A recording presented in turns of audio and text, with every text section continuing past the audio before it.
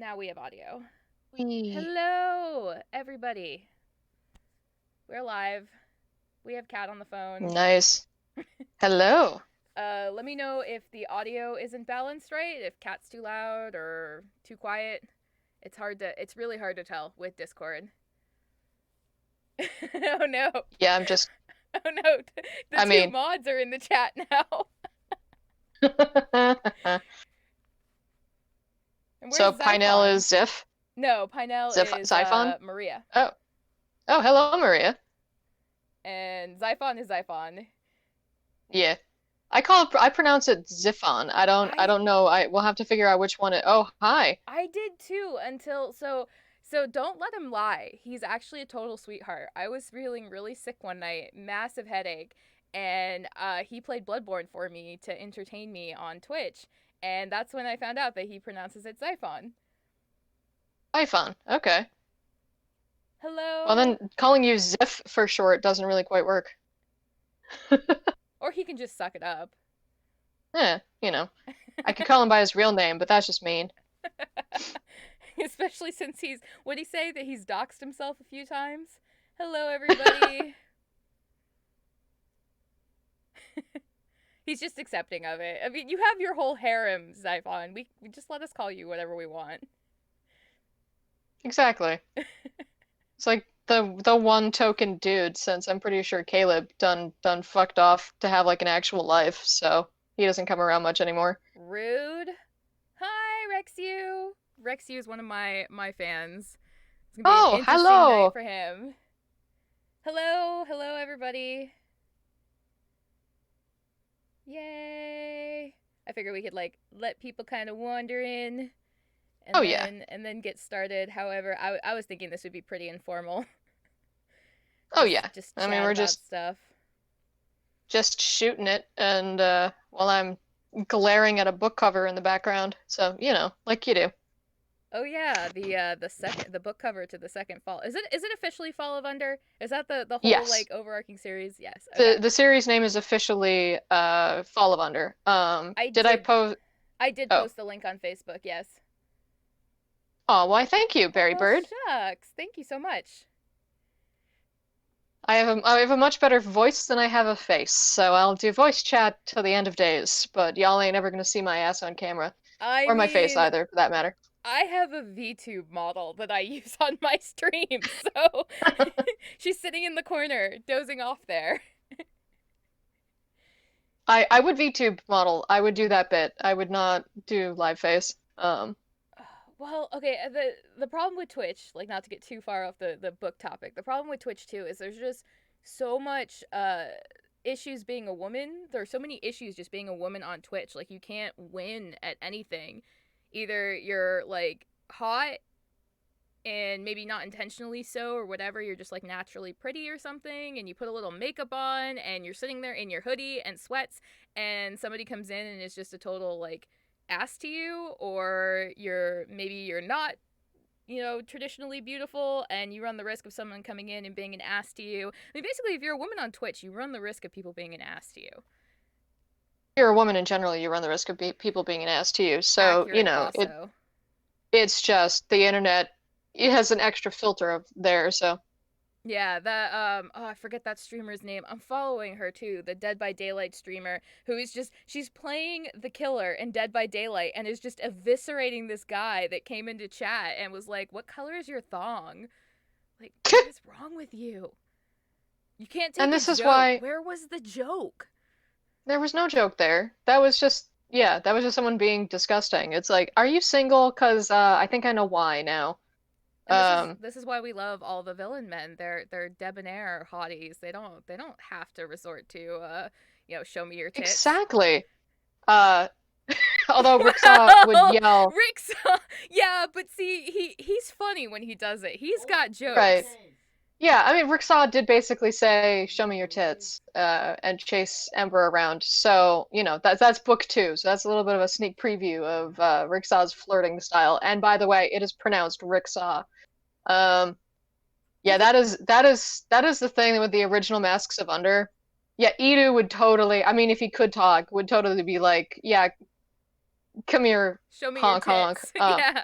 Yeah, but see, it would be wanted in that point. Like, I feel like they know, like, the circumstances. Because the scene you're talking about in Ricksaw's book, it's within this, it's within context, you know? He doesn't just, like, walk up to Ember and be like, show me your tits. Right. No, it's totally within context, and they're playing around at that point, because he's a goofball. Somebody, and I don't. Ricksaw. Okay, so all right. So now that we're live, I'm gonna go through all the pronunciations of the characters. Rizza. It's Uh, okay. I definitely was mispronouncing some of them too before you told me. So oh that's yeah, probably a good place to start. The Masks of Under Kings and Queens, how to pronounce their oh yeah, names. exactly. So we'll start from the top. It's Aeon. They're all two syllables, so that's a good way to start off. Is they're all two syllables. So it's Aeon, Edu, Kata, Datu, Vijo, Ini, Rixa, Lydia, obviously Lion. It's Lion, not Leon. Fucking narrator. Um, so I did all of these pronunciations for for the narrator, sent it off, and then they just like never forwarded it to the poor narrator. So she's just making shit up as she goes. I think the one though that got me was that she described one of the statues as Siva, not Shiva. And I'm like, okay, Siva, Siva, that's what it was. I'm like, that is a thing, but wrong religion and not with the multi arms. So yeah, it's definitely Shiva. So no, it's pronounced Riksa. Yej is the name of the city. Um, and so yeah, it was basically I was just making up names, and I don't really know where Aeon came from. He just sort of burst out of nowhere. Certain characters just show up in my head and refuse to go away. Julian was definitely one of those. Um, so I was in the middle, literally the middle of writing Dracula, and was having a huge struggle bus coming up because Sci-fi. yeah, uh, that's fair. Um, yeah, so Rick's, it's like Rick's, like plural of the name Rick, and then at the end, Ricksaw. So frickin' Julian Strand. So I can talk a little bit about the where he came from. So I was in the middle of writing Dracula, like I said, and I'm a pantser, not a plotter. So some people write outlines and actually think things through, and they actually plan ahead. YOLO. Nobody ain't got time for that. So I just hargle blargle my way through stories. I start writing and it goes wherever it goes. The issue is that if I try to outline, I tend to write nut jobs like Julian and Simon and even Aeon, who just shows up in scenes and randomly does shit. And so I write characters, not plots. So the characters stay true to themselves all the way through, and I let them sort of change the plot as they go. So as I'm writing a story, if the characters demand that the story changes, then that's how it goes. And so because of that, outlining is just useless. And so I was in the middle of writing Dracula and I was really struggling with it. I had a little bit of what I'll call the George R. R. Martin problem where I didn't know what characters I needed, so I packed them all in my luggage and I'd figure out what to do with them on the go. So I had easily 10 more characters in that story than I needed. You know, I can't pronounce you anything other than Zippon because that's how you've been in my head forever. So Ziffon knows this because he was like, "Wow, what? Whoa, yeah, lots of people." And so when I hit a problem with Ziff, with Dracula, yeah, problems with Ziff. I decided to put a break on it, and I was actually at work, working on a set design for like a vintage magician room, and so it was like all Art Nouveau, and I was in the middle of touching up all these old magician posters, and I was like, you know what? I really need to do a spooky magician. And I'm like, okay, a spooky magician equals dead magician. All right, haunted house. And then he just kind of took off from there. And within the matter of an hour, I was like, I had the character in my head. I had the whole plot in my head. I knew everything that needed to happen. And over the course of 2.5 weeks, I wrote both books. I was pulling something ridiculous. It was like 10,000 words a day or something like that, and like 20 or 30 on weekend days. And it just flew out of my head at a million miles an hour. And honestly, some of it shows. Like there's some typos, there's some smoothness that could have been ironed out. The ending of book two, yeah, it really was an insane 2 weeks. Um, and so the ending of book two, like if I had time, I would go back and smooth it out. And you know, it's a little rushed, and they didn't really get through all of their sort of like mental processes. And if you read the reviews for, Illusions of Grandeur and uh, Ghosts and Liars, it definitely you can see some of the people complaining about the rush job a little bit at the end of book two. But at that point, I just, you know, YOLO'd my way through it. So, um, yeah, that's the joy and the curse. I was talking to Damon about this earlier, was that, the joy of being able to just, YOLO your way through a story is great, but sometimes you run into a problem where you have to stop and restart. The first book of Fall of Under was written 2.5 times before I sent it off to the editor. I literally started it, got it to like 30 or 60,000 words and went nope and started over again, and then got it to 50,000 words and went nope and started over again. Yeah, but that's So an impressive skill though, that you can recognize that too. Because I agree. When I remember there were a couple of scenes in the first Fall of Under when you sent them to me that I think I came back and I'm like, I'm not feeling it. Like I'm feeling more scared than like horny in this scene where I'm pretty sure I'm supposed to be feeling horny. And then you reworked it like on the third rework. I'm like, yeah, no, this is what I think I'm supposed to be feeling. But it's a skill that you can do that, because it's hard to let go of your baby. It's hard to just like it yeet it is. into the recycling bin. Yeah, it really is. And it's part of, I think, because I grew up in technical theater. Uh, Thanks, iPhone. Is that yeah. better? Apparently, I'm quiet. Oh, yeah. You sound a little bit louder to me now too. So Okay, yeah, I upped the gain on my mic. I had it down a little low. But sorry, go ahead. I forgot what we were talking about. I don't listen to myself talk. It ruins the illusion.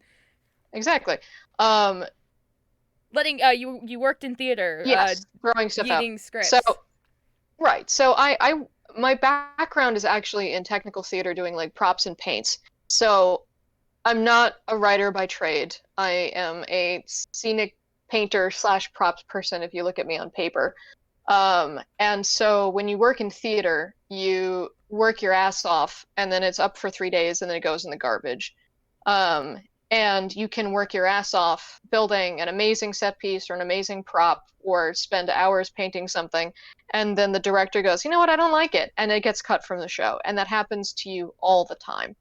And my day job is a highly critical environment where I get creative feedback from the entire team at all times about literally everything. And so you have to build sort of an armor around the freedom and the ability to look at something and understand when it's not working and be able to get rid of it.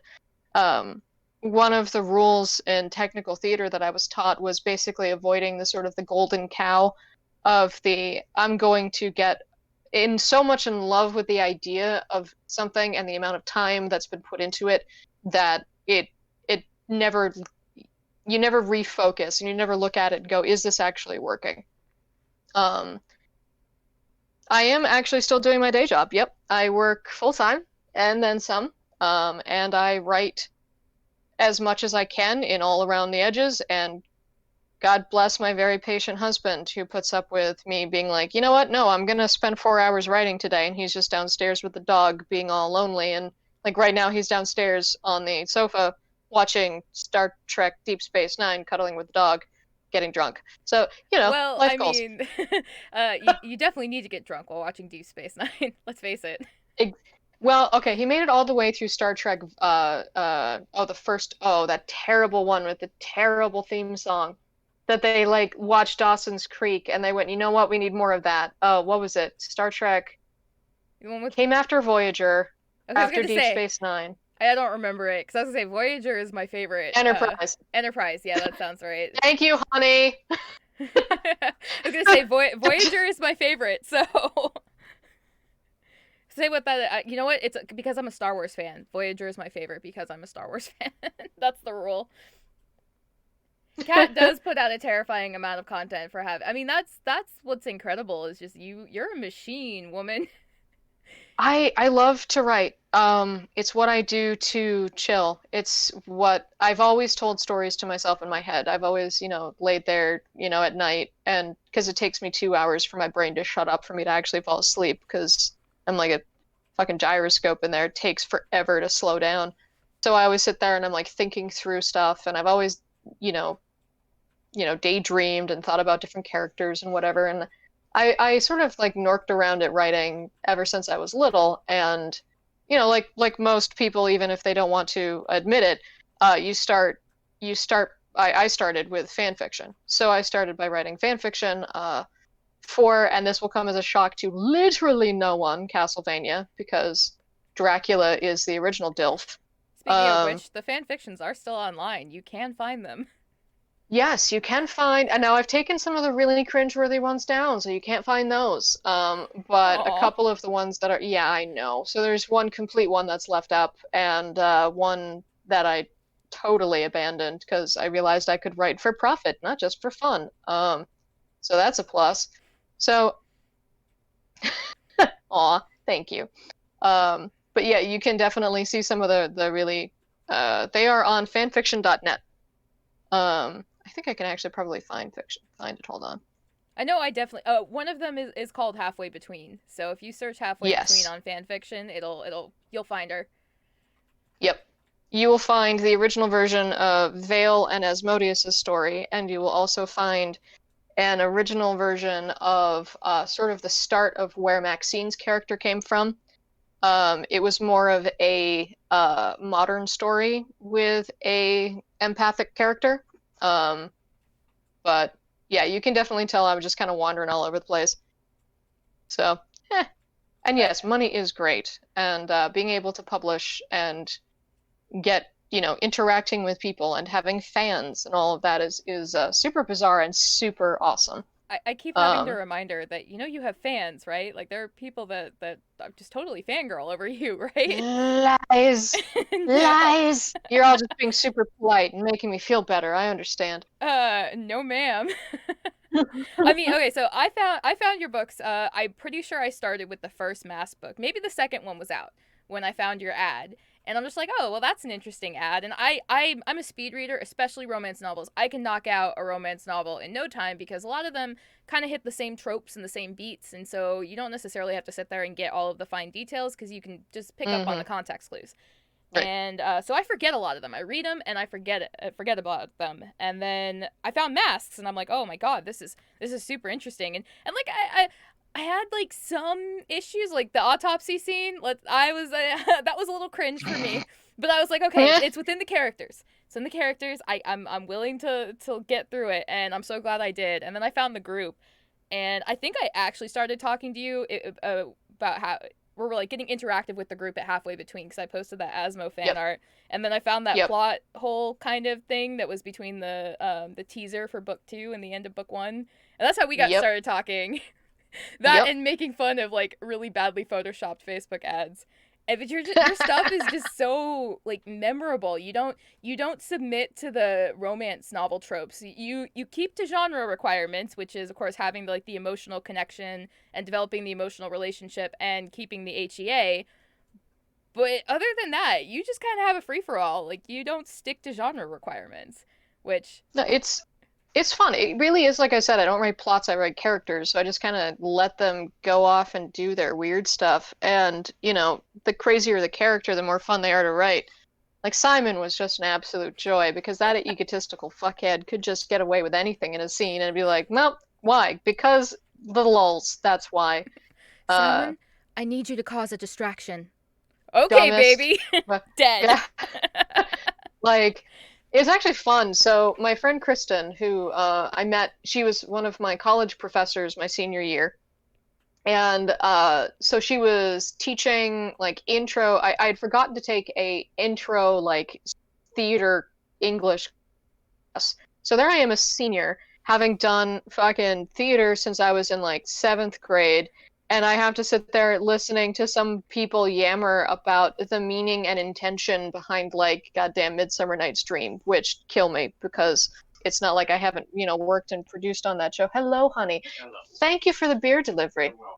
I have a very lovely So husband who has now kind. just delivered me beer. Thank you, Come husband. here, honey.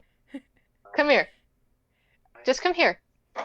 Oh no! I could just see I'm the not look on of camera, dumbass. I could just see the look of like horror, confusion on his face right now.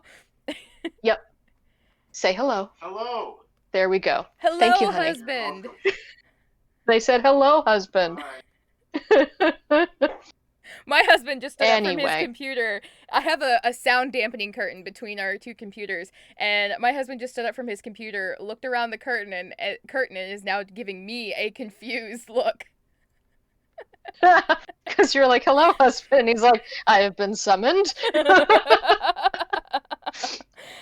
Tell Garen, other husband. Other husband. Not that one. So, oh God, where was I? Oh, He just Simon. gave me a look that, like, other husband didn't make that better, woman. Oh man. Yeah. So you were in a theater class, and you're just like, I've already I was in a produced theater these. class. Yeah, I'm like, I don't care. I'm sorry. And at this point in time, I was also building. It's my senior year, and I was building a senior thesis. I built an animatronic, two of them actually, and so one of them was a gargoyle that could look around and talk, and the other one was a skull inside of a player piano, and it could look around and talk and whatever, and had a big red mohawk and a checkered tie and a cocktail glass, and they, sung songs and whatever, and the keys moved, and so I remember going up to Kristen, my friend, and basically being like, yeah, or my teacher at the time, and I was like, yeah, look, I really like your class, because she was like sarcastic and jaded and amazing and brilliant, and I was like, I really appreciate this teacher. I feel like I would really like her, but it's an intro to Shakespeare class, and I'm gonna fucking kill myself if I have to listen to fucking Hamlet one more goddamn time. And so I was like, I'm sorry I'm phoning in your class. I don't expect you to give me a better grade. I just want to explain to you it is not you. It is nothing personal. I am better than this. I'm just really freaking busy. And she was like, you're not asking me for a better grade? I'm like, nope, I get what I deserve. And she's like, well, cool, then I won't hold it against you.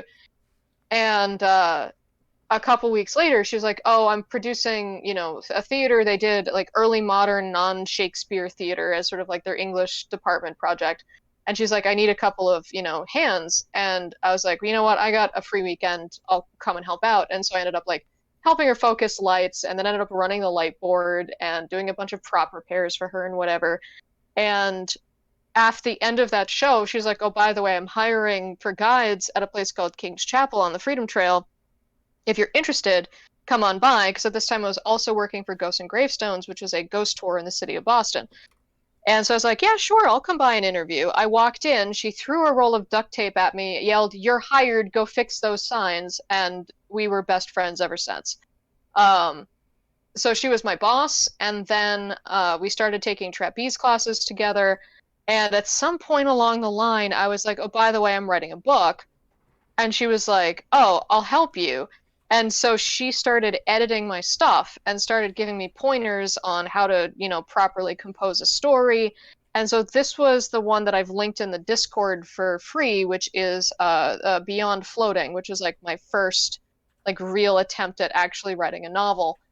And so she went through and like helped me with it and everything. And I put it up on, Amazon and made exactly $14.87.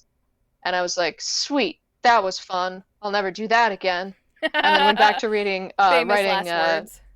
Yeah, exactly. And then I went back to writing fan fiction. And then I realized at some point when I was writing Castlevania stuff that I was spending more time rewriting the world rules to suit what the story I wanted to tell than actually spending time in somebody else's fiction. I was spending more time creating my world inside of theirs than just playing in theirs. And I was like, all right, well, sure.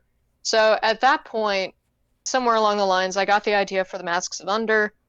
I spent probably about yeah, right? I am very glad I did keep going. Spent about 6 months writing it in my head, getting the story together, and then I decided to post it on uh sorry, Ziphon, the armpit of the internet, Royal Road. And so I started posting that, and that was a wild ride. Oh man, And I've started scrolling through some Royal Road fictions recently, and oh wow, there are a lot of dumpster fires there. yeah, it's a lot of, I'm gonna say this with all the love in the world, lit RPG weeb porn on there, and I'm like, okay, I don't really think these are my people, but all right. And I got a couple of good people though who started following me, Caleb, Ziff, etc. And so it was when somebody was basically started posting on a comment of a chapter of like, okay, what actual author are you? Let's figure this out. And they started trying to dox me because they were like, well, she's not Anne Rice. Could be this person, could be that person. And started trying to decipher like what actual published author I was. And I What a was like, compliment. yeah, I'm like a weird compliment in the fact that they were like being oddly aggressive about it, but again, Right. internet weebs, so that's how it goes. And I was like, I guess I should maybe make a run at this. And that's when I started submitting the book for contracts and got accepted by a publisher for better or worse. And that's a long story I can't legally get into here. And yeah, that's when I started with the Masks of Under, and it's been a crazy ride since then. Um, And and hopefully we'll have be able to have some news about Mask of Under about like redoing it or reworking it in the near yeah, future. Hopefully. hopefully, Fingers hopefully, crossed. again, yeah. Because I'm sure We'll, everybody wants the dirty scenes put back in, yes, obviously. And yes, oh yeah, so I guess that's probably a good thing to talk about because that's a question you get a lot on the Facebook group, and I sort of like yep. vague around the same answer. But why did you remove the dirty scenes from Masks? So so Masks of Honor was originally conceived to be 3 books, not 6. They were 3 longer books, not 6 shorter ones. And if I do ever end up re-releasing them, they would go back to being 3 books because they're better paced. If you read them, you notice that like books 1, 3, and 5 sort of end abruptly, and people complain about cliffhangers. If you read them as 1 and 2, 3 and 4, 5 and 6, you have much more of a sensible story arc. It doesn't just sort of peak in the middle and then crash. So when they decided to sort of cut up the books, it ended up with a problem where there was no sex in book 1, a whole bunch of sex in book 2, no sex in books 3, a couple of scenes in book 4, nothing in 5, and a couple in 6, because that's the pacing of a typical book that has sex scenes in it. They're not just freaking everywhere. So because of that, and because at the time I was trying to market them as but yeah, the Masks of Under, yep. So because I was trying to market them as a romance book or a romance series, which they're not really. They're more dark fantasy with a love story plot in it. Uh, so I felt like it wasn't going to hit the beats correctly for people. So because of that, and also Lori, my editor, is like allergic to sex scenes. She's learned to put up with it from me. So she was like, "Yeah, I don't really like editing sex scenes anymore. You could totally cut them out." And I was also gun shy. My mom was still alive, and she was intent on reading stuff, and I knew that like my in-laws were going to read it, and they have, Your and dad, I was going to have the a lot of desk friends and scene. family doing it. And I'll get to the my dad. Oh, I'll cover that. Woof. And so I was just shy about having people read things that I had written that I knew that were explicit. I have no problem with internet people or people I don't know reading explicit content, but y'all have to imagine sitting at the Thanksgiving fucking table and looking across the like the turkey and seeing like your uncle-in-law and him going like, "So about this book you wrote," and you going, "Ah." Um, yeah, so that is I was shy. And then my dad basically removed that fear from me because he wrote he read Steel Rose and loved it and talked to me about how much we will call the desk scene, and that He those actually bits were talked to his you about favorite. about. Yeah, Okay, I yeah, didn't know. he I did. don't know that I knew that. I may have known that and just like not processed Yeah, it. Like that's kind of yeah, horrifying, even like from here. yeah. And I was like, Dad, I hope you skipped those parts. And he went, What are you talking about? They were my favorite pieces of it. And he was like, I loved the big robot and all of the sex. And I was like, No, but I love the big robot and that's all me of the throwing up. sex. Cat's dad 2020. Yeah, the Wow. talking robot and all of the sex. And then I was like, well, I guess he ripped that band-aid off. I guess I can just write whatever I want now. And the reason why Julian Strand's scenes were trimmed were because I got complaints about the graphic nature of Halfway Between and Steel Rose because people were complaining about uh, the sex scenes in those books.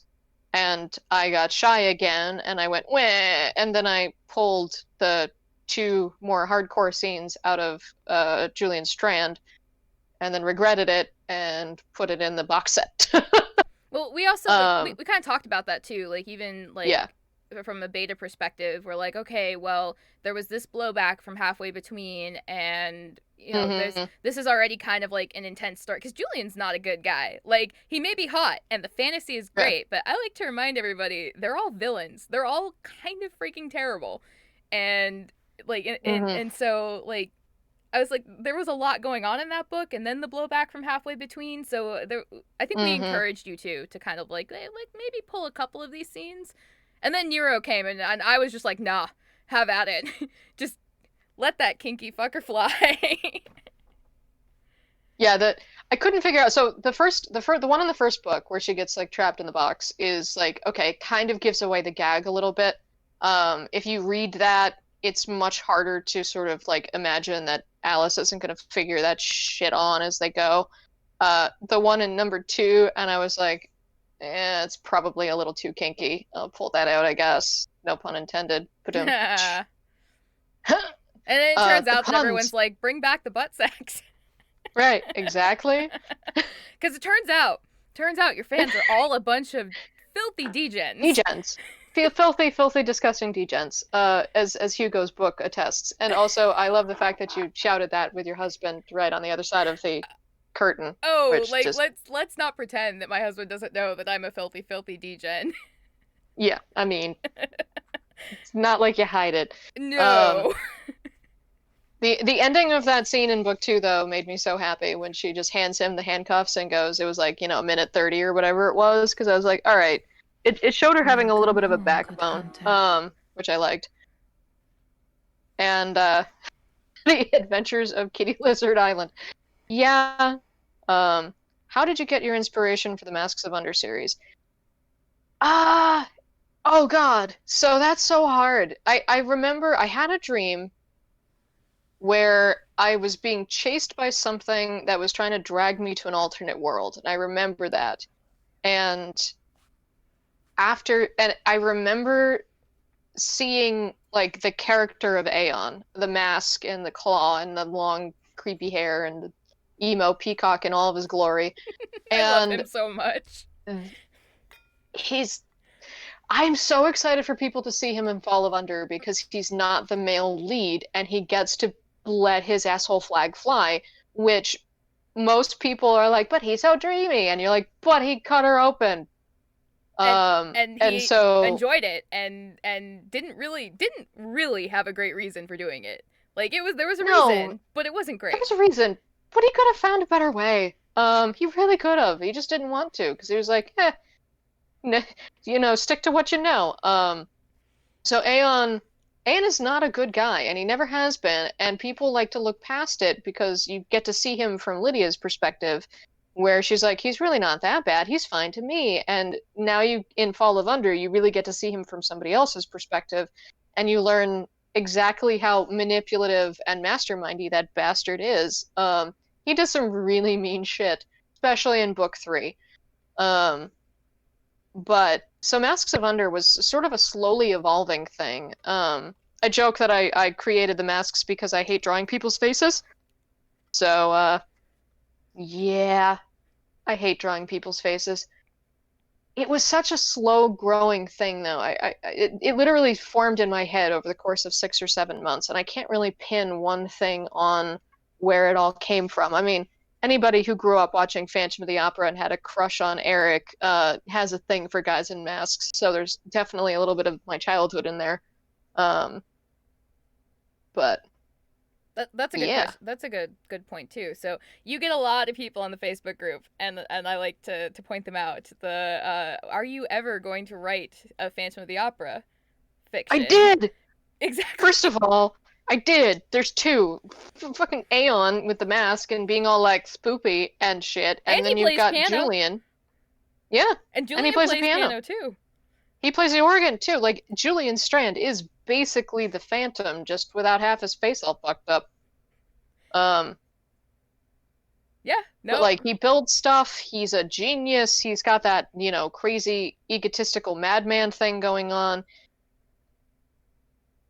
Kylo I Ren. I'm Oh with God. you. I'm with you. I don't know. We the movies didn't happen. Just dive into the fan fiction. That's where Kylo Ren really shines. But Yeah, he's such a good actor, and it just, uh, I will say so in the third movie, this is just a testament to Adam Driver's acting abilities. There's this scene where like the like Knights of Ren or whoever are like going to come at yes. him, and he just When kind he of just like, like he just like apparates the lightsaber and well, he just shrugs. I think Yeah. yeah, the shrug was just so perfect. I'm like, I hate everything about this movie except for that one shrug that Adam Driver did.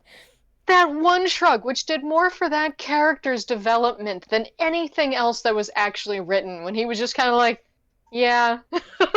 He's just he's such a good person and an incredible actor too, because he runs that organization, that theater organization that travels to give performances on military bases, like That's using I awesome. forget what the name of his nonprofit is, but the whole point is to use theater as a means to like help soldiers kind of cope with everything that's happening to them, especially overseas, but PTSD, just everything that happens. Hmm. And it's just his program's incredible. I don't think he acts very much in it anymore, but he's got some really skilled performers, and they don't hold back. I mean, they've got like I remember one guy, it's a monologue about this guy, and I'm pretty sure he's like thinking of himself as a vigilante hero on the streets of New York because he's like people are so afraid of the police and everything in Hmm. New York that they can't like protect themselves. So it's like a monologue of him thinking of himself as Batman, and like all these horrible things are happening around him. And it's so perfect. Like he's such a good Yeah. person and an amazing actor. Anyway, Oh, what was sorry. the name? Yeah. No, he's great. He was one of those guys where like I didn't really know much about him and before the Star Wars movies, and I was like, huh, you're an awkward looking dude, but I'd tap that. And then I was watching the movies and I'm like, yeah, of Uh, course he's the villain. Okay, hi. well, now I'll really tap that. And then you had Yep. oh my god, who was it? John Oliver and his disturbing crush on Oh, Adam Driver. And he's just so good. He's got this one SNL cold opening where he's just being like super awkward. And or it's not the cold. I don't know if it's the cold opening, but it's like the intro skit before they do the and live from New York. mm-hmm. It's and like the actors introducing Yeah. themselves, and he's just being like super awkward to the camera and to like the people in the audience, and it's just beautiful. Oh yeah. He's one of those guys that like can't watch himself act because he hates it so hard. But he's so good at it. He doesn't watch the movies he's in because it just like brings him pain, and I'm like, oh, Cookie. Ah, oh, Oh, Simon Simon and and Julian. Julian. That was a bromance waiting for happen. Yeah, crush my Crush larynx, my you larynx, you stocking stocking. buffalo. Um, You guys are killing me. Simon and Julian was definitely the oh God, like I need to find time to write them more of the coffee shop stuff because I love writing them of like, okay, you get all these just egotistical ass clowns in a room together. What are they gonna do? And just Asmo just low key trolling Aeon all the way through a conversation is just a thing of beauty because, of course, you got the guy who's like hundreds of thousands of years old just taunting the melodramatic emo peacock on the other side of the table because dude ordered a coffee but can't drink it. Like, Another reason to love Asmo. Another reason yeah. Asmo's my favorite.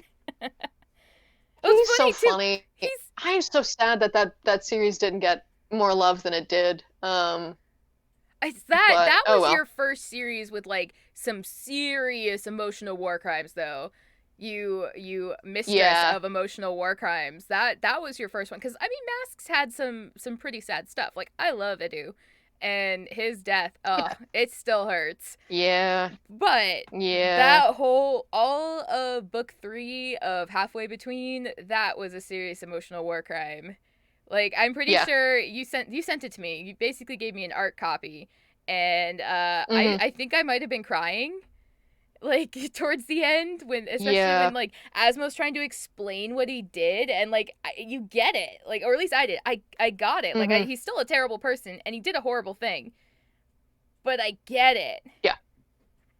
Yeah. And people are like, why are we having to watch him in other relationships? Like, okay, here's the thing with Halfway Between. It was a terrible romance novel, but it was a great paranormal suspense story that features a love story because he I hit all the wrong buttons for people who read paranormal romance. He had other relationships besides her, and had no problem talking about it. They had a non-traditional family relationship, we'll put it that way. And so, people took, and they hated Vale. Everybody hated Vale for one reason or the other. Either they hated her because they believed that she should not have ever forgiven him because Asmo can go just suck cocks in hell, or which he does, I'm sure, plenty of, or they hated her because she didn't forgive him fast enough because, come on, look at him. So it was a terrible romance series. But I still think it's one of my better written books series overall. Oh yeah, Um, definitely my favorite. Like even so even with Nero trying to shove his way in there, I think overall is like a story. Like in terms because we talk about that a lot. Like in the Discord, we talk yeah, about romance and tropes and like so the people who end up sticking around in the Discord, which I can throw up the link again for anybody that wants to join. We're very unusual. We're definitely fans of romance, but we're like we I don't know how to put it. We're very discerning fans of romance. Like we can be pretty yeah, picky. And yeah, Nero trying to shove himself into Asmo. You know what? Asmo would be into it. He'd be yeah, into he it. I would. mean, just that's the thing too, because like we've talked about that, like how Hope and Nero are absolutely poly Oh, and keep absolutely. boyfriends and girlfriends, and you can't write that into the series No, because then the HEA is ruined. right, Um, exactly. and that's Like and it's such a sad, like, I can rant and rail for years about hypocrisy in romance novels where uh people who read, who are high speed consumers of romance novels are fine with things like reverse harem because it's five guys and one girl and that's sexy. But if it's like two guys and two girls and the guys are going to have a thing together, or the two guys and the girl that aren't the main character are going to have a thing together, that's fucking cheating and that's evil and it needs to burn in a pile of smoke and ash. And oh man, no one can hate on a book quite like a angsty and slighted romance reader. Holy shit. Um, you break those tropes, they will come for you with sharp, pointy knives. Like it I mean, is just ugly. Like now, there here's the thing. Like I have read a few of the reverse harem books, and I like them well enough. Like I see what they're going for there. I see the tropes that they're trying to hit. People have asked me many, many times, "Are you ever going to write a reverse harem?" And if I had a story that was a reverse harem where that made sense, I would, but I wouldn't set out to write a reverse harem. I do love money. I will say that. I do like having money. So there's a part of me that wants to write that reverse harem academy fae prison whatever of billionaire doom. Yeah, pregnancy billionaire bully. Here we go. A omega billionaire verse. bully. Yep, Omegaverse. No, no, I don't want to get sued. Yeah. Shots fired. Allison Kane's gonna come after Ah, us there. Oh, I oh shouldn't yeah. have said that. Oh God. They'll find us now. I guess that Oh like that's God. that's that's like okay. So you don't write, you avoid writing the romance tropes. And I don't know like how much of it you do specifically on purpose or just because like you're a very well-rounded writer, I think. So you avoid a lot of the tropes. I mean, you stick to the genre requirements, but like, so why Yeah. romance instead of like dark fantasy, which it does seem like you kind of want to write that dark fantasy horror. Is it just because it's Uh, so marketable? dark fantasy horror is sort of like what I like to write, but I do like the love stories in them. I do always write like the villain. Like the villain always comes first. That is very painfully clear from what I write. Um, the story starts with the evil male lead, and I felt like when I started writing things, No, but the sex. that is a that is that. Sorry, I don't know why that's so funny to me. Um, I mean, that's the so answer to everything. Like, why did you do that? No, but the sex. exactly. That is a tagline for the ages. So I write the stories that I wish I could find. Like if I could go onto Kindle and find these books and not have to read them, great. Or like not have to write them, I would do that. But I got frustrated because I was looking for a particular kind of book, and because I couldn't find those things out there that were both like in depth and interesting and had a plot with something to say that wasn't just man finds girl, girl finds man, girl finds man hot, they bone, yay! Which is, by the way, basically the plot to the Cardinal Winds books, which are about as close to true romance as I will ever come, and they are challenging and weird enough as it is. But Yeah, I but call those kind of like my fluff books because they don't really have they have things to say, but there isn't like an additional plot on top of the love story. but that's the thing. Like that's this is a testament to how good you are as a writer. I'm sitting here like stroking your ego. Uh, No. no, I do. I tell her when like something's not working out. Like she'll post a cover and everyone will be like, "Oh, that's amazing," because they are amazing. But I'm sitting here like, you forgot to mask out a part of something, and that's not working. And that's so Maria. I do it to her too. Oh, But oh the God, brutally. But I love it. I'm so nice about it. But that's Yeah, why you keep me around. If I was a yes man, I wouldn't be as useful. exactly. But the testament to you being such a great writer, like the Cardinal Winds has such like in depth like it's I don't know like if it's like epic fantasy level in depth, but there's still depth to the world building. Like I mean, a diesel punk romance that was interesting. I mean that like who writes diesel punk romances? I had to I explain diesel definitely. punk to like so many people. Oh yeah. So we went to go see a. I can tell you this where Cardinal Winds came from too. We went to go see a air show out in the middle of bumblefuck nowhere, New York, where they do like a World War I era like biplane, like it's the straight up melodrama. It is terribly acted. They are better pilots than they are actors, and if you have to prioritize one over the other, pick the better pilot. So they don't crash the planes, but good God, they're terrible actors. And they have like the triplane with like the Red Baron who like abducts the girl, and they like drop the mannequin out of the plane, and like it falls 400 feet away from the guy who then picks up a duplicate mannequin and is like, I saved the girl. Like it's awful. And I was like, biplanes are cool. And then like a couple days later, I had a dream, and then there was Victor, and I was like, well, I guess I'm writing this. Totally not a Nazi allegory story. Okay, cool. Let's Yeah, do we this. try we I definitely walk around the whole. You guys realize this is like a Nazi allegory story, right? Like I'm not kidding. When you gave me the art copy for Cardinal Wind for Steel Rose, I was reading a book on Rommel's tactics in World War I or World War II rather. I was very sexually confused about Rommel for a while there. Like this guy's a Nazi. He's not a good person. Not at all. But man, You didn't. Oh no. Well, we just broke their brain. Sorry about that. oh no, you Totally did. Oh no. Like no, that is definitely who was. Oh my god, I always forget his name in uh Schindler's List. Schindler's List. Thank you. I was about to mix Sophie something and then like Schindler's List together for a title. The SS guard, the SS person in Schindler's List. What's his Uh, name? Fimmel? y Yeah, I think Something like that. so. Didn't he play Voldemort? Yes. The guy who What's his played face? Voldemort is in Schindler's List as an SS officer, and oh He no, tasty. he is. He's very attractive. Okay, that's really weird. Okay, this is where romance gets really weird because like Hmm. Schindler's List, not a nice movie about not Nope. a nice thing at all. Fines. Thank you, Pinel.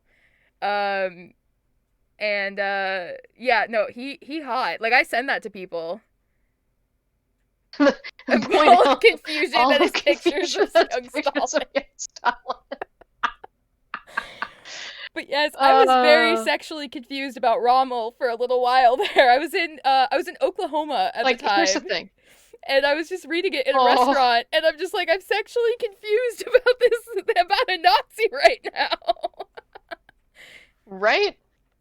Like, open image, a new tab. Like, look at this guy and tell me, that isn't Victor. Like, really. Oh man, Moobot. I didn't turn Moobot off for this. Uh, Ralph Fiennes, that's it. Yeah. yes, yes. Well, okay, like I think that in terms of that, it's that kind of historical fictiony stuff can be kind of hard because I feel like there's a good way to Yeah. approach it and a bad way to approach it. And I think you approached it in a good way because again, unless somebody outright comes out and says, this is totally World War II and Victor is definitely like Hmm. a Rommel type character. I think most Right. people aren't going to notice it. You never outright say Victor's a fascist. He absolutely is. But you never like Right. outright come out and say this was my inspiration. So I think, Right. and you don't touch on like I want to say I started to read one book that was like a Holocaust romancy type thing, which is wow, you took on a lot, author person there because um oh no, Barry Bird can't click on that link. Um Oh, let me try another one. you took on a lot, author person there, because that's like whoo, I mean, because there was romance in concentration camps, absolutely, they were humans, and like, but to write a Hmm. romance novel about something like that, that's dangerous. But I think like you took Yeah. it on in a way that was not dangerous, and people can just brush by it and ignore it, or Victor could be Right. a like any fascist, really. Right. I mean, yeah. So, I mean, if you take evil plus military, you can't avoid uh Nazi. Like, No. they are the epitome of military efficiency and evil. Yes. Ta-da! Like, it's like that whole comic. Like, are we the baddies? We're totally the baddies. I mean, they had fucking skulls on their clothing, for That fuck's scene, sake. I don't know if you've seen Hellsing Abridged, but that scene where Alucard figures out it's Nazis and he has to go tweet about it, it's like, I knew it! It's Nazis! So, Victor was an interesting character, and I really liked writing him because he is a potato. Like, he is straight up. Um, he is so on the spectrum. He has Asperger's, I swear. He is just a potato. He means well, but he's just broken in the head. And so he's thanks, thanks, Sif. Um, so he's Oh, a I was gonna post a fascist, link to but the he's not Discord a for he's anyone who wants to not join us. he's not a complete dickbag. He's not committing genocide. He doesn't have people like that's a level of villainy that is like beyond me to write and still make sexy. That is not going to happen.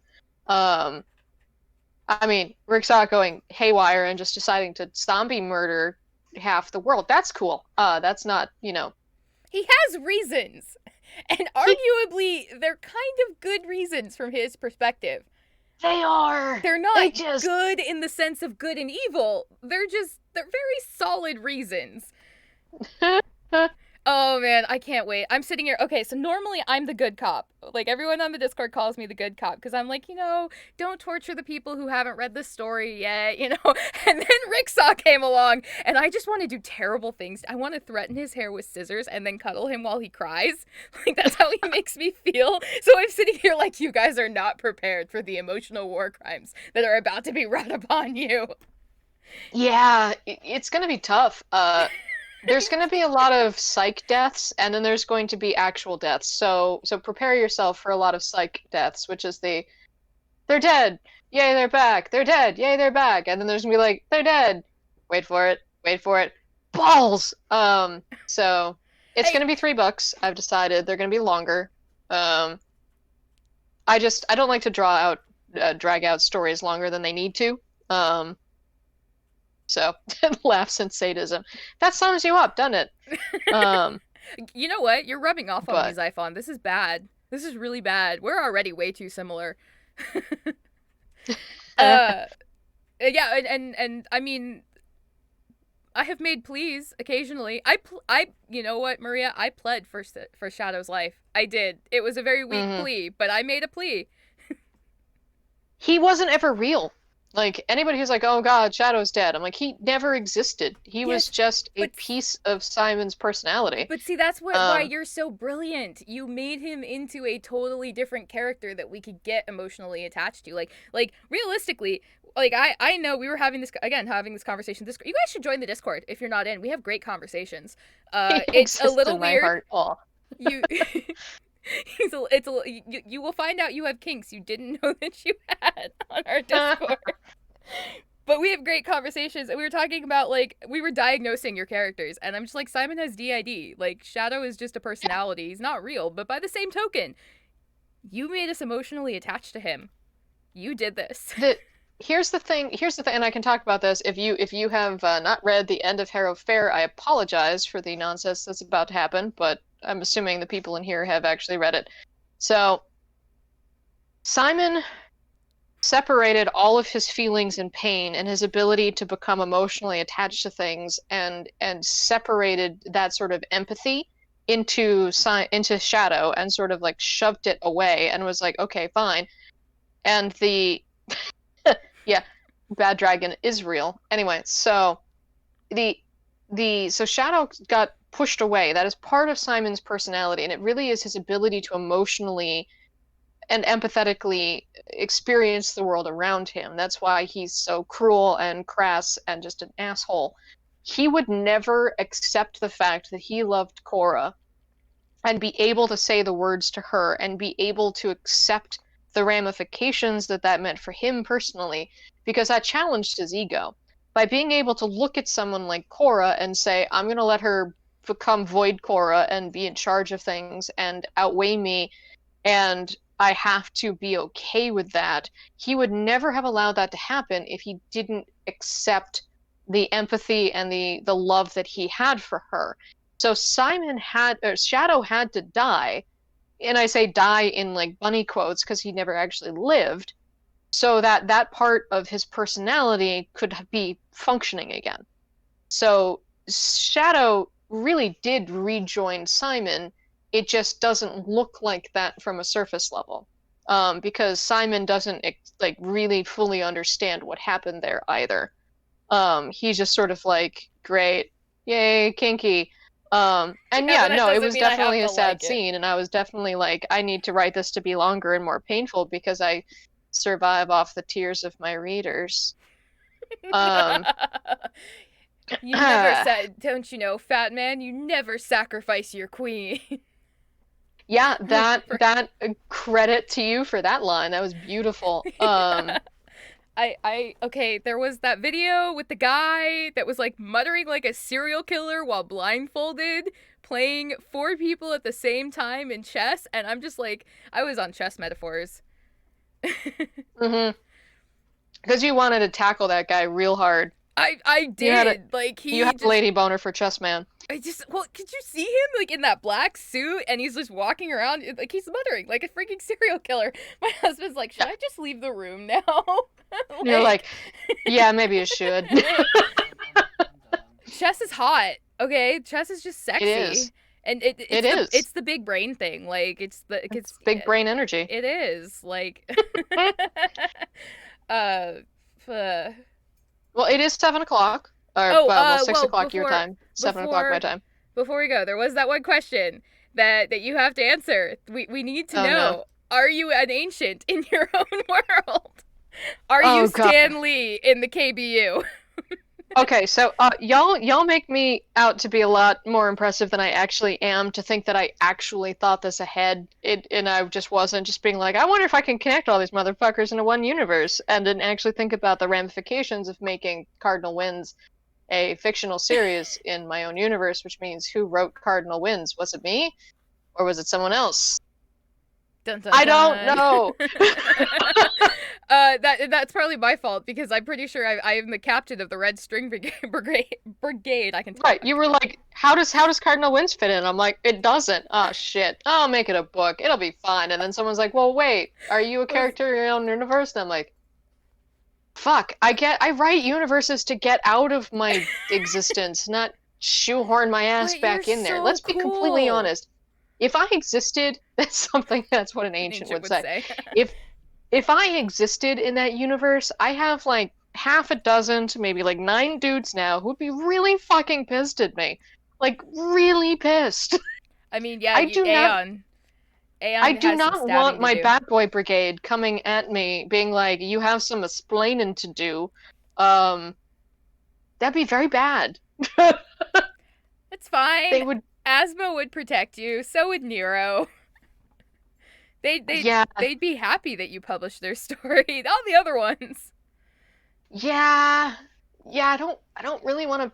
Simon would be okay with it, even if he would be like, I'm not a switch. I don't know what you're talking about. Oh, Void. Um, But okay, to be fair, Simon, Void Cora is hot as fuck. Like, her I terrorizing Julian, I was like, no, Julian is utterly outclassed.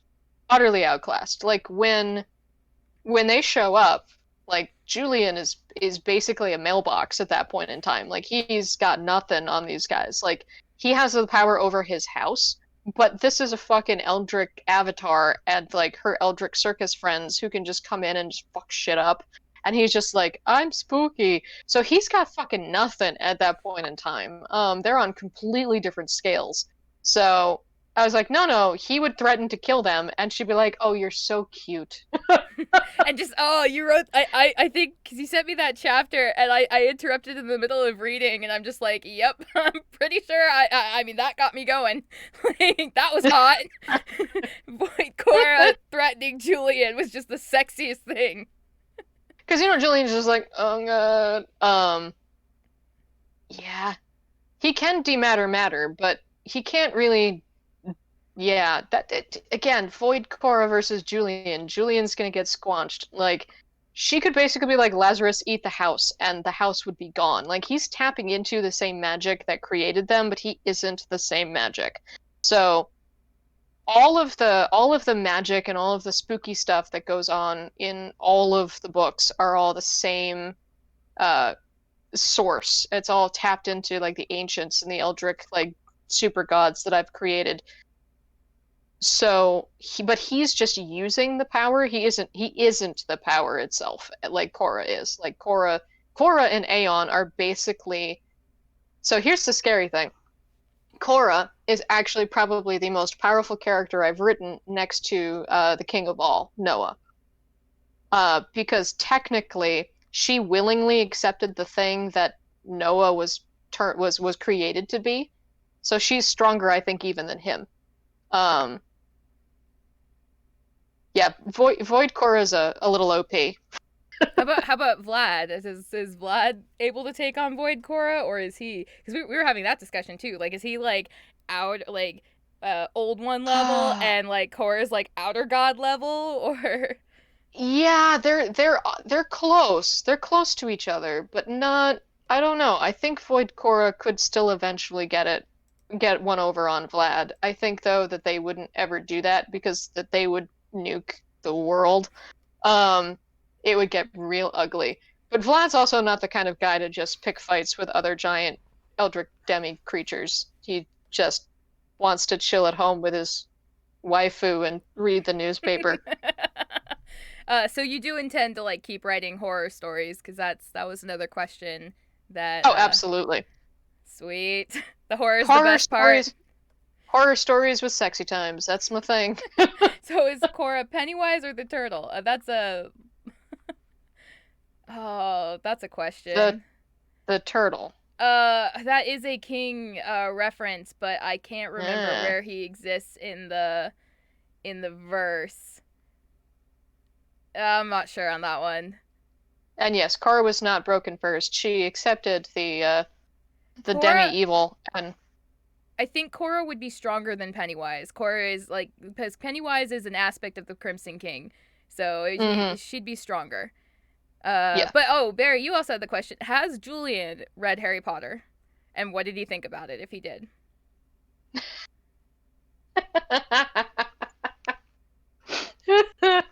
He's probably seen the movies.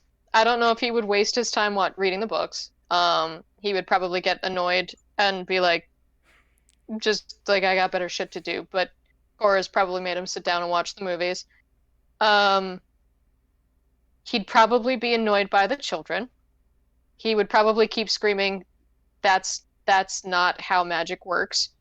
Um, apparate is a great word. Apparate is an amazing word and really needs to be done. Asmodeus would be a total Harry Potter fan. He would love Harry Potter.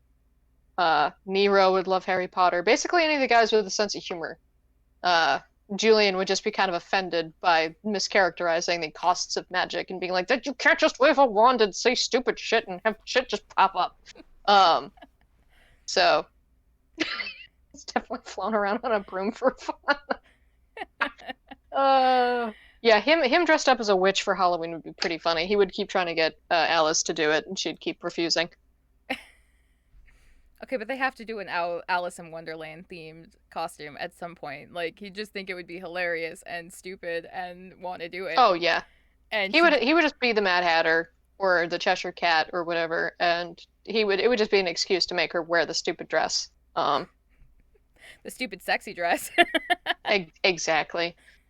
Like, Okay, no, so no, make it a little shorter. Here's some thigh highs.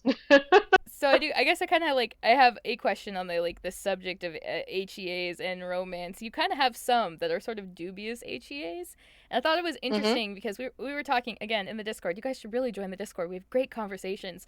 We were talking about like Julian and the fact that he has narcissistic personality disorder, and like could he really love Alice, and could there really be a happily ever after? And he notices like in the astonishing Strand brothers that she's getting kind of listless, like can you have an Yeah. HEA in like the way you kind of characterize things? Like, how do you feel about HEAs, and like, can they really last forever? I know that's a dangerous question talking about romance books, but I think so. The characters that I've sort of written to go together do last forever, or at least as forever as they can be. Like the Cardinal Wind's characters are all mortal, so they're eventually gonna, grow old and do that thing.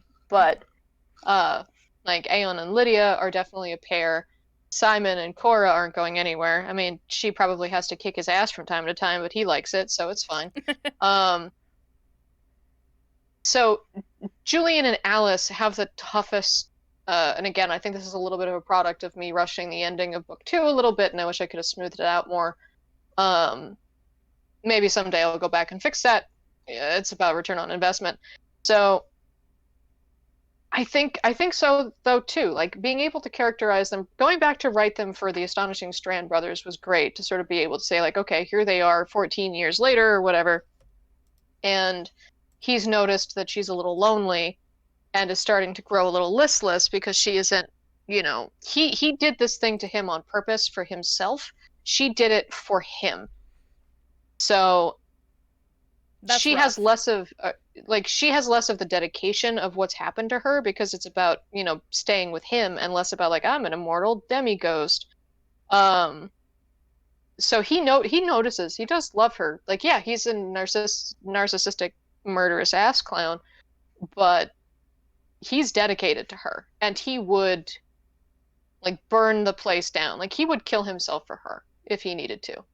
Um like he let her go, which was as much as Julian is capable of self-sacrifice, is the most self-sacrificing thing he did.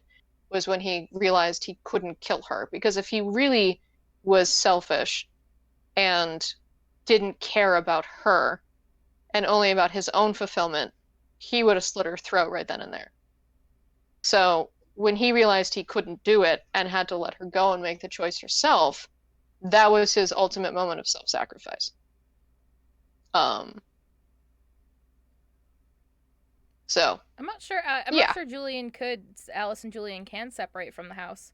I'm not sure the no, they magic. can't. It, Yeah. it it's basically their bodies at this point. Like the corpses. I kind of hint at this when she goes to burn his body and can't do it, and he's like, it wouldn't work anyway. Because unless the house is destroyed, it's because the house itself has become their cage. So the house itself is their body. The corpses that are in the hidden thing in the center of the house don't matter anymore. They're basically just props that they are afraid to get rid of because it's just kind of weird to, torch yourself. Um, so, if something ever happened to the house, they would die. They can't actually leave the property because it's like they can't have out of body experiences in the same way that, people can or can't do. Um, there you go. Yeah, I guess I did say it. How far can they walk outside the house? To the property limits. So it's on probably about 50 acres of land, so they can go wander around the woods and the yard and whatever. But once they hit the end of if the land remains, can the house be rebuilt? Yes, the house could be rebuilt, but it's like if you got exploded and then we found all of your atoms and stuck them back together, you'd still be dead. You'd be soup. So the the house itself, if any of the spell parts of that house are destroyed, it breaks the chain, and they basically just. So they're not eternal because at some point that house will get knocked down or whatever, but they'll stay there as long as they can.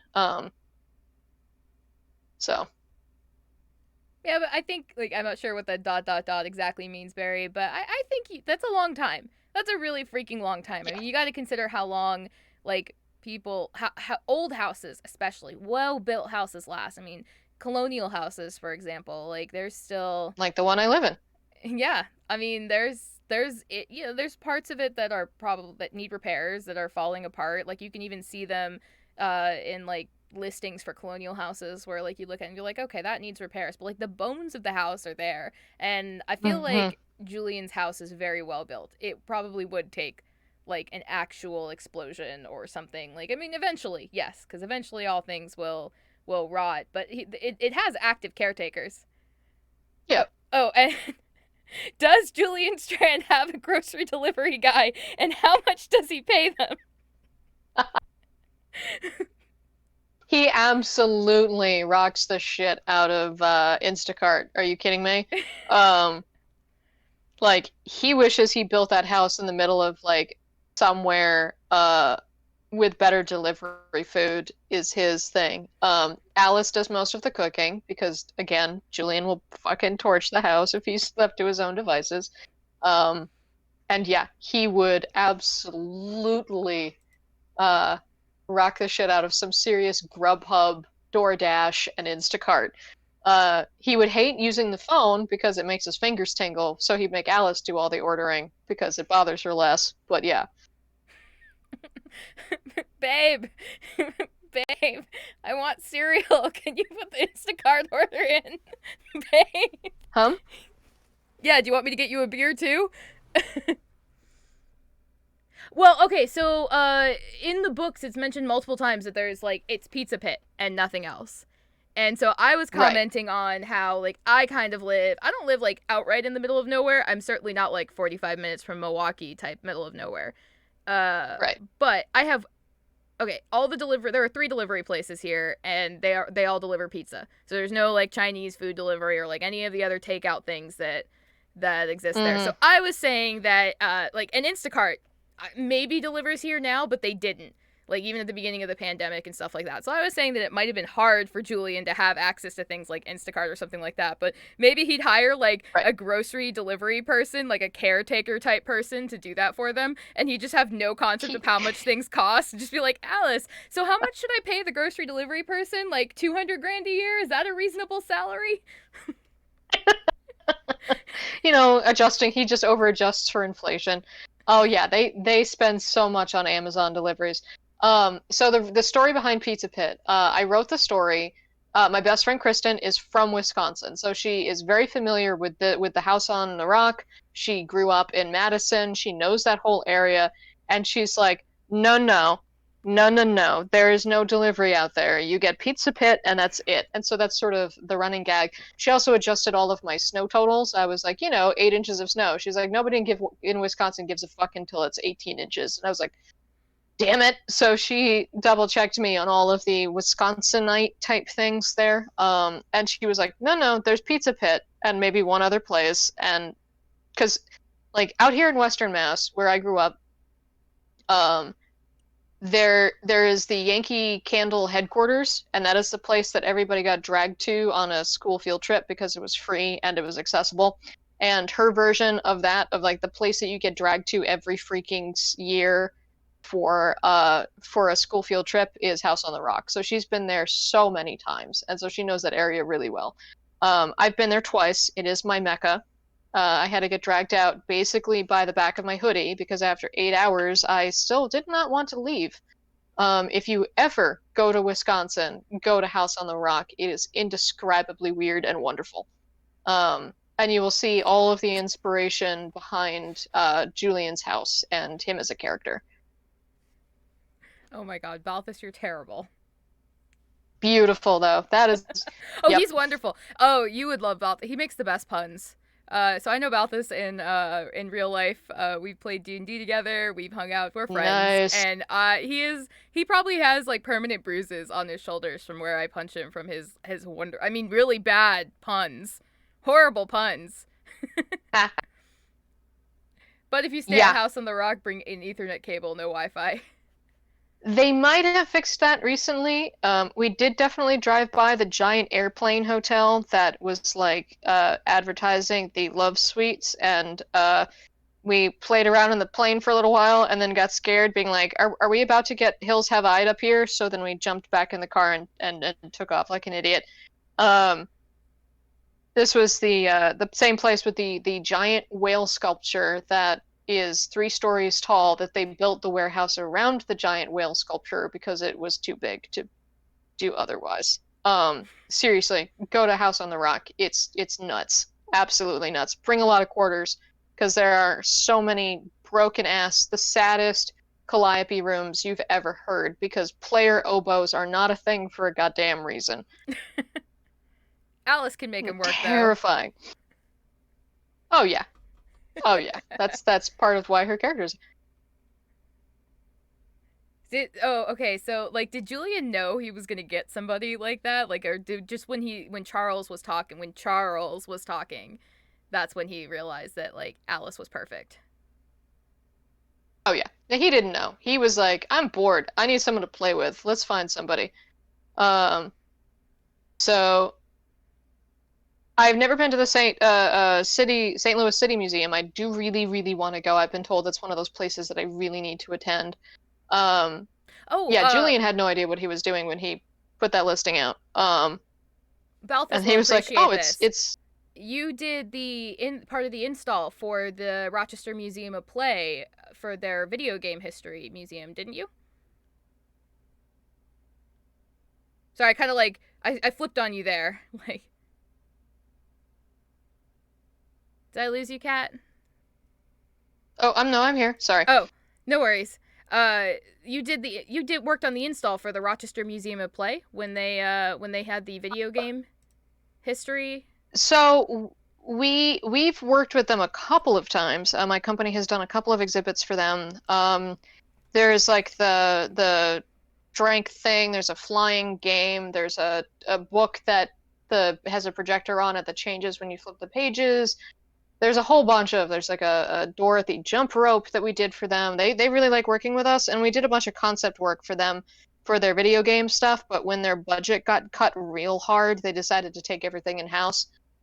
So we did like a bunch of high level design work, but didn't actually end up doing any of the build for their video game stuff. Oh, Um, I like the video game exhibit. It was good, but it probably would have been way better with your installs. So we're fans. I used to live in upstate New York, so we're fans of the Museum of Play. Uh, Julian had no clue. Yeah, I don't think he did. I think that's yeah, like when he's like the hello little rabbit and who are you? That yeah, moment. yeah. He was just like, oh, it's cute. I didn't expect it to be cute. And then he was like, ha, it's fun when it's afraid. That's fun. And yeah, no, my company definitely did a whole bunch of those exhibits, and it's a lot of fun. So my company does live action entertainment venues that are like big. If anybody's ever been to a Five Wits, which is like a giant walk-in movie set that you play puzzles in, and it tells you a story. There's like Tomb and Espionage and Deep Space, and there's a medieval one with a big dragon head. I work on those. There's a lot of locations out in New York proper. There's one in Erie, Pennsylvania. And we're working on a new thing that's going to open up here out in the Boston area in a couple of months. But we also, to pass the time and pay the bills, we do a bunch of museum exhibits as well. Right now, we're in talks with the Museum of the Future out in Dubai. So Michelle's had to listen to me bitch about being up at 11 p.m. having to talk to fucking Dubai. Um, Oh, time zones. yeah, oh, painful. And so yeah, that's a little bit of what I do is I do a lot of like, specialty. Anytime you go into a museum and you have something that you can push buttons on or something moves or you spin a wheel and a thing does a thing, like that's the other kind of stuff that my company does is sort of like the mechanical, electronic, interactive type stuff. So That's still pretty cool. You're my so job cool. my job is very stressful, but it is never boring. Like I say this all the time. I want to be you when I grow up because you're just so like I did ghost tours through Boston. I know how to use a bullwhip. I've been to all these cool places. I have a cool. You're just so cool. Oh, thank you. P.S. Never teach yourself to use a bullwhip. It's really fucking painful. Um, I will happily teach anybody how to use a bullwhip. I have taught people on stage also how to use a bullwhip. It is a good thing to learn from someone and not try and learn from books and or YouTube videos. That's a whole lot of tagging yourself in the ass and doing a little dance. Also, learn with a nylon whip, not a leather one. Nylon stings, leather leaves welts and broken bones. So, Do you know this from details. experience or? I do have a 7 foot long kangaroo hide, 16 plate, beautiful custom leather whip that's black and purple that has my ringmaster character's name, Carmen Zarella, on the CZ on the silver handle. And it is a thing of beauty. And I am terrified of hitting myself with it because it would be very, very bad. I have nylon whips that I use both to teach with and if I'm anywhere where I'm performing that there might be humans nearby. Because I have smacked myself in the face with that thing, I've smacked myself in the butt, the arm, you name it, and you just kind of do a little dance. And you're like, oh, that stings. But yeah, you hit yourself with a leather whip and you can cut through inches of skin and or break a bone or take out an eye or whatever. Um, oh God, cracking a whip made out of chain. That I don't even understand how that's fucking possible because of the way that the leather moves. Like that thing has to be so heavy. Like it, that so there's a thing that's called like muscling a whip is when you see people just throwing their shoulder into it. Like if it's a good whip with a lot of action, you barely have to move it. It just goes anywhere you want it to go. There's a lot of like it feels almost alive with how quickly and easily it moves. And to do a oh God, I cracked a bullwhip that was made out of Kevlar that was soaked in kerosene, so I did the flaming bullwhip thing. Yeah, no, he would have to be built like a tree trunk to crack a thing made out of chain. Jesus. Oh, you've got a So new the villain noise that you character to hear, write. hmm? You've got a new villain character to write.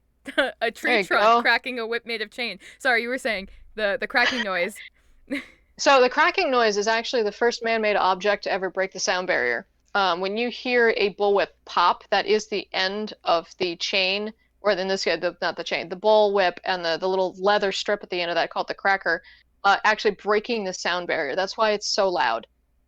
Is because you're creating a loop that as the loop shrinks, it speeds up exponentially. And so when you that is why it's also so dangerous, is because if you get hit by something as it's breaking the sound barrier, you're gonna can mess yourself up. So if you get tagged with it, not at the point of the crack, you're fine. You're gonna sting and you might have a cut, but you're not gonna like actually maim yourself. But like when I wrote that scene where Ringmaster rips open Simon's face, that isn't supernatural. That is legit. Like you could actually tear open somebody's face with that. Um, so the scariest thing I've ever done, and I did it once, and then I was like, nope, never again, was there's a flaming bullwhip that you can use, which is braided Kevlar, and then you soak it in kerosene and you light it on fire, and when you crack the bullwhip, you basically vaporize the kerosene, and then it just explodes, and you get this enormous fireball coming off of this bullwhip.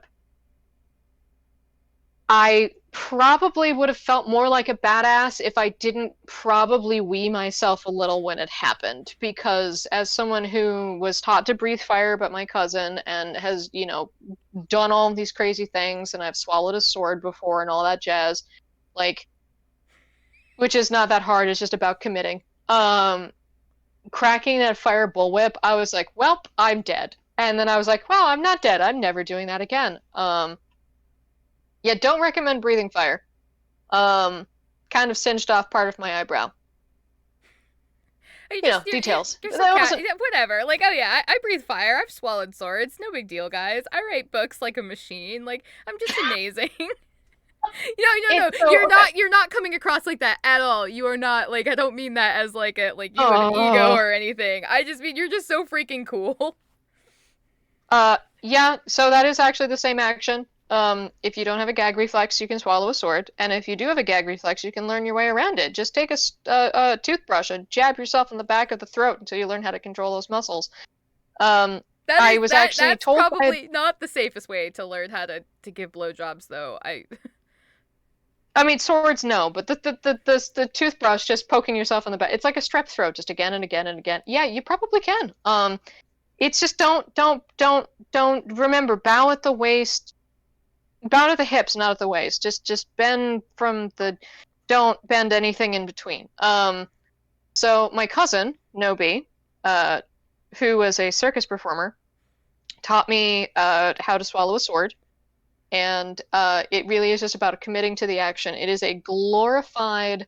Oh no, I'm just a freak. Don't worry about me. I'm a high functioning crazy person. You are not inadequate. I am the master of having no skills that are useful in life. So sword swallowing is basically a glorified tongue depressor. They're not pointy. Aw, thank you. They're not pointy. They're dulled at the edges and they're not stabby.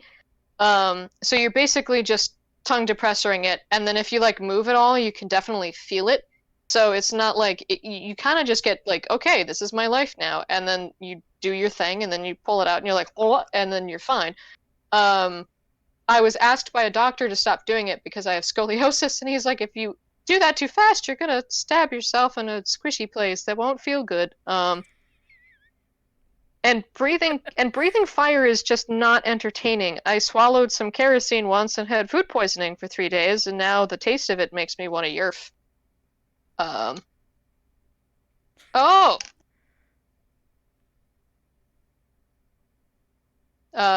Yeah. So this is my life now. Yeah, that is exactly what it's like. You're like, okay, I just have a piece of. Okay, cool. I will say my husband doesn't complain about my life experience. We'll put it that way. Yeah. So, and that kind of explains why almost all your ladies. Almost all of them. I think I was the one who convinced you to, like, not all of us don't have a gag reflex. I could just, like. I'm like, oh, that's no fun. You gotta input a little bit of realism in there, Kat. Gosh. Right? I now try to do like every other one. You know what I mean? Like on, off, on, off, on, off. So it doesn't feel like, hence the desk scene. Yep, exactly. There's a whole subreddit for that, too. Indeed. Well, no, it's not so much that, like, no, it's not boring. Like, I disagree with that. And the reason is because it's more interesting when they learn. Like, they're interested in learning. They're not automatically skilled at it. Look, I'm just proud that Kat worked in Nyan into Hugo's story. You wrote hentai, Kat. You wrote weeb hentai. I did. Basically just because. I was gonna say, where does it was a challenge. Where did the inspiration for Hugo's dick come from? That's another question people ask. Did you spend a lot of time Uh, researching lizard dick cat? no, it is my social commentary on Omega verse stuff, and you did lobby for Yeah, that so hard, that and was you won. Zyph.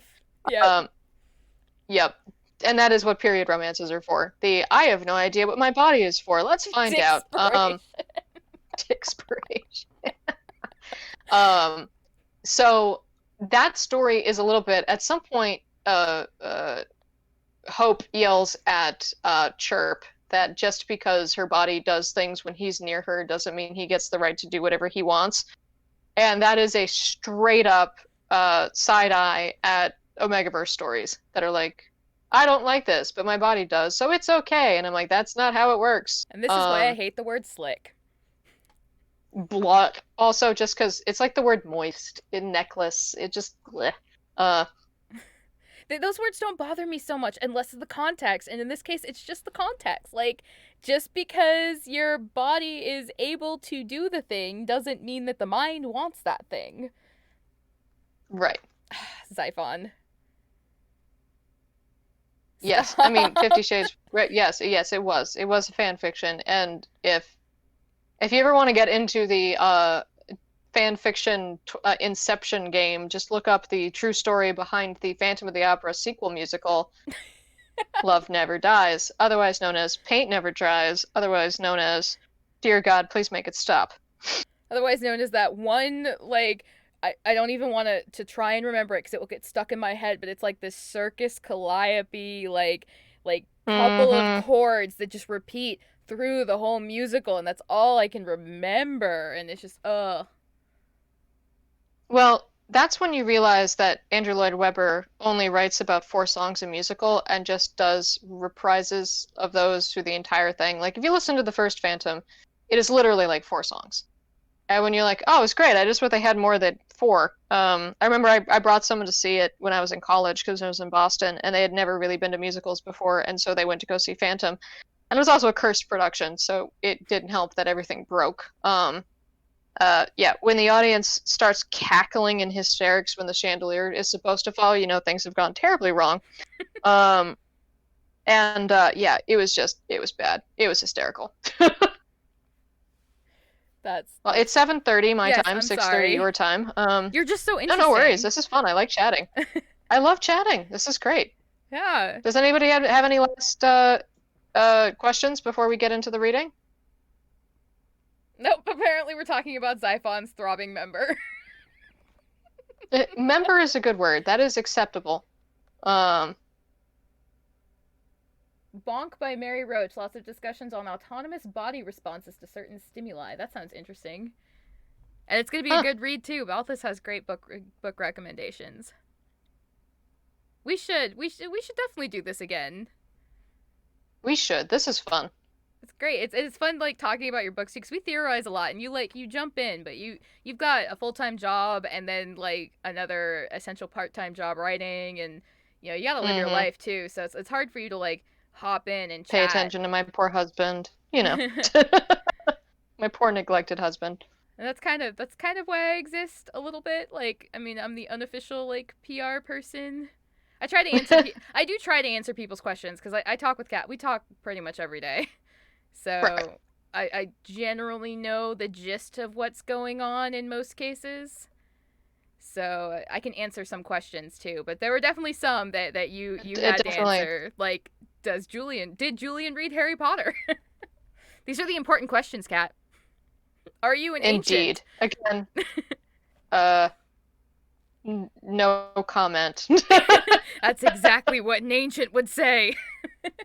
That is true. That is what an ancient would say. Uh, All right. Well, yay! I'm glad it's been the highlight of your Valentine's Day. this has been a Well, lot of fun. don't worry, Yeah. Sylphana. The Twitch VOD is going to be available as soon as the stream is over. Do any of them watch anime? I feel like Asmo and Nero would love the shit out of anime. Julian would watch it and not understand a God blessed thing. He'd be like, "Why is Vlad the Impaler have turquoise hair?" And I thought that was a man, and it is not. Okay. Uh, Hugo would be forced to watch it, and he would be vaguely offended. Um, Hugo scene. Like, What is that? What is that hentai? Space pirate Captain Sarah or yep, whatever has Hugo something scene like in that. it. Has Hugo's he would be forced to watch it by the other cardinals, and he would just be sitting in the corner weeping in shame the entire time. Oh, poor Um, Hugo. Is Rudy going to enjoy the hentai? Oh yeah, that's the new ringmaster. Come on, she has to like walk up with just like a pile of hentai. Like you have two dicks and you can space pirate Sarah. Thank you, Xiphon. You have two yep, dicks and you can shapeshift. Here's a whole bunch of yeah. literature I'm gonna need you to consume. He would just like wander off for a while and then just come back like vaguely angry and frustrated. So yes, he would enjoy it in short because Rudy is always vaguely angry and To say, frustrated. isn't he That's just sort always of vague? his general state of being. And Yeah. that's their. Oh, I can't wait. I can't wait. So we've got okay. So before you go, we have for real. Before you go, we have Fall of Under coming up. So, Mm-hmm. Mask of Poison is already up for pre-order. You just finished book 2 today, and you gave it to the betas. So that Yep. hopefully Lori will see that in the near future. And so now you gotta work on book Woo. 3. And Yep. then That starts probably tomorrow. we have Morton's story, Morton and Dawn coming up, and then Yep. Walter and his lady, and then Yep. Rudy and new ringmaster, who still doesn't have a name yet, as far as I know. Yeah. No, she'll get a name. Yeah, she'll get one. So it's Walter and his lady Lucy, and then Zadok and his lady Mina. So they have that's a double romance story. So Was you get two for the price of one. was it Mina Um, or Nina? Mina with an M, like as in Mary, or with an Nina? M. Yes, as in like Mina and Lucy from the original Dracula series, but Lucy spelt Luci because she's Latina. So that works. She should be. Oh, is that Ash? Is that pronounced Ashling? Is that how you pronounce that name? I think that's how you pronounce it. Irish names are Yeah, and hard. I They're will say that beautiful, but they are so hard to pronounce because yeah. you let me insert a character into your world, and I love her to death. She shows up in the Fall of Under series, and she's kind of freaking amazing. For the short time that she's Yeah. in there, and she was Irish, and we're just sitting here like I'm sitting here like, what should I name her that people are going to be able to actually pronounce her name? And I ended up settling on Maeve because you've got Queen Maeve, who's a badass, and sometimes bad. but Nice. but yeah, like that. The Irish names are hard. Oshin is one that shows up really quick, really often. I see, and I don't know how to pronounce that. I've looked up Uh, pronunciation videos, and I don't know. I had a friend in college named Shanae, but her name was spelled Sine because they couldn't fit all of the letters on the birth form. So everyone was like sine as in cosine. So it's an Irish name that they spelt wrong. So nobody knows what the hell her name is. Um, yeah, anyway. Yeah. Yeah, Irish names are fun. Yes, they're beautiful, beautiful. But if you're not Irish, pronouncing them is horrible. And I feel bad. I feel bad every time. Like I'm totally butchering your name, and I'm sorry. I have a fellow author friend who is Scottish, and she posts things in like whatever they call their particular language, and it is just fucking hysterical because I'm like, I have no idea what you're saying, and I'm just like, dumb American, hello, need a translation. It's just a running gag of me commenting on her stuff, being like, what? And like with Help, some help the stupid American. Yeah, Gaelic, yeah. Well, like it's like with some Scottish Gaelic, yeah. languages, you can like eke out a pronunciation because there's like some words are still pronounceable. I mean, maybe not like Polish or like I don't know, Gaelic, for example. Siobhan, yeah, Siobhan is Right. really common. Um, but like Gaelic is hard, and there's so many. Like even in Gaelic, what I've learned in my brief forays into reading a lot of like Gaelic myths and stuff, it's just like even in like Ireland, for example, there's like 80 billion ways to speak Gaelic in Ireland, and none of Oh them yeah. agree. No. All right, so I kept you Yes. longer than we intended. We got almost. No, I'm sticking around. I'm just gonna be lurking in the chat like a champ Uh, and trying to Photoshop a grave onto a book cover. You got it. Yeah, there Spoilers. we go. So Barry says she pronounces the G in her name, and she's Ashling. and then some people pronounce Nice. it Ashlyn. So it's also like, how do you like? And I'm sure like I think Ocean is how you say Oishin, which is the Oishin, but like some people pronounce it differently. So it's a beautiful, beautiful language that I hope never dies, and yet like there's 80 million ways to speak it because it really wasn't Mm. like a written language. Yeah, ask questions in the chat. I may not be paying a lot of attention to chat, so I mean, you guys are welcome to talk amongst yourselves. It is hard to like interrupt reading for chat. You get to laugh at my stumbling. I have read chapter 1 at least 16 times in the last week because I was struggling. I've learned some things about my mic. So I don't have an XLR mic, like a stage mic. It's a USB mic because getting that XLR set up onto a computer is really expensive. And so I learned in reading that I cannot tap my USB cable because it causes these clicking noises. So there are like, I'll be listening back through Oof. a chapter that I've read and there's like a word that just has a clicking noise in the middle of it. I'm like, well, now I got to try again and try to sound exactly like I did when I read it the first time. So, Ouch. and yes, I did say painstakingly like 6 times in a row, even though I told my brain that is not a word. Sheepishly is another one. Painstaking. I have a clip of it. I sent it to Zyphon. I can send it to you of me just saying painstakingly and then like something afterwards, which is like, oh God, what's wrong with me or something like that. I would kill for the bloopers from Dracula. I just, he's so He's good, and I so just want to good. hear him hitting a phrase and then giggling like an idiot. I Because I know it happened. it's yeah. Oh, and he's so good. I love him so much. Like that's like Yeah. it's so intimidating because you're letting me do this book for you, and like this is Julian Strand, which is one of your big ones, and even though it hasn't been picked up by an official like audiobook company, um, You're it gonna should do be. amazing. Don't you worry. I'm just glad people I like my promise. voice, because Yeah. everybody hates their own voice. Like that's just the rule. Oh And yeah. trust me, it sucks when you're going back through. So you'll hear some of the like mouth noises that people get just by like, your lips smack together, or you make like a clicking noise with your mouth on accident and the mic picks it up. You hear it way more when I'm doing recordings, so you won't hear it as much on the Twitch stream because of how like the audio is picked up. But man, going back and Hmm. listening to my own voice and then hearing the mouth noises is the worst. Oh yeah. Oh yeah. Like I've done audio editing for work, and it's just like, okay, well that's great. And I get to listen to that over because it's just it's not anything you necessarily control, or it's not. Um, that's awesome. Your setup may be better than mine too. My setup is blankets. I just have we've got a sound blanket hanging on one ceiling. I've got blankets stapled up to my door. I just have blankets stapled all over my wall. Like that's how my setup is. And then I Just be do. like, it's so cold. If It's really warm in anybody here. asks you.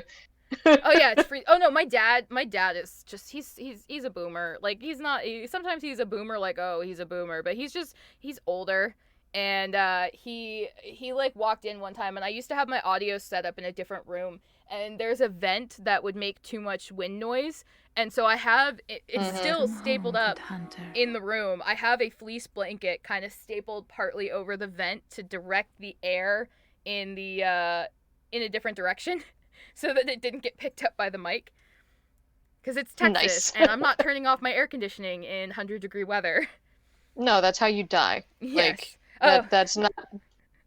that's how I might die this weekend from it being cold. It's cold, guys. We're Texans. We don't know how to deal with cold. Yeah, you don't. It's like, well, everybody's gonna die. Oh, by the way, Northerners, you're gonna need a hat. Oh no, it's so bad. It's so bad. Before I sent you the picture of what our electrical grid looks like right now. So part of the reason why our electrical grid is so bad at the moment is that we do rely on wind energy, and the turbines in several places are just frozen, so they aren't getting the output that Ooh, they need. And meanwhile, oof. people in Texas don't realize you don't need to heat your house to 80 to be comfortable. You Right. know you can leave it in like the 68 range and then put on a sweatshirt if you're a little cold. And Yeah. so, but we've got people here who are cranking their houses up to 80 and, or even higher trying to stay warm, and that's just such a demand on the electrical grid. It's going to be bad tomorrow because a lot of businesses are not going to shut down. So who knows? Ugh. We'll see how it goes. Good luck. Godspeed.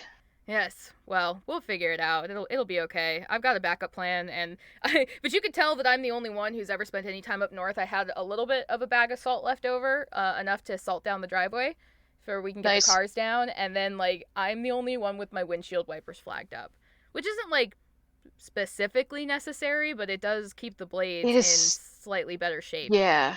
It's so helpful to do that. It really is. Yeah. Pro So tip for anybody who's not used to cold weather, flip your wipers up if it's gonna snow. yeah, it stops them from freezing to the windshield, which can reduce the amount of damage to your blades. And it makes it a lot easier to clean them too, because you pretty much just need to run your fingers down to knock off the ice. But the Yep. actual blade part shouldn't have a lot of ice buildup on it. So, Mm-hmm.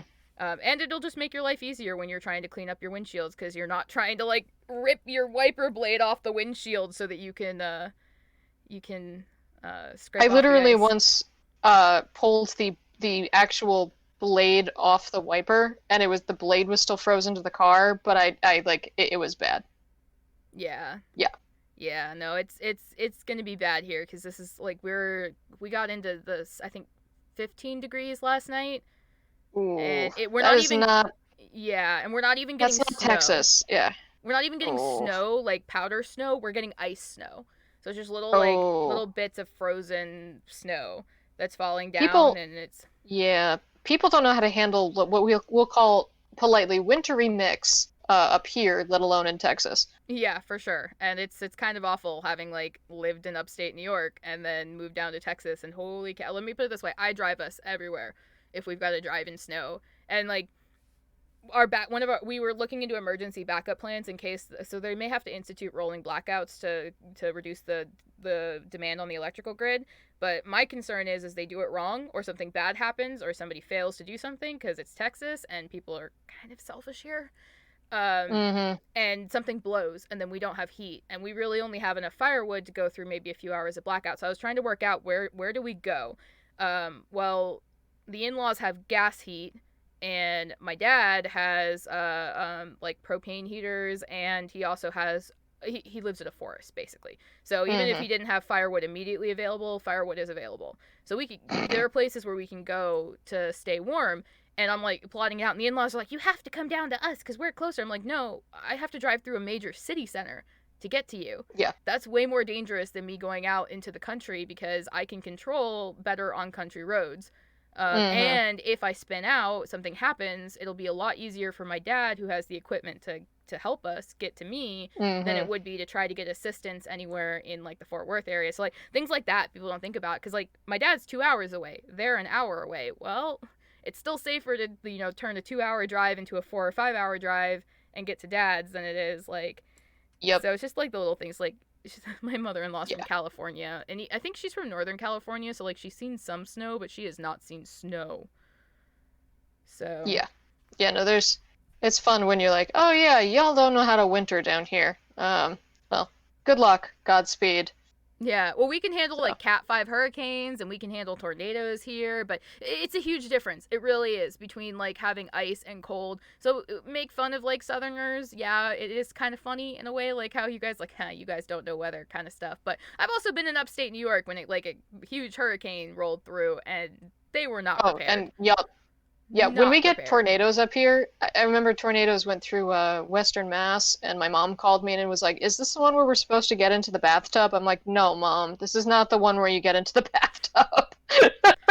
This is the one No, where you go into the basement." or find yourself a closet or something. I actually have a little bit of a fear of tornadoes. So like my first major one, um, yeah, we don't have basements here in Texas. Most people don't. They might have a storm cellar, but the closet is great.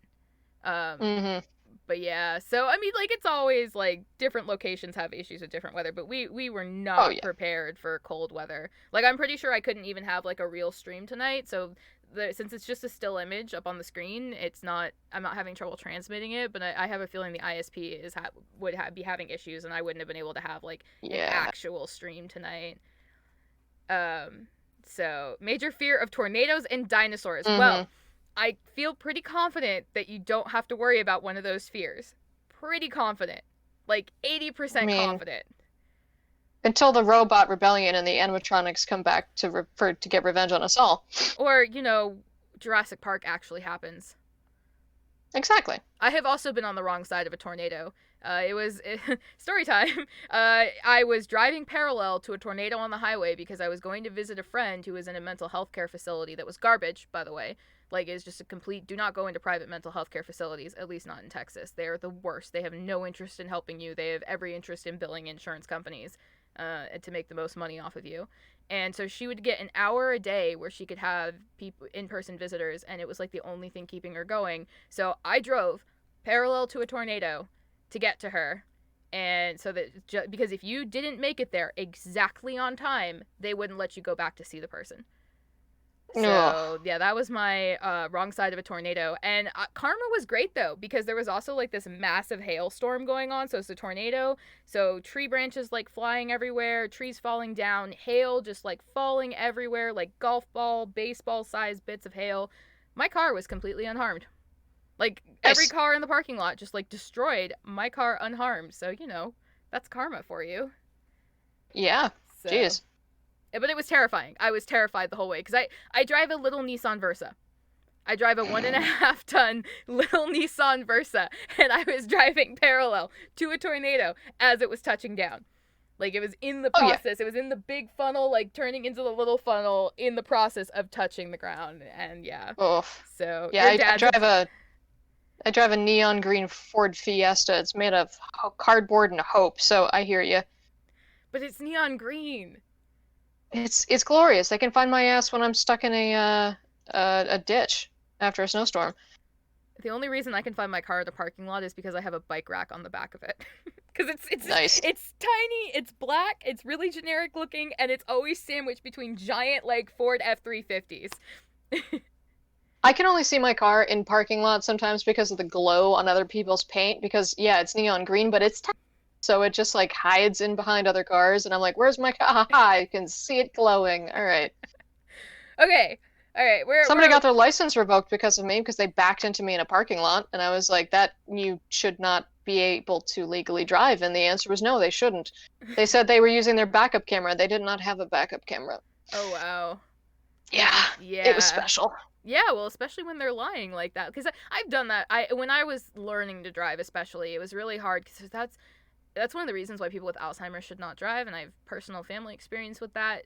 Mm-hmm. Driving is the most multitasking you will ever do on a day-to-day basis, and you have to pay attention to so many things. So when you're a new driver, it's really hard to pay attention to that many things. And it was night. I was trying to learn. I was still learning how to drive, even though I had a full license, and I did back up into somebody. But to be fair, their car was pitch black, so.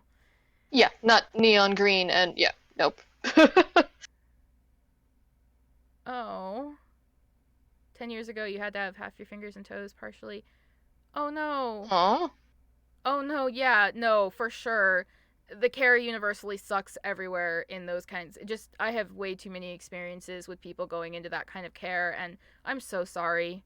I am truly sorry. I really Uh, appreciate people who work as home health aides, which I know Aza in the Discord does it. My mother-in-law does it too, where you're like it's like visiting angel type people where they just go and they sit and mhm. maybe they make you dinner or they clean up, they do your laundry, they make sure you get to the bathroom safely. Like they can't give you medical attention, they can't give you medicine or anything. But the fact that some insurance companies are really starting to come around to paying for those aids Mhm. is huge because that keeps people in their home for longer. It keeps people alive for longer, and it really does reduce the burden because just yeah, it's not a great time to not the great format to get into conversations like that. But I think quite a Yeah, few no, of I us agree. that I know of in like our little sphere have all had some pretty terrible medical experiences with some of those places, Yeah. unfortunately. Not to say that they're all bad and not to say that the people that work there are bad. It's just medical stuff, especially in the United States. Mhm. But I guess Yep. one more thing before I actually let you go. I keep saying that, but I do like one of my favorite things about you is that in your books you are not afraid to touch on people with disabilities, and I think that that's huge. Disability inclusion in romance really doesn't exist. Like everyone's white and pretty and skinny and blonde. Yeah. It's like I guess you do have some where people are like overweight, but they're like hot overweight.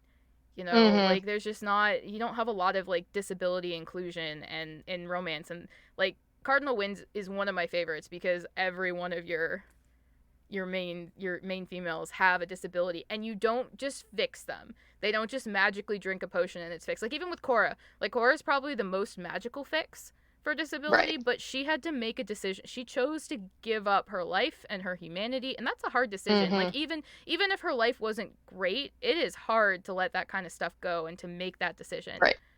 So Right. No, I mean, I think it's partially because, I suffer from chronic pain. I, have fucked up knees. My best friend Kristen has EDS, so that's where that came from.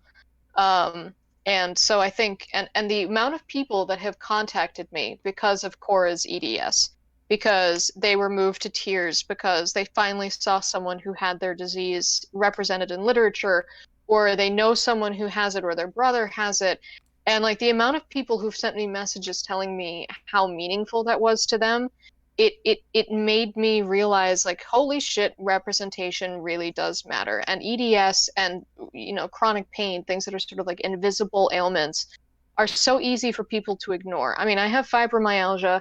I have chronic pain every day, and it's so easy to ignore because you can't see it. And so writing Cora was important to me because EDS is also oftentimes, if you're lucky, it's an invisible illness. If you're really unlucky, you're in a wheelchair, or you have the ones where your organs just randomly prolapse, which is just not great. Yeah, oh no, I would totally be a vampire in a hot minute. And I think it's just because I find people with hardships easier to write. Like if someone has a normal life and they're not challenged in any way, or they're not, I mean, I didn't set out when I was writing Cardinal Winds for all the people to have disabilities. It's just they make for better characters. They make for more interesting people. They've had to go through something. They're stronger. They're more real because everybody has something wrong with them. Everybody does. And so writing a blind character was incredibly challenging because you don't realize how much you rely on being able to see the world around you until you have to write a character who can't. And I got to do the little cheaty bracelets that, let her get her around, and I felt cheap enough doing that. And I debated for a little while curing her blindness, but then I realized that that's just insulting to people who are blind. I Um, actually I was reading something the other day that made me think of her bracers too. They're her white cane. Like yeah. somebody was saying that or there was a conversation about blindness as a disability in literature in general, not just romance, but just in general. How people are always afraid to make the blind person rely on some form of assistance. Like they're always Hmm. afraid to talk about the white cane and the person using it. It's all there's so often there's some sort of like magical thing that fixes the blindness, like oh they have super Hmm. hearing so they can radar things.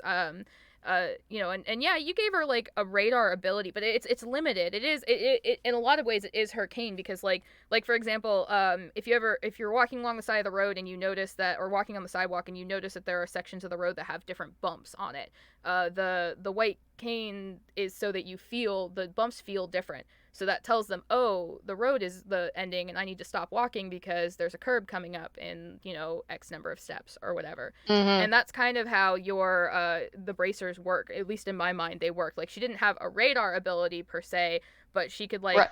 be like, okay, based on this vibration, I know that there's an object. Like that, I know that there's an unmovable object next to me. That's a wall. Or maybe this is a lighter vibration, and that could be like a Hmm. table or a movable thing. So Hmm. like that's how the to me the assassin scene worked, was like in her mind she's like, oh, that's just the servant that stands at the corner of the room waiting for us to pay attention to them the Yeah. entire time. um Yeah, so no, it was yes, it it was a was a challenge meme, to that's write. I right, really enjoyed Sophana. it, but it was goodness, it was hard. Yeah, but you don't shy away from it, and that I know that means a whole lot to me. And like you said, you've received messages, and it's really meaningful. We've had conversations in like the Discord where it's like, oh, they drink a magic potion, or the alpha bites them, and all of a sudden their disability doesn't matter anymore, and Hmm. that's not true. Like even if you are able to find a cure or find a means of coping with a disability or something like that, it still matters. It's still there and it's still important to the character. And like I said, like in Cora's case too, she didn't just magically get cured. She made a decision, and it's questionable. Mm-hmm. And I think you can question whether or not she made the better decision or not. Like Right. she has a lot of like really dangerous powers, a lot of dangerous responsibility. You know, there's a lot of great things. There's like the fantasy, of course, is incredibly fun. Like all the, you know, of course, Simon and his danger strings and all the fun of being in the circus and all that. Yeah. Like, of course she is that, but like if you think deeper about it, like no, there's more to it than that. She gave up her humanity. That's huge. Like that's a hard Yeah. thing to think about.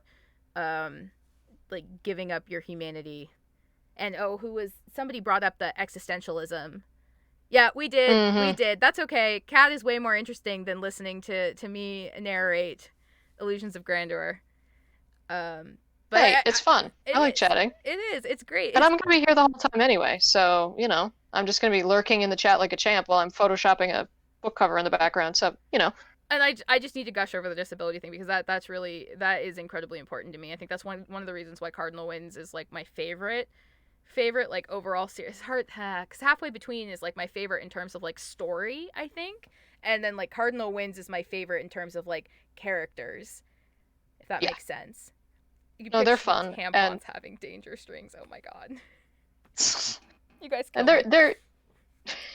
they're a lot of fun to write also because to me like those stories are some of the most fun because they're so like to me I'm like I only have to write one book with these people. That's easy. You know, when you get into like the longer stuff I'm like, "Oh, I have to come up with a plot." Shit. And yet you always come up with a plot somehow, Eventually. even It if the gets there. characters. You can't believe Victor's a yeah, it's a fascist regime. He's a He's military dictator. totally I mean, come on, he talks about like people aren't paid, they're like chosen for their roles. It's total communism, y'all. And then he's a like I basically, yeah, the he's a military military. communist. Yeah, exactly. Uh, he's not like Sorry, I ruined your life. that's the thing though, and I sometimes I feel like really contrarian. Sometimes I feel like the problem. I told you the other day I feel like a problem child. Like somebody came into the Discord that they were like, I'm just imagining Rudy as a trucker with his dog sticking their tongue out the window. I'm like, Rudy's an eco-terrorist. Just like that's he's an eco-terrorist. And I messaged you and I'm like, I think I'm the problem child. Sorry. Cause like I'm Yeah, like, sadly he is an eco-terrorist. yeah, he totally would. He You has to know, be. he totally would be. Uh, but like that's like the thing is like I like to be the person that reminds people like you gotta remember the fantasy is hot and all. These people are not good. Like that's the whole point though. That's the point. Yeah, And the point is like you give that's us what's this like glorious about them. yes, and you give us like this safe space where we can like enjoy these like dark The people. terrible villains. The terrible, Yep. terrible villains. I really cannot wait for you guys to read Fall of Under and get to see Aeon in a different light. Like you haven't written book 3 yet, so I'm not sure like how he's gonna get in book 3, but he's in a totally different light. I know you guys are gonna love him anyways. Like there's just you guys simp for Aeon, and that's fine. Emo peacock chicken. Like somebody's got to keep his ego in check. Somebody has to keep that Somebody man's has to. ego in check because man, I feel like he'd be torn between wanting to stab you because you wrote his story, but also like totally lapping up that he has like all these fans who think he's wonderful. Oh yeah. Oh yeah. He'd be like, I have to kill you out of principle, but thank you. But you still have to die. It's nothing personal. I mean, it is, but I mean, you understand, don't you? All right, and then dead. I'm not sure why my chat like booted out Aeon's name there. I have no idea. It might have been whatever. Twitch chat is weird. That's funny. Yeah, Barry said the Aeon apologist, and my thing is just like, no, Aeon is not allowed to be in there. Aeon, you're not permitted to be in this chat. I definitely debated like, how can I log in as Aeon and start trolling Julian's story? And then I was like, oh man, that takes too much effort. Arguing Yeah, with myself as Edu, myself, and Aeon on Facebook was enough work as it was. I was about to say, are you ever gonna like pick up Aeon's Facebook page ever again? Oh yeah, and I'm sure I'll have to do Rixad just so he comes in and just starts screaming random insane nonsense at at everybody else. just because Aeon has that been was good for removed a from laugh. chat. Yes. Oh god. Okay, this is my summary of Fall of Under so far. God damn it, Ricksaw, I'm not supposed to like you. I'm mad at him. I'm still mad at him, but damn it, I like him. I like him, guys. I simp for he's he's Ricksaw. he's such a somebody coined it right, and somebody coined it a lot better than I will ever coin it, which was he is a manic murder pixie boy, He is. and that is exactly who he is. And he's interesting because you managed to work it into the series too, like, and not to spoil anything, but he's gender fluid, like literally He is, gender fluid, and I yeah, love that like too. Like, I love that you don't like shy away from those things. yeah, no, I mean they're fun casual conversation where she's just like, yeah, I've never been with a man before because I was only with a girl, and he's like, oh, okay, well I'm gender fluid, and they're like, okay, and they just keep talking. I just looked over to the right of my chat moderation, and B and Aeon was added as a permitted term by Damon's Wolf 2 minutes ago. That just cracks me up. So now you guys can Uh, say B and Aeon as much as you want in chat. yeah, But yes, no, he's just kind of like, but can I use my dick first? Like, I'm like it just grew back. Ricksaw. Yeah, that's kind of how I was thinking of pronouncing it. You should in when you republish masks, and probably when you do fall, you should definitely put a pronunciation guide of some kind in, Oh like, yeah, that will help, because I'm still pronouncing some of them wrong. Because I think, how do you pronounce? Because I say Eni, and you say innie, Any. in-e, Yeah, innie. Yep, and I pronounce it like Eni. innie, outie. Yep. Uh, who else? VO is the hardest one. VO or VJO is either. Yeah, I It's say technically Vajo. VO. It's a Y. Um, please Please do it do like it. a children's rhyme. Oh, actually, that would be really freaking cool. I know that that's a lot of work, and you don't have to do that, but that would be really awesome if there was like a spooky little like under rhyme for naming all the kings and queens. And then there's Nice. Lydia. I guess you guys could call me Lyd, but it's not. It doesn't have two syllables though. Now Kish. Ricksaw is Alucard Morsh with Loki. Yep. That. And he's the one that in your little quiz thing, what was it? Beep beep for Beep sex. beep. Yep. Yep. Uh, basically, if you pick the most insane answer in all of the quizzes, you get Rixaw, which is oh, that's funny. Okay, you get Rixaw. I like Roxa. I Rocks on, rocks off. I like how like everybody got asthma, or like a good chunk of people got asthma, and then they went back and worked on getting Aeon. It's like, you guys think you want an Aeon, but you really wanted asthma. Yeah, you really just want the big sugar puff that'll do whatever you want because he's into it and will cuddle you afterwards, but will be totally fine if you need your own space. You don't actually want the sociopathic murder villain. Who is very Um, needy, by the way. He's incredibly needy. Cat, they request the link again. yep, I'm finding it. They're very needy, and I feel like in my head canon, Vale kicks Asmo out like every couple centuries or so. Just like, I can't deal with you Oh yeah. anymore. Go away. And then they like spend some time apart, and Asmo goes and like finds other partners, and is just like crying to them about how Vale. He's so mean to me, and Vale's just like, oh, finally I can breathe. Yeah, I honestly think that of the bunch, he's probably the one. Their relationship is probably the rockiest, I think. Um, To be of fair, of all of the forever. to be fair, he kind of made her. Yeah. And he had understandable reasons. I'm not sure they were good reasons in the terms of like morally acceptable, but he had understandable reasons. There you go, Kat. That's He the next did. bit of merchandise you need to make Yep. is Barbie doll versions of your characters, so we can just smoosh them together. Tag Yep. bromance. Yes. The best bro. The most dangerous bromance. Yep, they see they would if they were at all swung that way, and I have no problem with characters that swing that way, clearly. Yeah, but there's fan fiction for y'all. Somebody write me some Julian Simon slash. Oh, I would read that. Speaking of which, you definitely do read your fan fiction. There is a reference in the Astonishing Strand I Brothers do. to a fan fiction that was written. There is.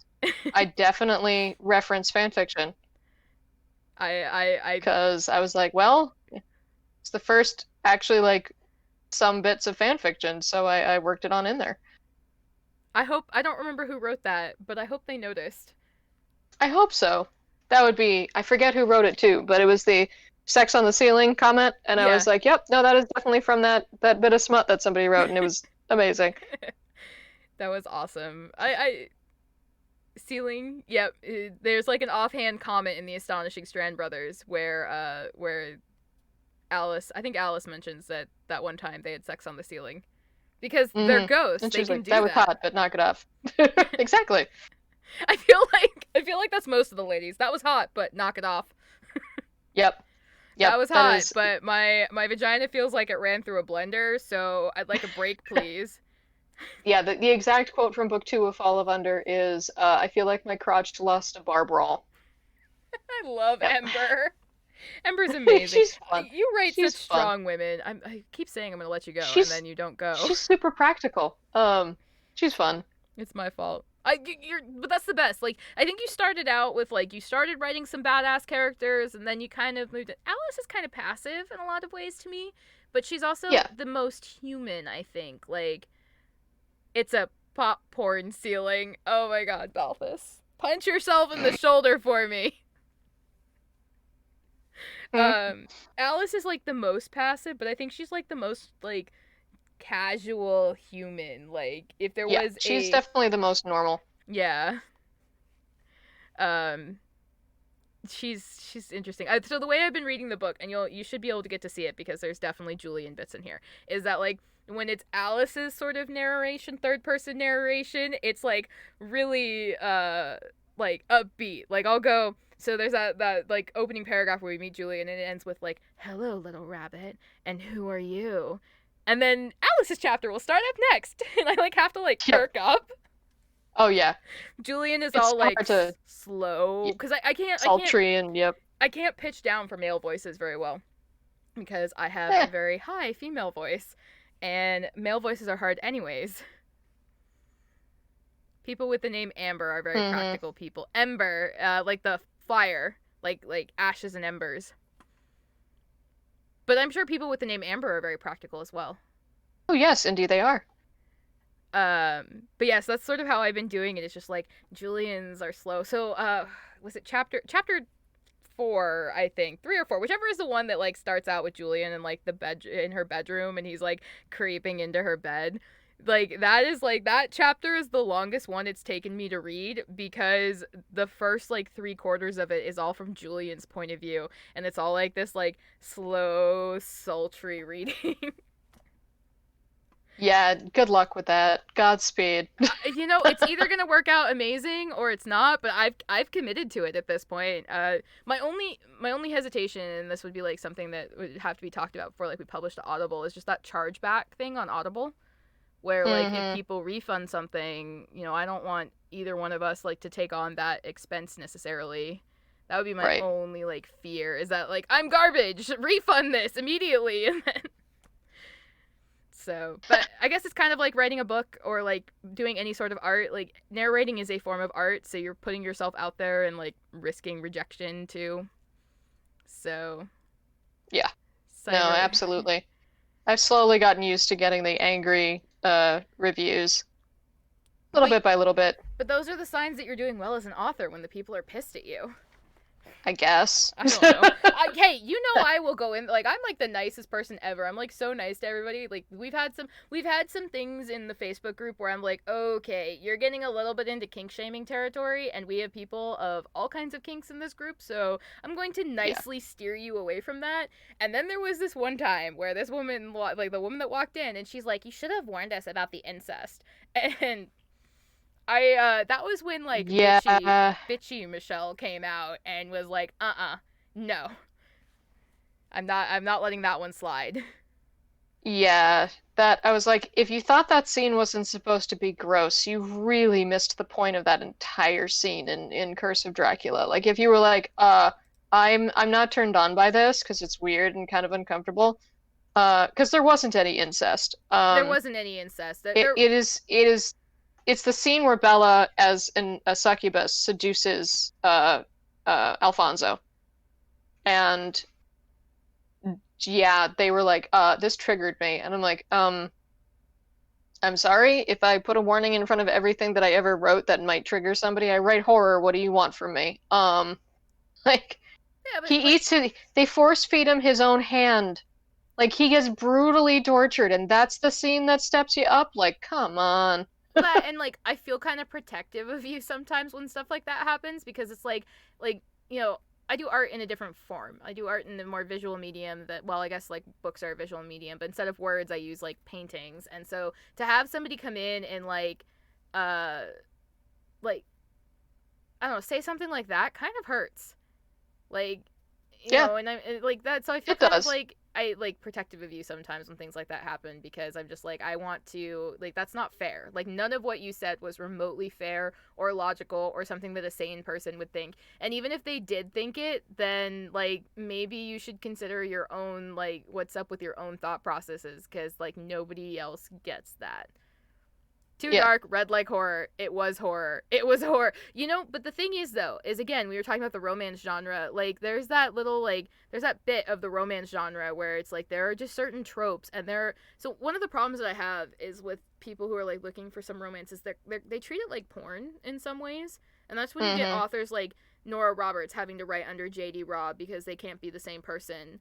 Like, or else Right. the fans will freak out, because there's just these like specific things and people go and search for that stuff. Like they'll be like, can you recommend a Hmm. paranormal prison bully romance school reverse harem? And they're like looking for a specific thing, and like if you don't suggest, I've seen in author groups before, I'm out of most author groups now, I'm still in a couple, but like I've seen in author groups before where people will like make a suggestion and then another person will flip shit on them because, well, this is a reverse harem group and you didn't recommend a reverse harem. And I'm like, well, you could expand your reading horizons, learn new things. I saw Yeah. one where like somebody was I get really mad. Like some people get upset when it's like, oh, 1 star review, too much sex. I get just as mad at the reviews. It's like, 1 star review, no sex or not enough Yeah. sex. It's like, well, I hate. So Fauna, in that case, I think a lot of people do not realize that in a lot of these cases, the authors are active in their groups. Yeah. That's the thing. Like all of these groups, like part of being an indie author is literally self promo, is getting in and going and actually talking with people as much as you can Hmm. to build that rapport. And people don't realize that the author, because it's easy to blast somebody when it's anonymous. Like I could sit here and Right. blast, I don't know, Nora Roberts, for example, and it probably wouldn't affect her as much. She'd probably never Right. even hear it. But like if I go Right. into your fan group, Kat's fan group, and I start blasting Kat, well, she's a lot smaller and she's an indie author, and so she needs to interact with people, so she's going to see that. Hmm. Um, and so I think people just forget that. Like we sort of, because most of us here who are in the chat are also Discord people, and we really, and even in the Facebook group, we communicate with you, Kat, all the time. It's a lot easier for us, the active chatters, to be able to like feel like we have some kind of connection with you or like recognize you as a person. But it's a lot harder when people just come into the group and they're like, I love Kathyrn and Kingsley stuff, which is great. Like we love hearing about that, but it's like they forget And I'm that, just like, hi, guys. oh my Yeah. god, you're talking. Like how many times is like the, oh my god, Kat's talking to me. Like, yeah, Kat does. Like I answer like a lot of like the I'm like, generic I'm right here. questions just so people, yeah, like I do answer I'm a lot just, of the I'd generic ones. sometimes forget. Well, you're busy. You're busy being amazing with your cool job and your cool life, and you're writing like a And machine. feeding the content vampires. Yes, the content Side vampires. eye content vampires. They need to feed, and dealing with Queen Nutmeg. I Yeah, mean, fucking nutmeg. She finally got mad at me, screamed, and then walked away. So, like you do. but yeah, I think that's why it happens. People forget that the author, in a lot of those cases, a lot of people don't understand how Kindle Unlimited works. They think that they Mm-hmm. don't understand that literally anybody can publish on Kindle Unlimited. It doesn't, you don't need a contract. Well, you do sign a contract with Amazon, but anybody can do it. They don't like go seeking people out. You don't necessarily have you don't go through like a Yeah, you discovery. click submit. Yeah, and Yeah. that's it. And so, but people don't realize that. You'll notice it if you like pay attention to like a lot of discussions and Facebook author groups where people just 100% do not understand how Kindle Unlimited works. So I think they also Mm-hmm. assume that like these authors have a publicist and they have a PA and they have like all these people and there's like a disconnect. One of my favorite reviews on Halfway Between was the lady that used the like Pinocchio gifs to talk Oh about, God. and she just like eviscerated you, and you just came Oh in and you're God. like, thank you for the critique, and she's like, oh my god, I forgot that authors might read the reviews.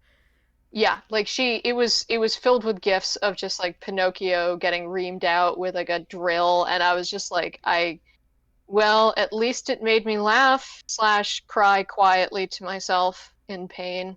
And they were like, "Oh God, the author's here." And there were a couple of reviews like that for Halfway Between where they were just terrible, and I just responded because I didn't know any better, and I just mortified them terribly because I didn't realize I was going to read it. Um, but yeah, Well, and then I think you have like the opposite end. You have Dracula, where you sort of realize that oh, individuals are terrible critics. hmm And I don't know if you feel this way, but I think like there's a disconnect between like are Amazon reviews for the author or are they for the reader kind of thing. And I think right, Dracula was like the one to like look at that because the sheer number of people, I remember when all the reviews started coming in and it was like grammatical errors, and then all of us in like your kind of like elder circle started going through Dracula trying to find these apparently like hundreds of grammatical errors. Now, Lori's a fantastic editor. Yeah, there are yeah, typos. Like I've definitely seen typos in Julian since I've been working through it. You know, little things that get by. Small. It's a small operation. Things are gonna happen. But like to have that many people saying grammatical errors was insane. And we went through, and yeah, finally, I just kind of had a revelation. Like, oh my god, these people don't know the difference between clauses and declarative sentences. Like yeah. They that just was didn't understand the language because it was vaguely period. and that's kind of when I realized like oh like I think for me as an outside perspective just kind of looking in and maybe one day a wannabe novelist that's like when I realized like oh the general public are terrible critics. Yeah, they Like are. And you just kind of get used to it, but it's hard. yeah, yeah, there have definitely been a few. I have my whole rant about Patrick Rothfuss and his feelings Yeah, of how he is an artist, and so he needs so much time to write, like more than 10 years to write his freaking books, and it's just yeah. So that's one yeah. of the things that's wonderful about you is that you are so down to earth. Yeah, and the grammar police stuff can really suck on Kindle Unlimited because Amazon's system is not kind to authors. They don't care. Yeah. They do not care. So if you some people they have designed their user interface in such a way that it encourages readers to report errors to the hmm author. It's like in the newer Kindles, in the updated versions of the apps, it's built into the app. So like you could highlight a typo and like basically like submit error report basically is essentially what it does. And Yeah. then the problem And is so I get a nasty email saying, "Hey, we're about to take your book down because somebody found 10 issues." And I'm like, "Oh, goddamn son of a bitch." And then I have like 24 hours to go through and either decide to fix them or not. And if I say this wasn't a problem, they have to review it. And if somebody on Amazon's end decides, "Oh no, this is actually a typo," I have another 24 hours to go back and fix it.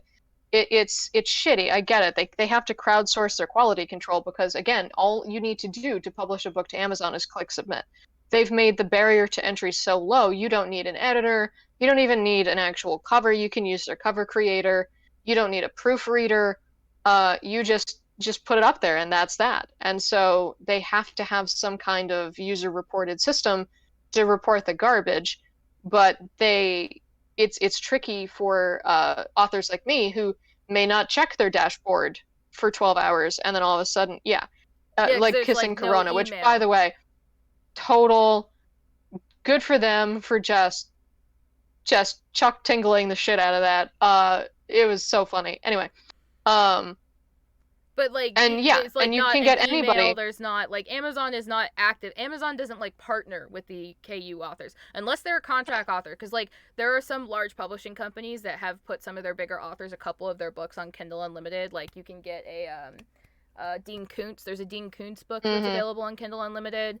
And it's like it's a partner thing to help drive traffic between the two. So I'm sure if something was up with Dean Koontz's book and somebody reported it, that Amazon would be like on board right away, communicating with the Oh publisher and yeah. stuff like that. But for Oh like yeah. small people, and so I always feel bad when like authors post these things and then like all the readers feel terrible about it, like, oh, I'm the asshole or something. Like, no, you're not the asshole. No, it's Amazon designed to designed, do it that way. yeah, It, Amazon designed a shitty yeah. system. And honestly, like, I like being told when I have typos. I hate having typos. I want to know when there are problems. Like, I don't take it personally. It's not like someone's like, "Oh, you misspelled this word." I'm like, "Yep, well, there's 150,000 of them in there, so a couple of them are going to slip by." Um, and I like being able to catch those issues. I just wish that they would give me more than 24 hours notice to fix them without it being like a reported quality error that shows up on the page, you know? And sometimes I So, find like with smaller authors too, like there's it if there's a Facebook page that I can message and be like, hey, hmm and in this chapter, in this paragraph, like around this sentence, that I saw this typo. That's a way to do it. But again, like the system is designed for, you got to remember, Amazon system is designed really for the users. It's not designed with the authors in mind, which hmm sucks because Amazon Kindle right. Unlimited is an amazing platform. There are so many books. I never would have read your books if it weren't for Kindle Yeah, Unlimited, because it's such, exactly. when books cost, you know, $8 to $15 minimum to jump into, it's so hard to make that leap. And I'm seeing that happen to a lot of Wattpad authors where they'll be like, I had X number of hundreds of thousands of reads and now I'm going to sell my book for $6.99, and then they're bombing really hard. hmm And yeah, I'm not saying that it's bad if you spend the money outside of Kindle Unlimited. I'm just saying that it with so much, Right. what is ultimately, there is a lot of trash, just like on any like free user like submission sites. There's going to be Yeah, trash. 60 to 70% of my business is Kindle Unlimited because either people have the service so they're going to use it, or I'm what I would call a risky click because they don't know who I am, they've never read me before, and so they give it a whirl to see how it goes. It also I costs I like money to Kindle buy Unlimited. books. Like Yeah. like it could just be something as simple as that. Like, it costs money to buy books. I know when I first started reading your books, I really couldn't afford to like spend out, so it was great. Like, I was really like that morning when Limitless failed to put, I think, the second halfway between book on Kindle Unlimited. I was hmm like dying, and of course we had to wait for the time zone shift from Hawaii, because it's like I really couldn't afford to, even $3 was a lot of money to be able to afford at that point in time to Yeah. buy the book. And that's just true. I mean, if I spent $3 on every book that I read, I would be so broke. So Yeah. sometimes it's just like, so Kindle Unlimited is amazing. The problem is that because anybody can submit to Kindle Unlimited, that means people have submitted total garbage. I mean, you've got ASCII garbage books. There was that scandal a while ago, like a couple years ago, where what people were doing is they were selling these, like, they were advertising these really like sexy hot stories, and then the hmm story would be in the last like 5 pages of a 1,000 page book, and what they would do is they'd encourage you to click the link to reach that story. So Kindle Unlimited hmm would register that you read 1,000 pages when in reality you maybe read five. Yeah. So, oh yeah, I Yeah. love No, my I mean, KU people try subscription. to. Yeah, and I when people are like, "Oh, well, you don't get paid as much. Don't you dislike it?" And I'm like, "Well, just because I get paid less per read for a Kindle Unlimited book doesn't mean I was going to make that money, period." Like if even if you assume that like, okay, I would not have 50% of the readers on KU, like 50% of them might buy the book, that's still 50% of the other readers that I don't have. And to me, readership is more important than income. I prefer, more readers for less money kind of thing. So that to me is how you build a business and how you build a fan base. Yeah, and So I I think, would rather, get paid less if it means I get more people. and then isn't the pay difference between isn't that much, is it? I mean, it's like we're talking, like we're not talking like five Um, dollars a book kind of difference. We're talking like like in, 80 cents a dollar maybe kind of yeah, thing. the kind of thing that would add I up think, over time. But the yeah. alternative, the trade-off is that you're risking people not being able to read the books or purchase the books or become fans in the first place. Okay, um the Jesse Jamie thing, that was totally just me forgetting that character's name halfway through. That really wasn't a typo. That I think I started with them with one name and then went halfway through, forgot what I had named them. Idiot. you threw me Um, off so hard with Julian. Okay, so Charles's name was Thomas originally. Charles's name was absolutely Thomas, and I made it through. like both books, and then my friend was like, "Oh no, you really need to name him Charles because it's a reference to the, author of Alice in Wonderland." And I was like, "Fuck." So I did like the find and replace all, and then had to find a couple of times where I had to fix that, and yeah, and it was people are like, "Oh yeah, Charles," and I'm like, "Right, Charles, Charles, not Oh, Thomas, I did Charles." the same thing. I was so confused. So it is amazing. Like I'm truly appreciative to be like on this side of the creative end, like to kind of like be complicit in some of your emotional war crimes and like get the chance to experience the books firsthand. But I really like I think I remember the books the best in like their most raw form. Like it's gonna be hard for me to go back into the first Fall of Underbook and talk with people about it because I'm gonna be like, wait a minute, what didn't this happen? Oh no, that was 2 revisions ago. And but yeah, that threw me off so hard because people were talking about Charles, and I was like, no, his name is Thomas, isn't it? Right. Aeon Yeah, is no. definitely So Tom Hiddleston. Aeon is totally Tom Hiddleston. Julian is pretty much 100% the guy on the cover. I was so happy I actually got to use that guy for a book because I saw that stock model guy, and I've used him as like facial references because them cheekbones, yo. The Um, cheekbones that could cut glass. yeah, the cheekbone and the jawline on that motherfucker, and I was like, yeah, I'm so glad I got to use him for something because he was actually part of the face model for Asmodeus's artwork. He's been, the face model for a couple of the art pieces that I've done, and so I was like, I actually get to use his face for once, yay! Um, yeah, Aeon is totally Tom Hiddleston. There's no way around that one. Um, Simon is actually based off one of the guys from American Horror Story. What's his name? The He played the warlock. the guy that somebody posted in the Facebook group earlier with the hair. No, different guy. Marvy would like the portfolio of the stock model for for Julian. I mean, sure. Hold on one sec. So this is totally Rixaw's aesthetic. I don't think that link clicked all the way through. Oh, damn it. Stupid. I think because there's a comma in it. I think, or no, like maybe the whole link didn't go. I'm not sure what happened there. Oh, it showed up as a web.p. A dot .webp. I hate those. Hold on. Nee, nee, nee, nee. Open image, a new tab. Are you a JPEG? Are you gonna be happy? Oh, for the love of. Well, look up the Antichrist from American Horror Story, and you've got Ricksaw. But that actor also would make a phenomenal uh Simon. I'm just forgetting his name. Do you design the characters and then Cody Fern or Kathyrn, Evan? that's his Okay. name. Do you design the characters like in your head and then like maybe you'll go and cast them as with an actor just for fun, or do you like look at actors first? Like how do you, or is it just like a mishmash of? Uh, it depends. I definitely design the characters first. Sometimes they sort of pop out to me as like a particular just design. Like Victor, I had a hard time finding a model for, as we all know, because I really struggled with that cover.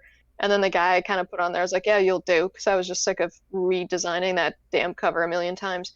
Um, Other guys like Julian, I definitely saw that picture and I was like, well, I found it. So it was a little bit of a chicken and the egg there. Aeon definitely had a character design before I did the drawings for him.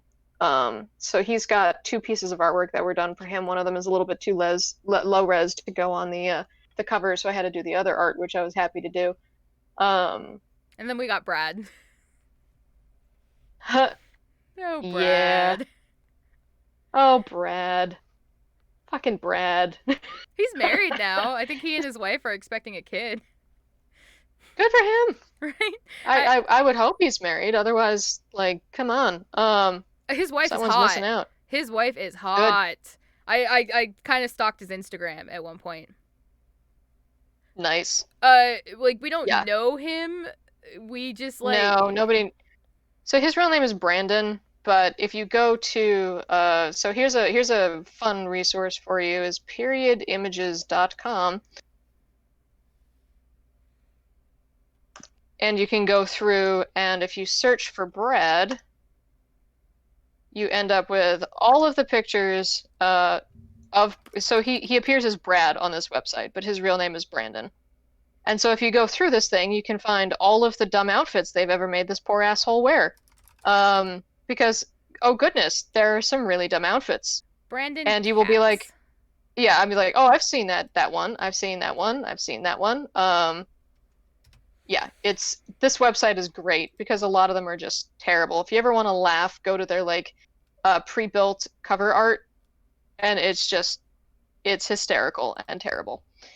I'm trusting you guys with his Instagram. Don't be dumb about it. Yeah. No, I'm not kidding. Like, I've told this story before. Amelia Finn is the author's name, and she received an actual cease and desist. She writes these, like, UFC fighter romance books, and she received an actual cease and desist from a cover model because her fans started stalking him. Like, legitly trying to, like, dox him and stuff. And like Uh, her, she, I don't know if she has like an officially paid PA or if it's somebody like me who kind of comes in and moderates stuff, but her moderators have had to like come down and be like, guys, you need to calm down on the cover art people, because like that isn't cool. It's not. I don't know where in the world you guys thought that was a good idea, but you need to stop, because it's just that like is, that's the thing. They're models. It's like, like yeah, I get they're creeped just, out. There's this video of this woman like talking to Tom Hiddleston on the red carpet, reporter talking to him on the red carpet, and she's like, she says something like, "I would totally get on my knees for you" or something, and you can just see like this brief moment. He handles it like a champ, but there's this brief moment of horror that just crosses his face where he has like yeah, an existential crisis about everything that he's ever done, because that's so freaking uncomfortable. Like, it's fun to yeah, imagine this guy as Julian. It's not cool to like go and like stalk somebody. So, but anyways, right. that's him. His name is Brandon Katz, and yeah, he seems like a Yeah, and cool he's dude. that guy on all those covers. He's the king of, D-grade fantasy covers because he has long hair and he's attractive. And that is really hard to find, people that have like long dark hair. And are And yeah, attract and don't look the like the, a go- the Viking. gladiator barbarian getup is really is really unfortunate. And don't have, because I use Shutterstock is like Pinterest for me, and Hmm. he, he's the cat's meow. Balthus, Yeah. punch yourself for me. Uh, oh, Um, that was terrible. you know where I get it from now. Like, you can entirely blame him, like 100% with the puns. Cause like I use Shutterstock as like as inspiration imagery, and as like my version of Pinterest. And man, Hmm. like a lot of the guys with long hair just like end up doing like they look like Vikings usually. Just that Yep. very like Viking-y look, which, there's nothing wrong with hot Vikings, but like it's also not the whole like lanky. That's the thing though. Like Jason Momoa is like built. Like it's Yeah. harder to find like a packed muscle kind of Hmm. guy that's lanky and has long hair, which I think is why Brandon fits a niche, is because he does a Hmm. lot of those D cover pictures, and he's tall and lanky, and he is built. Like, you can clearly see in his like on his Instagram that he's built, but it's all very packed muscle. Vikings like Yeah. mead can be enjoyed hot or cold. Oh man. Uh oh no, more Julian photos. I'm clicking on that too. Oh Oh, yep. it's just a, Oh, I've yep. seen this You guy can, before. Oh, I didn't even oh yeah. recognize. I didn't. Outside of the Julian covers, I didn't even realize that was him. Yeah. She makes a pretty good Alice too. Yeah, she does. I'm trying to find some with him by himself because then you can really dig into it. But like, basically, if you just search for attractive man in suit and you go far enough, you find him. Uh, Sometimes I have fun going through like Shutterstock, especially since that's one deposit and Futtershock. Deposit and Futtershock are the two big stock photo websites that people use, Hmm. and especially on Shutterstock, it's really fun to like figure out what generic search term somebody picked in, and Butterstock, yes. Somebody put in and like got the image that they did to put on an advertisement, and Kat is awesome because she's graphically inclined, so you can spend some time in Photoshop and make things look new and interesting. And a lot of people just kind of like throw the model onto their advertisement, and like they all end up on the same pictures. Like I can't tell you how many romance books, I don't know if I could find her again, but there's this picture of this woman, and she's like all tanned and bronzy and golden hair and everything, and she's dressed like a gladiator, I guess, and she's like holding a sword, like this like clearly prop sword, and she's got her hand wrapped around the blade. Oh God, that picture. You know Yep. the one I'm talking. It's on everything, and It's it's like just, that's not how you just sliced your fingers off, you moron. but Yep. like everybody goes and like grabs that one, and it's just like this generic like picture, and I'll be going through and Mm-hmm. I'll like be adding to my like my Shutterstock board of inspiration stuff, and then the next day I'll like see an ad with that picture on it, and I'm just like, you just search like a generic term like uh Oh alpha yeah. guy kissing or something like that. Mm-hmm. Oh, here we go. Here's more. Here's more Julian. Let's see. This picture, uh, this pose should look kind of familiar. Let's see.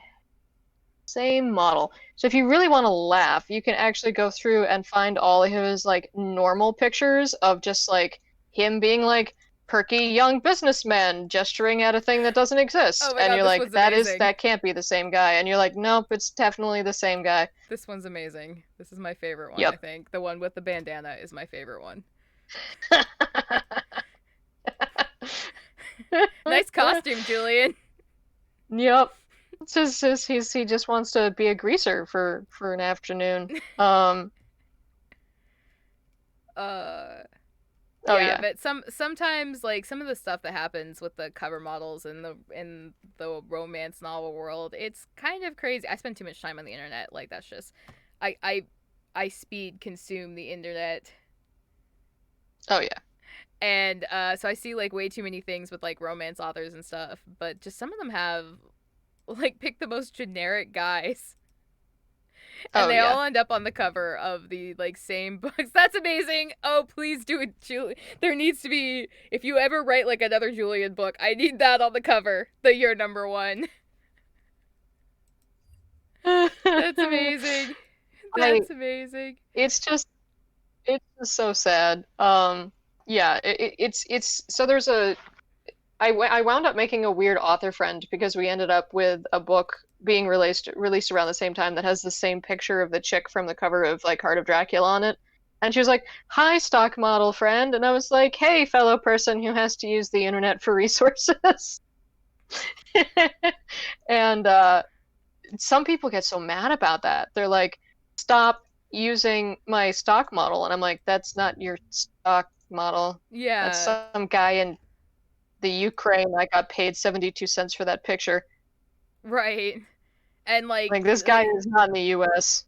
yeah, and it's like, yeah, that's how the internet works. That's how stock models work in general. I mean, that one author I mentioned though that had the problem with the stalking model, she had another problem where like she got popular enough that it was actually causing issues that this particular like tattooed guy was ending up on like all these other books.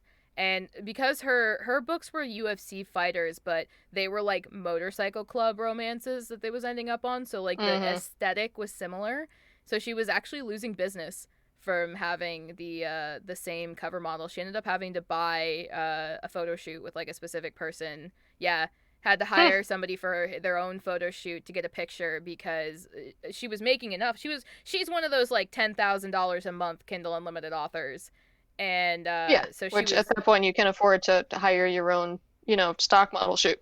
yeah, well, and especially too when you're losing, if you're losing that much money, and apparently it was enough that to make it worth the return on it, the ROI was worth it to get their own Yeah, cover model. But yeah, like that costs money. Like if you're lucky, you have a hot friend or two, and like you know how to use a camera, or you know right. somebody, but like you're just gonna see the same. And to be fair, like it can be hard to find like really great, especially so unlike with illustration, I can find a photo and illustrate around it and make that person do whatever I want them to do. Mm-hmm. But with a photo, you're really stuck with whatever's happening. There's work you can do, but you're really stuck with whatever's happening in the photo.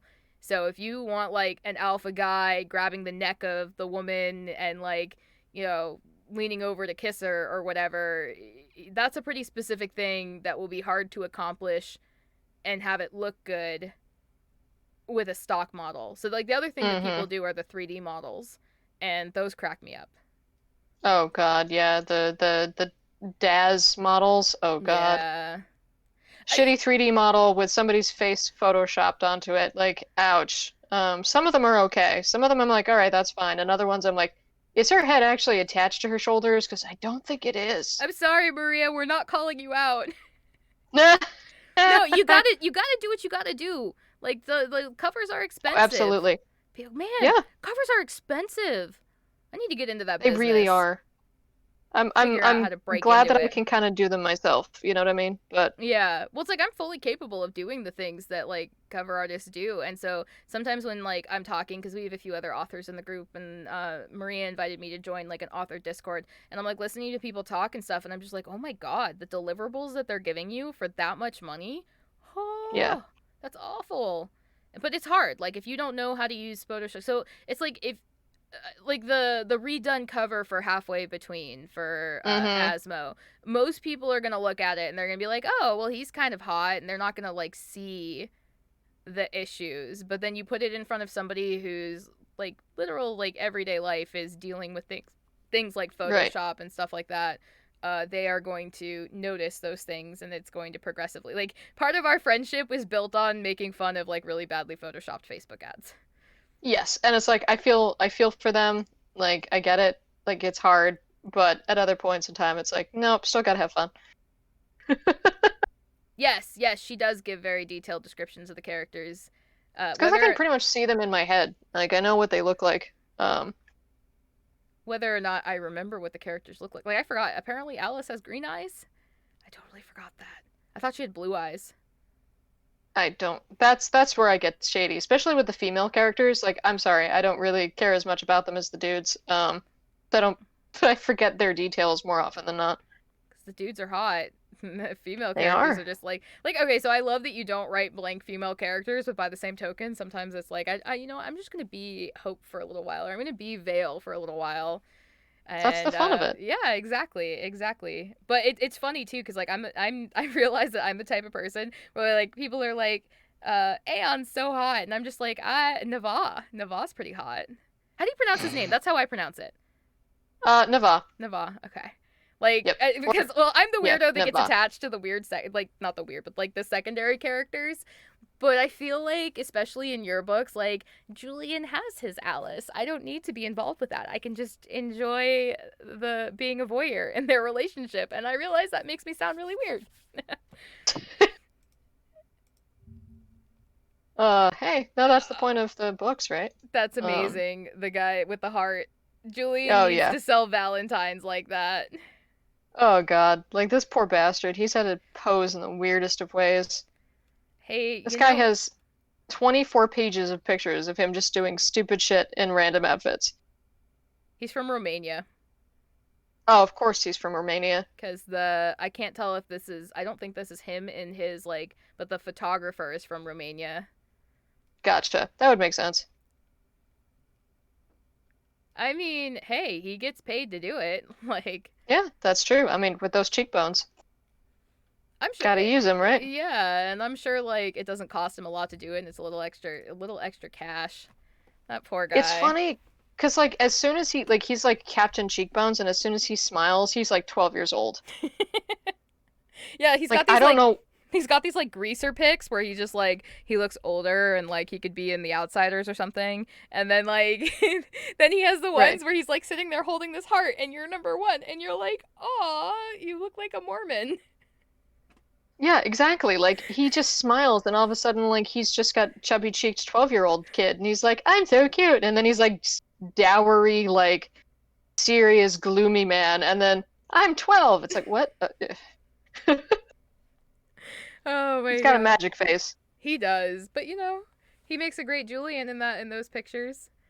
He really does. And I had plenty of shots to pick from with him. So And it worked out. It looks good. Covers are hard though, especially yeah, because they like are. you're Here's covering up. You have to cover up a chunk of the cover with the words. hmm He can play his own grandson. I mean, that's sort of what Julian does, anyways. Exactly. That's the cover. That's the picture you used That's for book two. Ghosts and Liars. Yeah, yeah. Yep. He's just he's so funny. They're so dark. They lighten up really well though. Like all the data is in those shots, even though he's like black on a black background. So I could really get in there and like pull out a lot of the details. They're very high quality shots. Yeah, I can tell At even least. from the preview image on Shutterstock that like you can clearly see the Hmm lighting. The photographer knows what they're doing. That's for sure. Yeah. Oh And yeah. and I mean he knows what he's doing too. That's a great pose. Like it's not so if you've never worked in like photography or anything, it can be hard. It can be hard to get people into like really good poses and take really great hmm pictures. Like there's this guy who does these cool videos where he like finds people. He did one with this woman that is like totally a Cora like person. She's a contortionist, and but she goes into like crazy situations and does contorting things. And he did like Huh. photography with her, and he did one with like these gymnasts underwater. And you can hear him when he's like, because they film him doing it, and he's like, "Please don't be blurry. Please don't be blurry. Please don't be blurry." Like that is Oh. something that like fully professional photographers will say. Please don't be blurry. Please don't be blurry. Oh yeah, because especially underwater gymnasts, you're like, oh God, this is gonna suck to get another shot. Right? Or just like the contortionist woman, like she did one of the shots that he got of her. She was literally holding her entire body up with her just her mouth, like her teeth were clamped around something. I think she's one of the ones that like does like she can shoot an arrow with her bow and Oh, arrow with her nice. feet. And so she was like contorted, and she's got her mouth clamped around this thing that's like so her entire she's supporting her entire body on her mouth, which is insane. And like Ouch. yeah, and it's like that's one of the ones where you're just like, I get like one shot at this. Please don't be blurry. Please don't be blurry.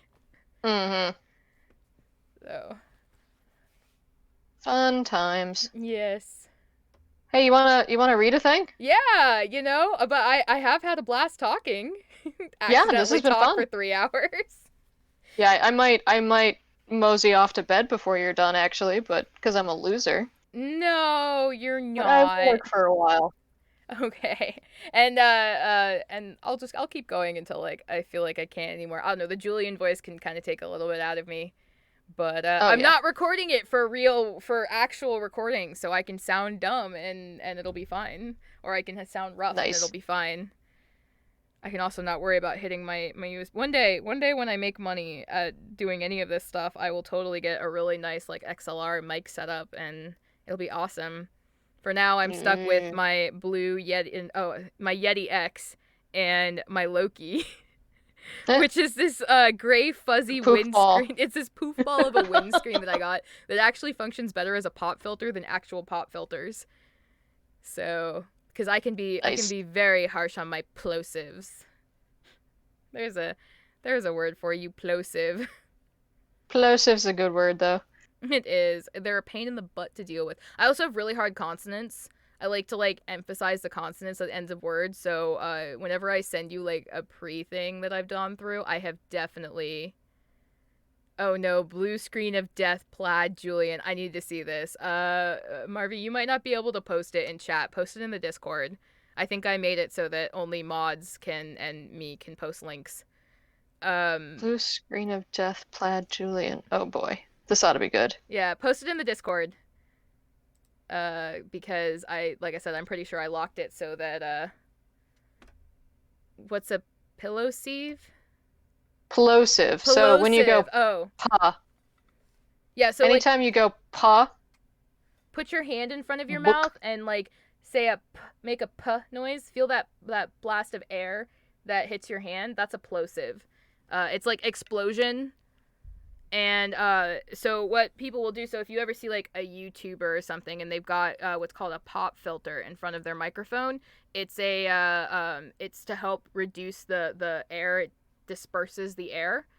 I have really hard plosives, So I have this very fuzzy. It looks like a pom pom, like you put on a beanie or something. And then the Discord told me to call it Loki. It's gray and black and fuzzy, and it's a windscreen. It's what you would use on a microphone when you're outside. And so I have that. Oh God, I'm posting the link for this one. It's great. I I love got it. him. I got it. Nice. Young casual fashion man presenting news. uh, so like one of the things, if you like ever want to get into like recording or anything, there's a few things you can do to mitigate plosives. First of all, you can just not have them or not have them as bad. So don't be me. You can do pop filters, windscreens, and then the other thing you can do is just offset your mic a little bit away from your mouth. Like don't put it right in front of your mouth. Like offset either your head or your microphone from your mouth, and then the air goes in a different direction than like into the microphone. But if you do audio recordings, you can clearly tell where plosives are. Like I can spot a plosive now in Audacity from like a mile away. Mm-hmm. And then my other problem is I do really hard consonants at the ends of words. So like there's a phrase here just in front of me. It was by design, and the design worked. I emphasize the d at the end of worked. Mm-hmm. And so I have to go back in and edit that, otherwise it's like really obvious that I'm doing it, and it kind of sounds awful, but it's just how I don't know, it's the only way I can get the words emphasized out, because it turns out reading is hard. Reading is hard. Painstakingly. Stanking. I'm gonna do it now. I'm gonna say painstakingly now. And you put sheepishly in here quite a few times. Let me tell you, sheepishly very quickly becomes like as like a slurred word. Like I sit there sorry, like not sorry. I've been doing this as like a total amateur, like wondering what like professional narrators think of this. They're sitting here like cursing authors for using certain words. Oh yeah. Oh yeah. I'm sure. Like, especially like if there's anything that's like super awkward to read, you know. Can I Good tell times. them about Give Me the Boobies?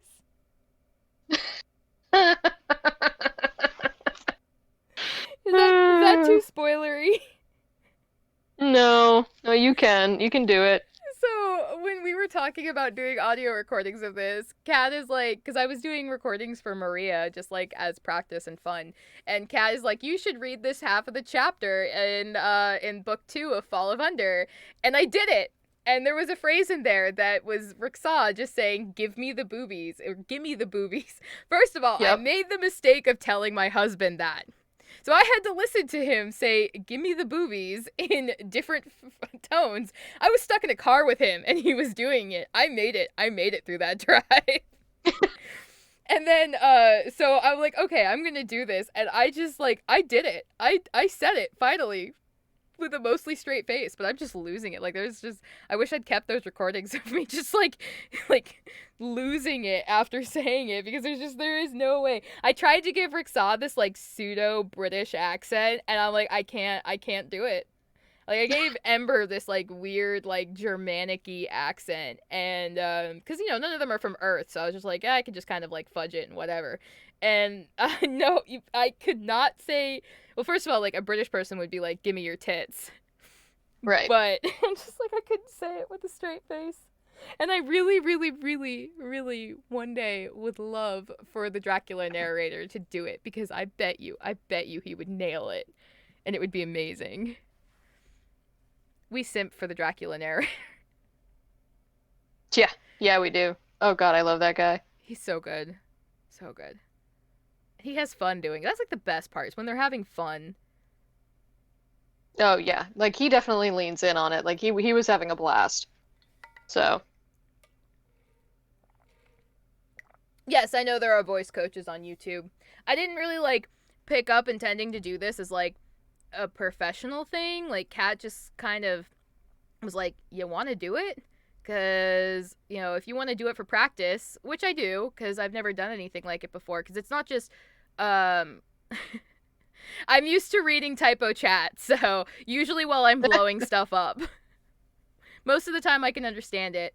oh yeah. So, because like okay, so there's a huge learning process here. There's learning how to talk into the mic. There's learning how to like pitch your voice and say words. There's learning to read slowly. That's probably the hardest part, is like reading slowly.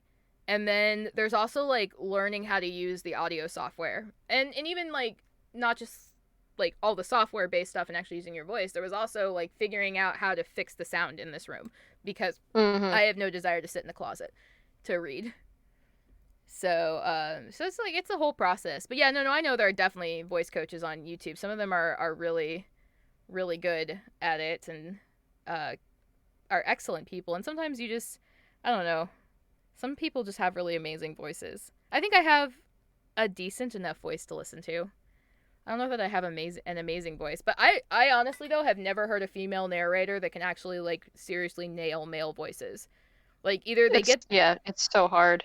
they either get the pitch kind of right, like the pitch somewhat believable, and then they can't act the line, or they're like me where they can like act the line a little better, but they don't get the pitch very well. Like one of my problems with the first Masks of Under audiobook was just Aeon sounded like, I don't know if it was just because Audacity, yeah, I'm Mm-hmm. using Audacity. Audacity is the best freeware voice or recording software there is. There's just, Yep. if you don't have, and in fact a lot of people who do it professionally use Audacity because it's that good.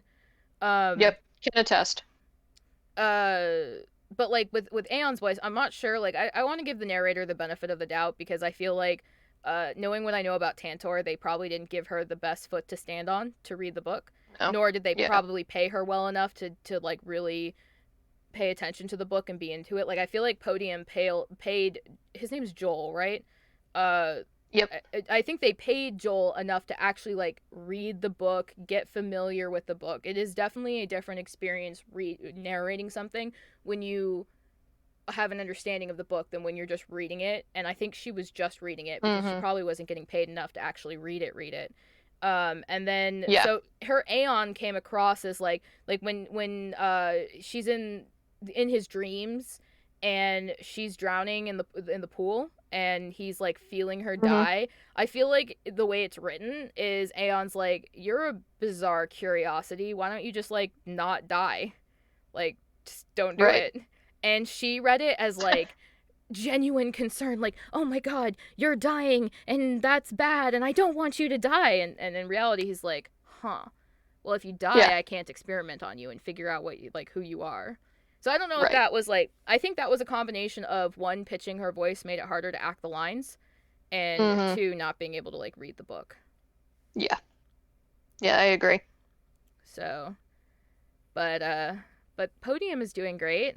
I haven't listened through Yeah, Harrow Fair yet. I say Harrow, it's good. It's but good. Her Simon is actually pretty damn good. I And I I I can. found all of the typos in the book because of her. Because I'm like, ow, really? You couldn't have just fixed that when okay. So like okay, so for me reading it, and I probably should just like talk to you more about it. There is one typo that I definitely left in the book, and part of that is because like I'll fully admit. So I alpha read Kat's chapters. I get them like as she writes them, and I always tell her I'm reading for content. I am not a like grammar person. I'll catch some of your typos, like really obvious ones, but I'm not a grammar person. So sometimes I'm reading, like I'll be reading through Julian and I'll be like, something will clearly be wrong. And then sometimes I'm just like, I'm not sure if you intended that or not.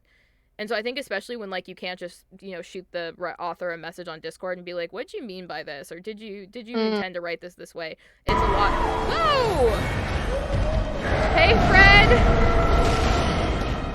aw, Thank you for the subscription!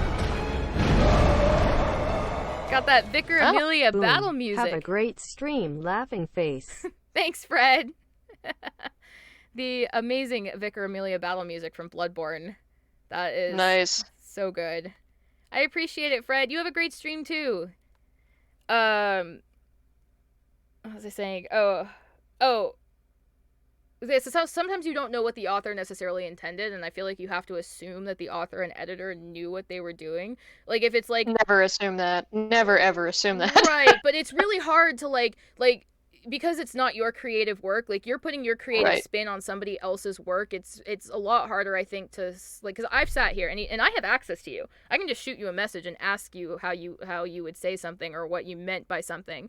And it's Mm-hmm. harder when the narrator doesn't have access to the author, I think, because you there's Right. only so much creative interpretation. Like if it's, I think if it's clearly 100% wrong, that it was like they flipped a pronoun or something, that they should Yeah. probably just go ahead and fix that. But I I do feel, that all the time. I have such a pronoun flipping issue. but I feel like in most cases the narrator kind of has to go on um what is on the page and try to determine what was meant and stick with that. Like there's a point where I think you like used a plural when you didn't intend to, and I read it that way, and I may Mm-hmm. have to go back and reread it and fix it because I was like, I'm not sure. I'm also not a grammar person, so I wasn't sure if I Right. was wrong about the grammar. So that's like, I think that's another reason why like narrators might not fix it, is because we might Yeah. not be grammar people. Like it sounds wrong in our heads, but what do I necessarily know? Right. So And it's also not their job to fix issues like that. You know what I mean? yeah, for sure. And So. yes, well, all of the copy editing stuff that all the fans like, one of the cool things about your group, and I don't know how many authors are like that because I'm not like that close to some authors, or to any other authors, but like it's really cool that you've kind of curated this group of people that are able to like give you critique, like you trust them enough to give them critique. Uh, And crowdsourcing typo hunting, which is just yes, phenomenal. yes, Because even if I paid a proofer, they miss stuff because it's one person. So if I can get 10 proofers to read it, then I get 10 times the typos.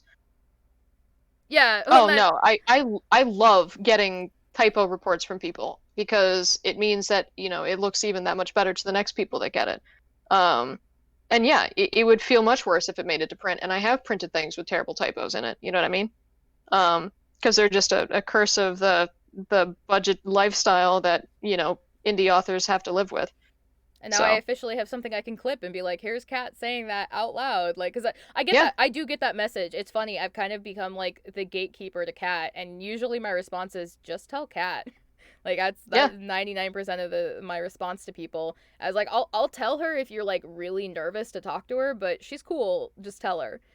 yeah. Um, No, I love getting told typos exist because then I can fix them. Because I don't see them anymore. I wrote them. I know what it was supposed to say. So I can read a sentence 15 times and not read the typo because I know what it was supposed to be like. So a yeah. lot of times I'm incapable of catching them. Yeah, for sure. Marvy's right too. Mainstream books get published with typos all the time as well because there's Absolutely. only, it costs money. I don't know like what the exact cost is, but I assume Lori like charges per word on Yeah. editing, which means that the And so long, do, yep. so do most, I'm assuming most editors charge that way. They charge on a per word basis, which means like the longer the books are, first of all, the more it's going to cost you to get it edited, which makes it harder. And then second of all, like they're one person as well and they're going to miss Mm-hmm. things. Like as long, Mm-hmm. the important thing is that she catches the big things, but she might also not notice. Right. Because yeah, Yes. like, Yeah, I always say my response 99.9% of the time is just tell Kat, just shoot her a message because like, and I do offer because I know you want to like, sometimes I'll offer to bridge the gap. Like I'll tell Kat for you, but you know, she's super nice. She's not going to be mean to you or anything. Like yeah, I love to talk to people. Sometimes I'm busy and I just don't have time, but I love to I try to respond to all the messages and emails I get. But yeah, like I read things, the alpha readers read things, then Kristen reads it, and the beta reads it, and then it goes to the editor, and then it goes to you guys to the Discord for proofing, and typos still make it through. That's how sneaky they are. oh, for sure, for sure.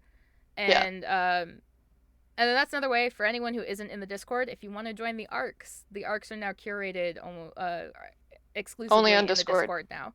They're Yep. not offered anywhere else.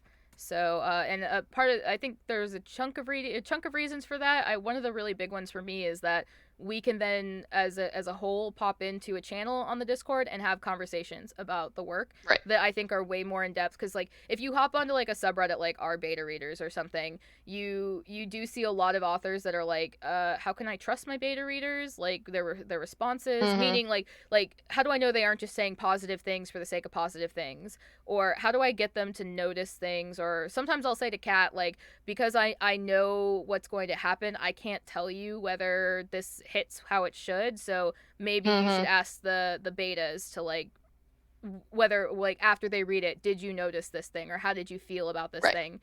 And that's kind of what the discussions do. Kat doesn't have to ask those questions because we start having discussions about what happened in the book, and so you really get a chance to like see what like if whether you're what you wrote.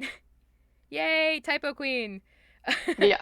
like I was gonna say like a size queen, but hotter because catching the typos is even better. Haha. Yeah, Yeah, like, and I love the opinions. Like I love hearing people talk about what I've written and react to it, and that gives me life.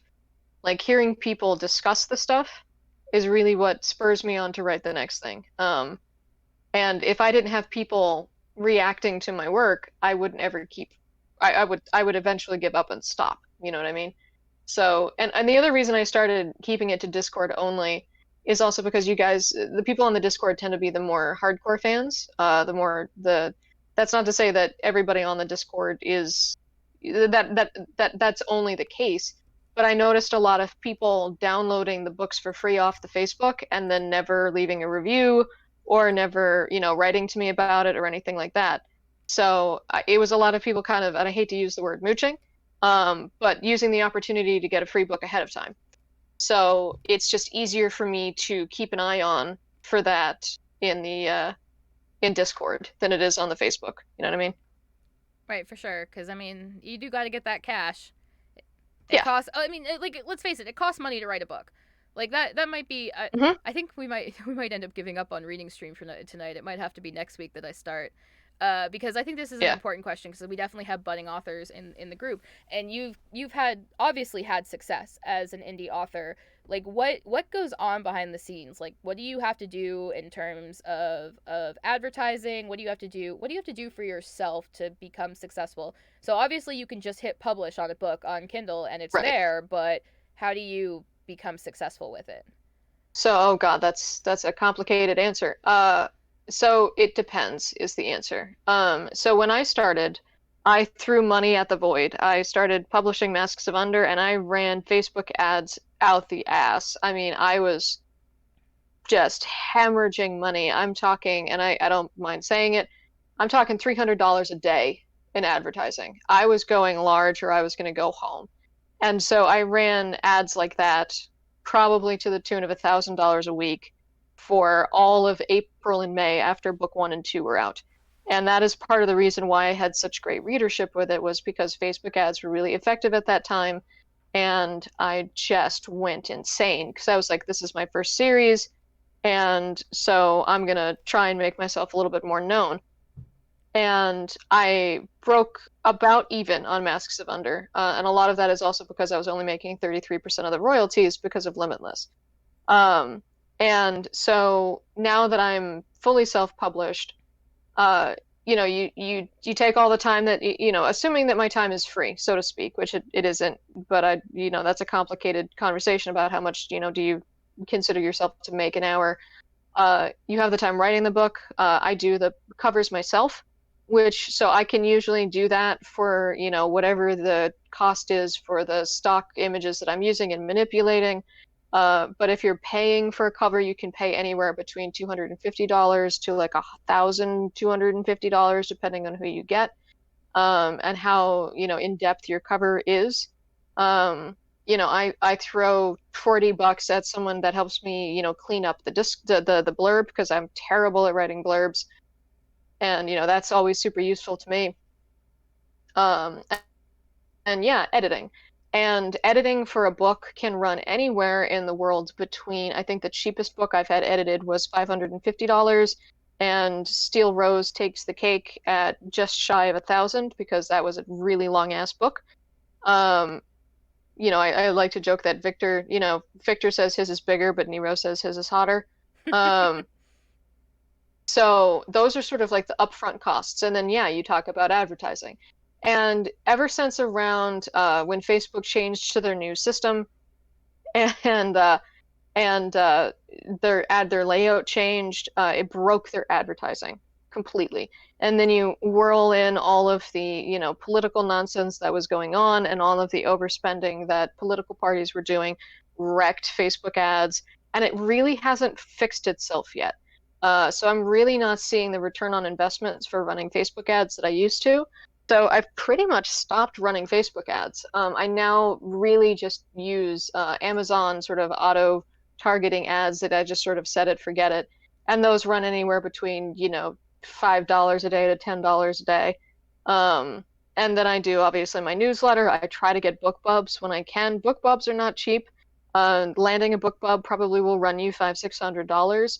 You will make your money back in spades, so it is definitely a worthwhile investment, but they are incredibly difficult to get. Yeah, how many times have they rejected the contortionist? All of the time. So it's probably about 25 rejections now.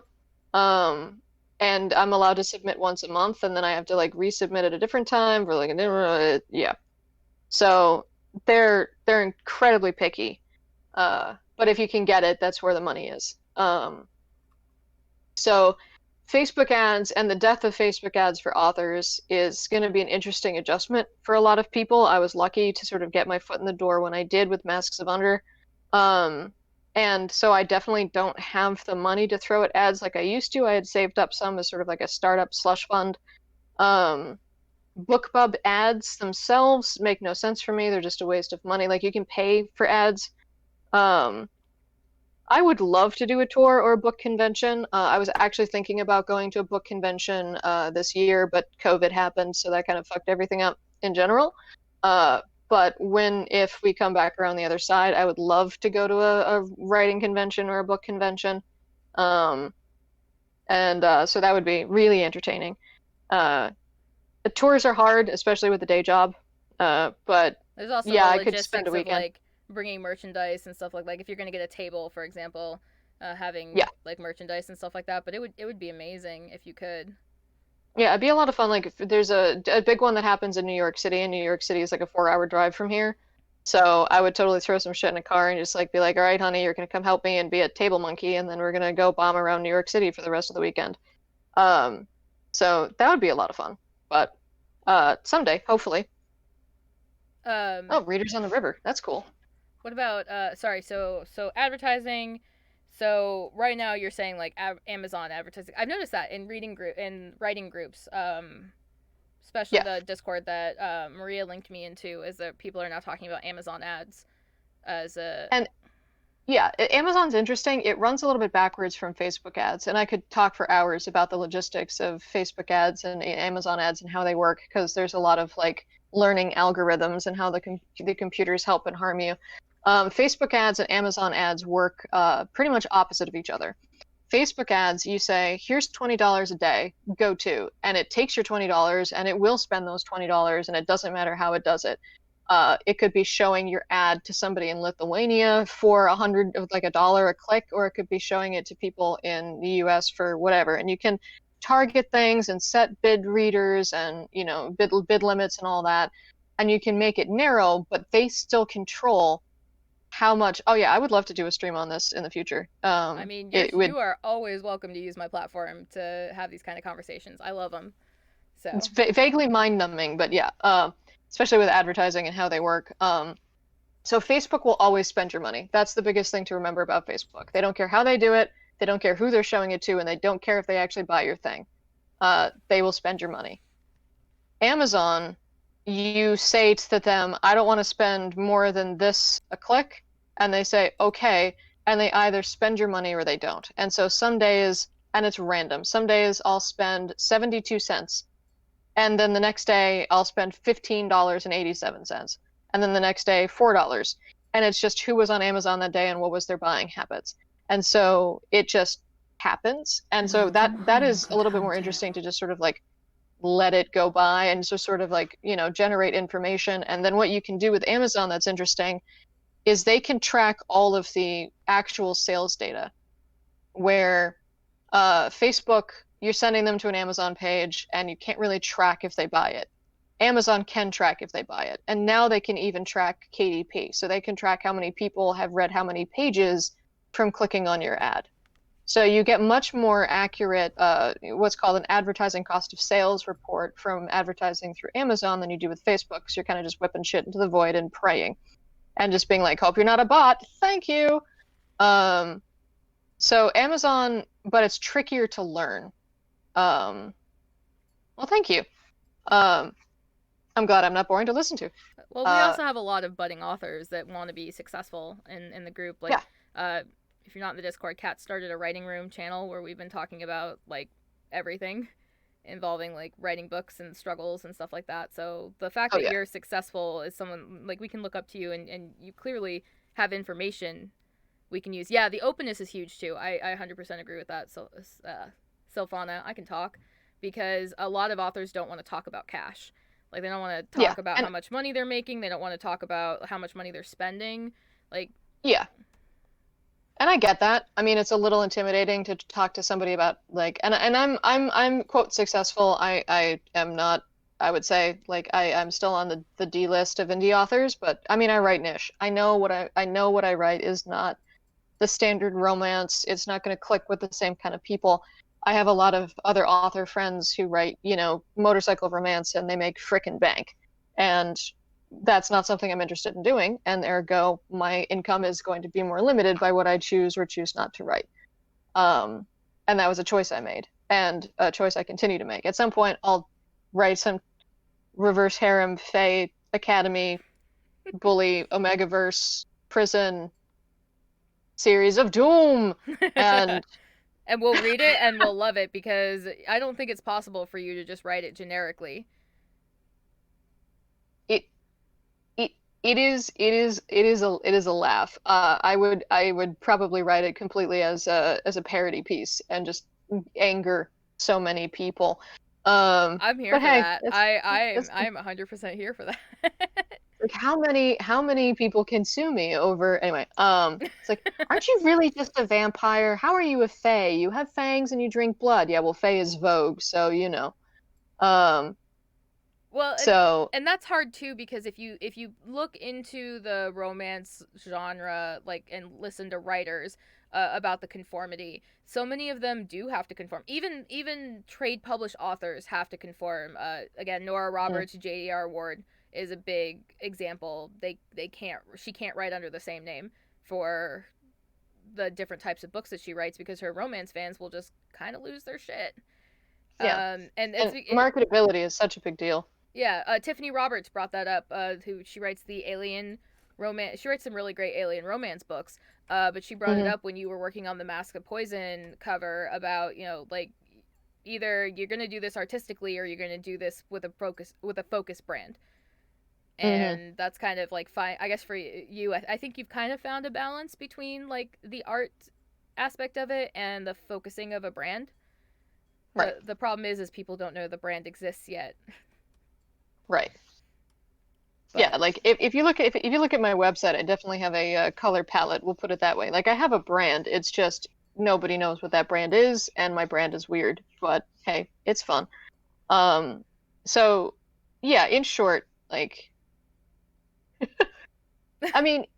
Well, the problem. So what we're joking about is that there was definitely a year in Kindle Unlimited where every paranormal creature, it didn't matter if they were a werewolf or a vampire, they were somehow a fae. It all came back to because fae was vogue because of Sarah J. Maas, and yeah. So it was kind of a catch-all for all paranormal romance. And yeah. But it wasn't focused. They have wings, and they're just sort of angels, but not. And it's like, oh, for the love of. And it wasn't focused, was the thing. It was just kind of a catch-all so that you could use the term fae in your blurb or your advertisement or something like that, and people would click because the keyword fae, right? And the keyword fae is in there, so they're going to click on it because they want to read fae, which is part of like yeah, well then that's what we're talking about branding too, in a sense, or conforming to the romance category. is that you sometimes you got to pick up on those keywords. For example, the beginning of 2020 was all about paranormal prison romances. Everybody was writing a paranormal prison romance, like, Yep. because a couple of big name top 100 authors did really well with it, and so that meant that you want to pick Choo up choo, on. motherfuckers. Right, exactly. Yep. Because the momentum is there. It means somebody's going to click on your story then. Now, the thing, I think, I don't know, I'd have to see like sales data, I guess, but I would question, if you're going to do that, what's the long-term use of it, like, of that story? So Paranormal Prison now goes out of vogue, 3 months later. How marketable now is your story versus something like Harrow Fair is, I think, a long-term marketable story. I think you'll be able to, in 6 months do a big ad campaign again on it, or however you may need to push your books at that point, and you'd be able to bring in a whole new audience. Right. And again, I don't write in popular tropes, which is both good and bad. So. But that's what we love about you. I always say that the Cardinal Wins fans are the hardest core fans, because they're the ones that, like, I think really see your writing for what it is, like, which is really great writing. And I think they're more challenging because they are very much not the tropes at all. Like, the very first book is a diesel punk book. Who writes diesel punk in romance? Nobody. Like, it's not nobody who wants to make money, and I can attest to that. Those poor Cardinal Wins books. They're so good, though. They just don't sell. I know, and it breaks my heart. It breaks my heart. Not even Hugo, and Hugo has his Hugo. Like that didn't even sell. The Cardinal Wins were fantastic. They are wonderful. I think a lot of the people that are in the chat, though, are definitely, like, the Cardinal Wins fans that I'm talking about. Oh, yeah. Which is not to discount your other fans at all. Like, you like what you like, and you don't like what you don't like, and that's how it is. Mm-hmm. If you don't like clowns, Harrow Fair is going to be a hard one for you, because there is the clown motif of it. If you're not interested in shifter stuff, maybe Hugo isn't the book for you, and that's how it goes. Yep. Kitty Lizard Island. Oh my god. That's amazing.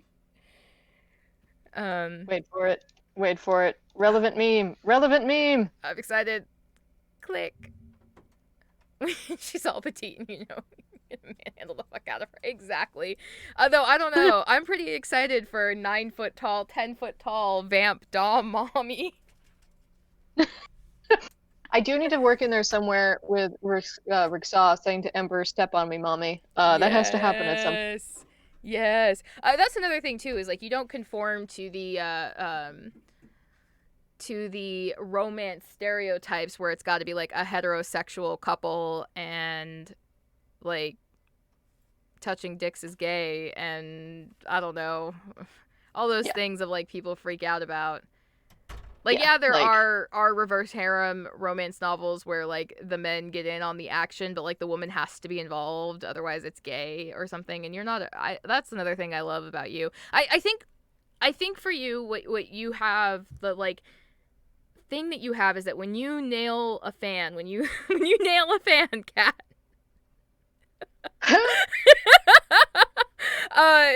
they're stuck with you forever.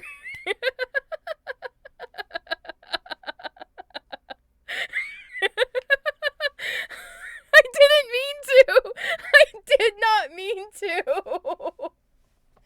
I'm so glad I'm on headset. This is what I'm like. I'm sorry. This is what I'm like. I apologize. I'm like this. I'm sorry. I can't control it. No, but when you get a fan, like, with your stories, your stories are so memorable. I can't tell you, like, there have absolutely been times where we've had, like, rec threads, and I'm just like, I went back through my Kindle Unlimited. You know what my mind is like, Balthus. You know what my mind is like, and I do not listen to myself speak because it ruins the illusion. But, like, and now you made me lose. I've lost my train of thought. But no, I'll go through and I'll check my Kindle Unlimited, and I'm like, oh, apparently I read that book, or apparently I've read that author before. I genuinely don't remember it. But your characters are really memorable. So They're fun. they're wonderful characters. You And, just and I, throw I'm them in not boxes afraid and to make characters be who they want to be. Like if a character wants to be bisexual, they're bisexual. If a character wants to be gender fluid, they're gender fluid. If they're poly, they're poly because the characters, again, I create characters, not plots. And so I don't try to shoehorn characters into stories. I let the stories fit the characters. And if a character demands to be a certain way, I just let them fly their little freak flag and do their thing. Um, we love it when they fly their so little freak flags. It means Simon gets topped. yeah, that was a total surprise. I was like, well, okay. And he was like, well, okay. And I'm sitting here like, Void Cora, if you ever need to leave Simon, I'm here for you. Simon was seriously the best. Like he was just so much fun to write. He was so unpredictable. He would just randomly show up and shoot people. That's his thing. And Listen, you guys are all yet, taking too long, and you're taking all the attention away from me, so I'm just gonna shoot you now. Okay, thanks, bye. yeah, yep. Basically, bored now, blam.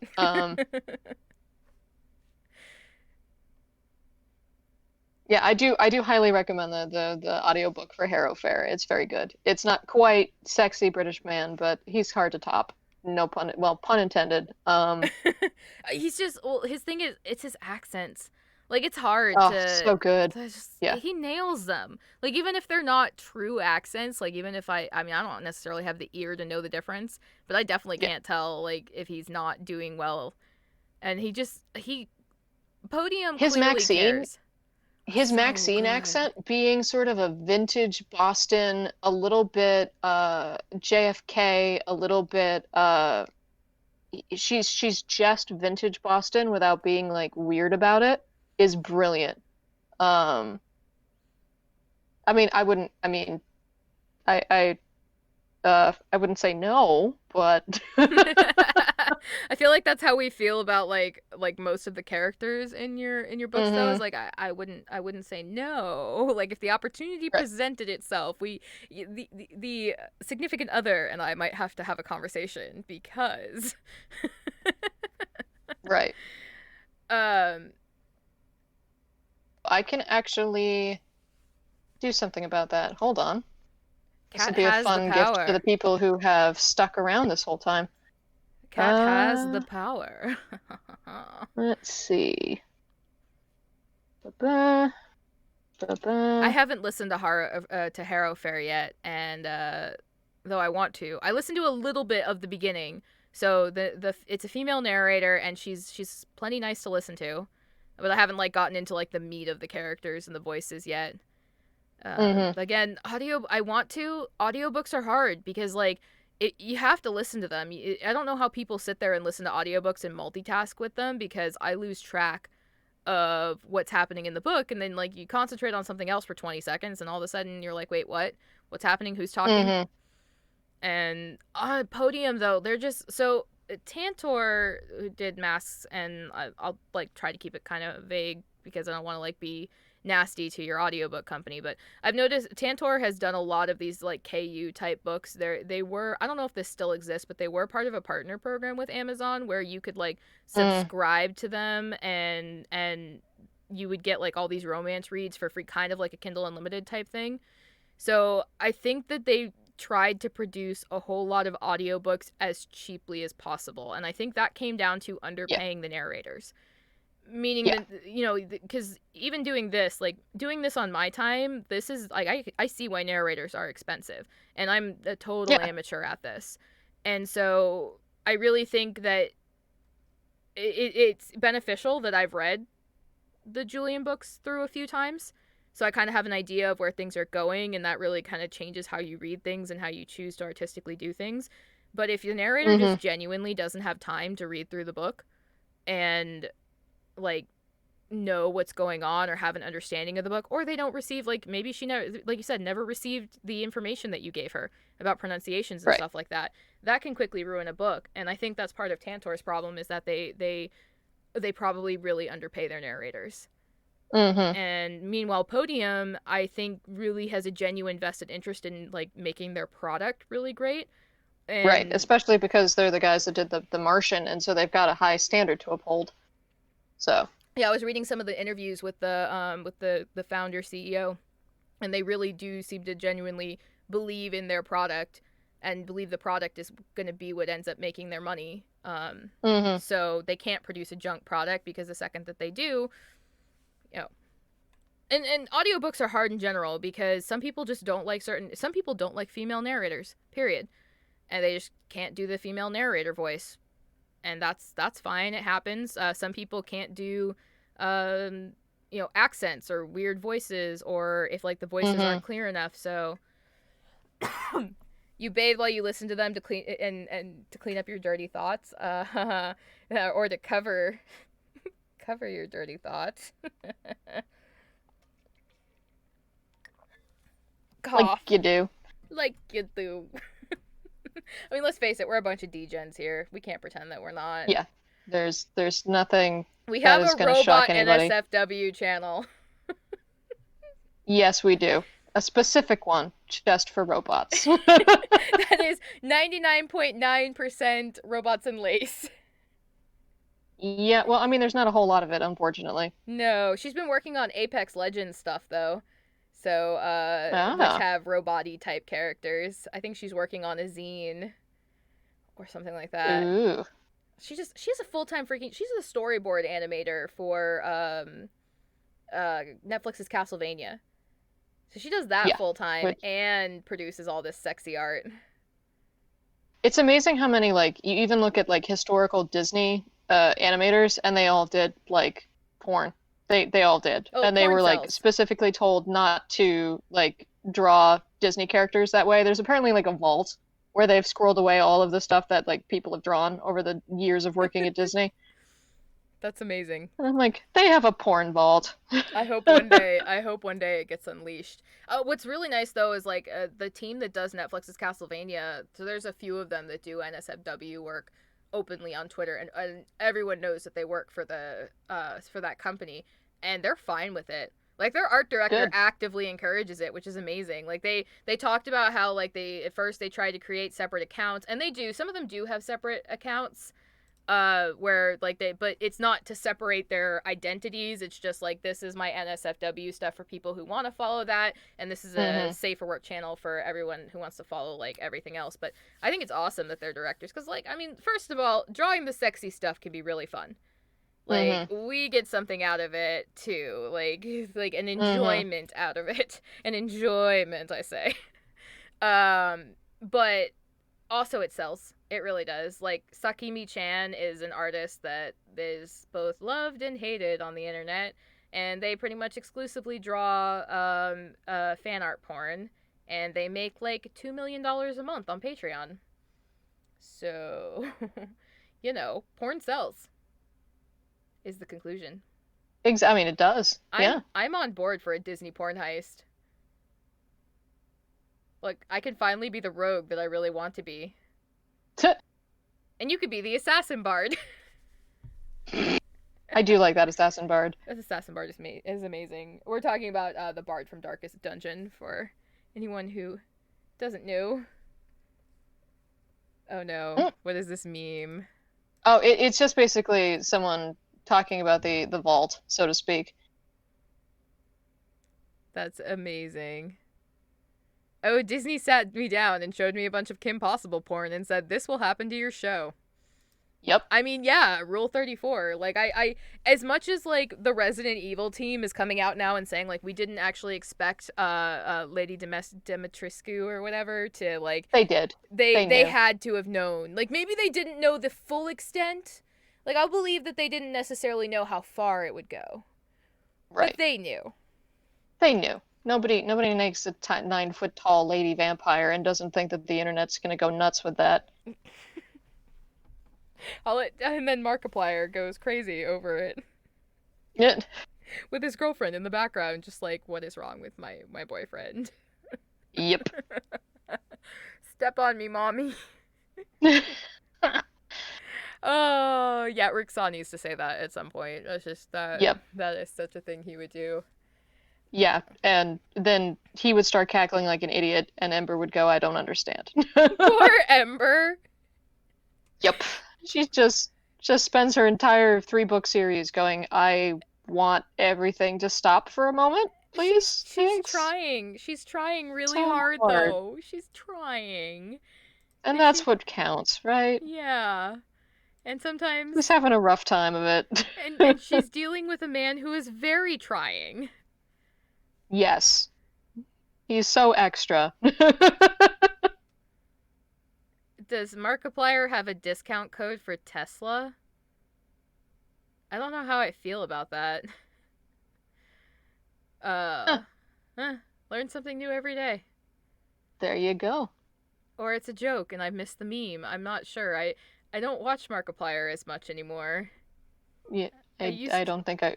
Oh, what's going on? I don't I've got a weird spinny disky thing Oh no. as a stream. That's not good. Oh, and we're back. Not sure what happened there.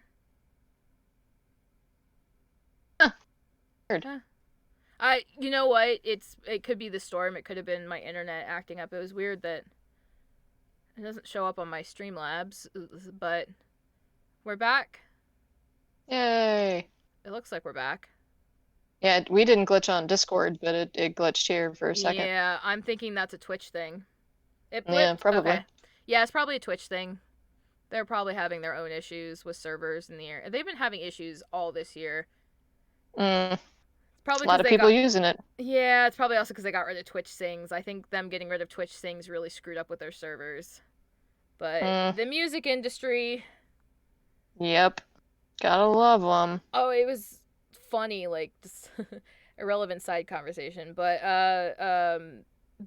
like as things like Fallout Boy and Panic at the Disco were being pulled off of Twitch Sings, like all of Billie Eilish's albums were being uploaded onto Twitch Sings.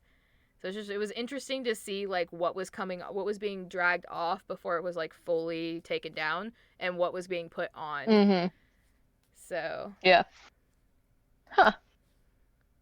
interesting. If I mean, it's different people have different opinions about uses of their work. You know what I mean? Like I actively encourage fan fiction, and some people despise it. You know what I mean? yeah, well, and I know some creators too, like they like fan fiction, but they specifically say that they're gonna disconnect from it because so this happened with the Magnus Archives. Of course, as it got Mm-hmm. popular, people started writing fan fiction, and the creator Johnny Sims had to say like, I have to make a blatant statement that I'm never gonna read any of your fan fiction because he didn't want it. He didn't want people coming back and like saying, "Oh, you stole that from a fan fiction creator."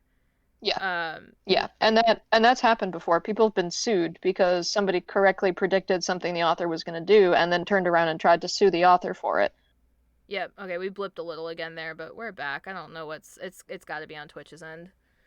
Mm, But yeah, no, and that's hard too because especially when you're writing like a mystery or a thriller or something like that where there's that level of prediction. So at least on like the bright side for most of your fan creations, it's going to be people like, putting the characters in sexy scenes or whatever, just like writing little right. fluff about them. It's not necessarily like your stories they come out because you write them all at once. This is interesting, and I'm sure most of you guys know this, but Kat tends to write all of her books before she publishes them. So like if it's a 5-book series, you either write them all or get them all almost done before you publish the first one.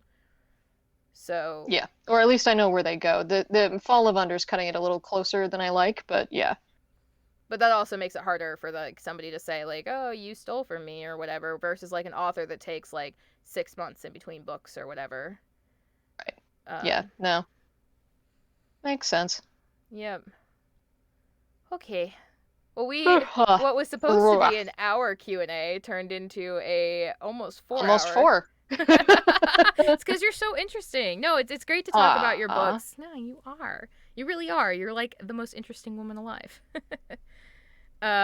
But Aw. it's great to talk about your books. I mean, people have questions, and also like you may not be a like $10,000 a month Kindle author. But I think you're successful. You have an active fan group. You have people that will always like buy your books, and I think breaking even and making a profit on your books is also a sign of success. Like even if Yeah. it's just I like mean, I'm definitely not going to look down my nose at the success that I've had and the awesome people I've met. So, Yeah, I mean, like, and if nothing else, it's like it's one step on your way to like greater success. So you have a lot of Yeah. information. I think is good for budding authors. And Yeah, absolutely. And I love to help. And any of the lessons that I've paid to learn, I would love to save somebody else the time and money and misery of having to relearn. You know what I mean? which is why you're an awesome person, because there are definitely plenty of Aw. people that would be like, no, I got mine. So Yeah, yes. that's just mean, especially because fuck Facebook. So any money that I can pull out of their hands by sparing somebody else the pain, great. Right. Right. And you are the book queen. You are the one Aw. true goddess. I don't. Caleb started that, didn't he? Caleb Yeah, started it. I just kind of ran with it. it's just a little weird, but it's okay. It's okay. We're to be fair, we're all weird. That is true. I might need to retitle this video. Yeah, it isn't bedtime stories, not anymore. I don't know if Kat. I think you sound tired, like you're signing off. I'm good to go for a little bit longer. I could definitely get started reading this book if you guys want to hang out. I don't mind going late. Yeah. I don't have anywhere to be tomorrow. I'm gonna be stuck in my home, wondering if we're gonna have power or not.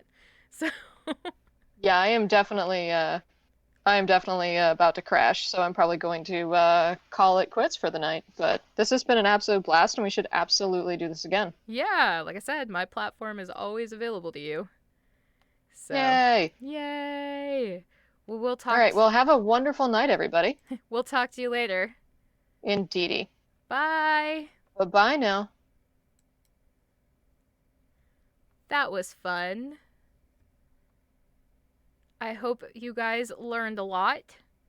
Yeah, I'm just kind of like rearranging my computer so that, and my like space so that it makes sense to me so that I can read. In Dallas, you're stuttered. Yeah, if you download the ERCOT ERCOT app, you can kind of keep track of what's happening in terms of the electrical grid. Yes, thank you, Kat. Thank you for hanging out with us. You can keep track of the electrical grid. They went into stage 1, like yellow conserve mode earlier today. I haven't looked at the app since we started talking, so I don't know if it's gotten bad again, but basically Texas is not prepared for the blackout or for the power demands. Yeah, we're still in conserve mode. We haven't actually hit emergency mode. There are currently 3,682 megawatts of reserve power available for Texas, the state.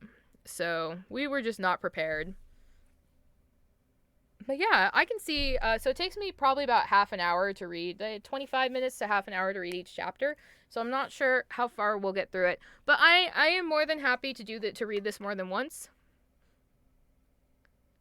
Oh, well, thank you so much. I know sometimes, like, when I get reading, people say that it helps them get to sleep. So that's also a compliment. And I'm glad I sound like an NPR radio host. I I used to hate my voice a lot. My voice got really weak for a period of time. I worked a job in a windowless room where I didn't talk to people, and my voice got super weak. So I'm glad that it is stronger and it sounds good. And I hope that I was able to like direct the conversation so that you could learn some things about Kat's world and her writing and how to write, because Kat has great information about writing. But yeah, so we can go ahead and get started with chapter 1 of Illusions of Grandeur. As soon as I get some water.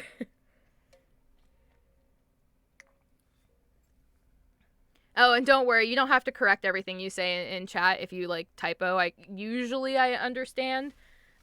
People typo all the time. And then usually I'm translating while playing a video game. So I might not see chat as much, but you guys are welcome to talk amongst yourselves. It's harder for me to keep track of chat while I'm reading. But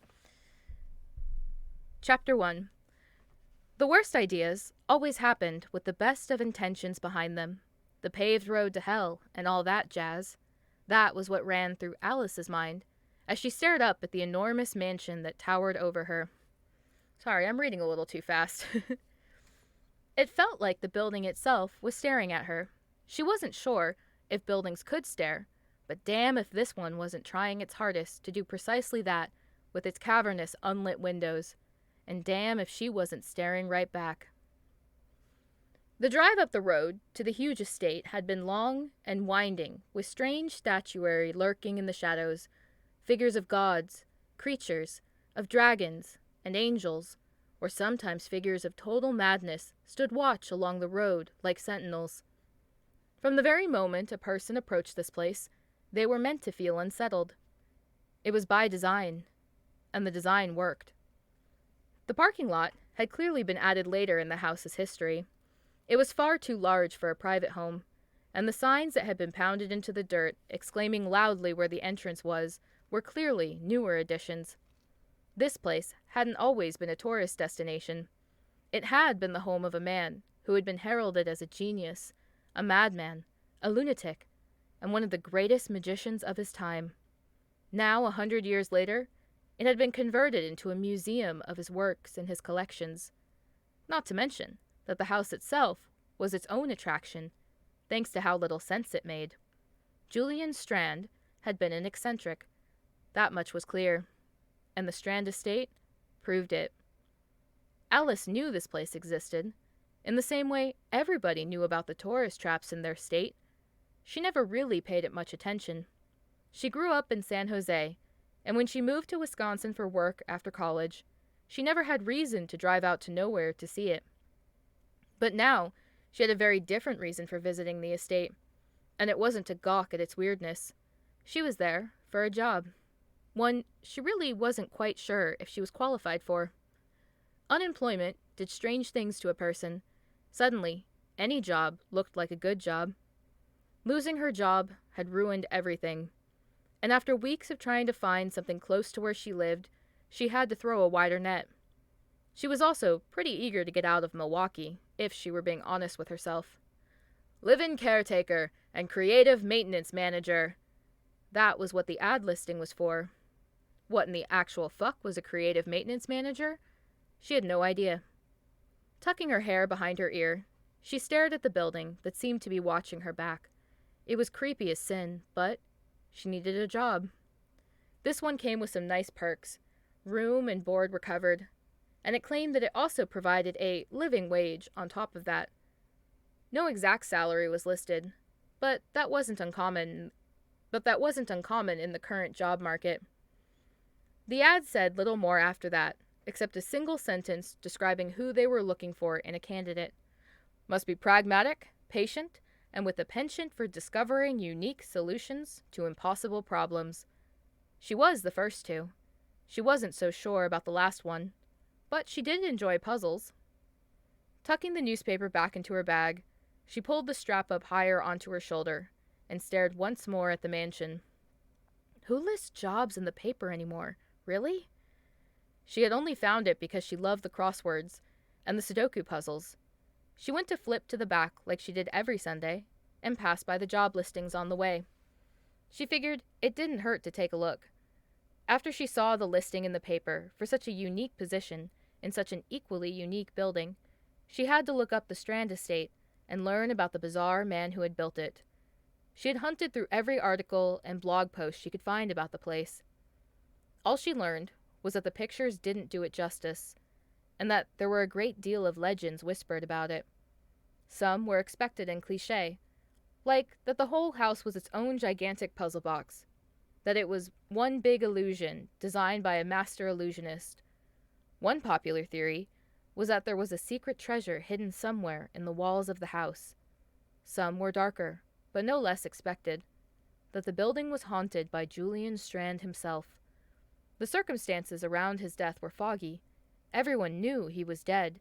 He'd be well over 150 years old at this point if he weren't, but no one knew when it happened, or where. There was no grave. There was only a newspaper article announcing his death as proof he had died. Problematically, it had been written by Julian Strande. 30 years after that, the museum opened in his name, run by his family.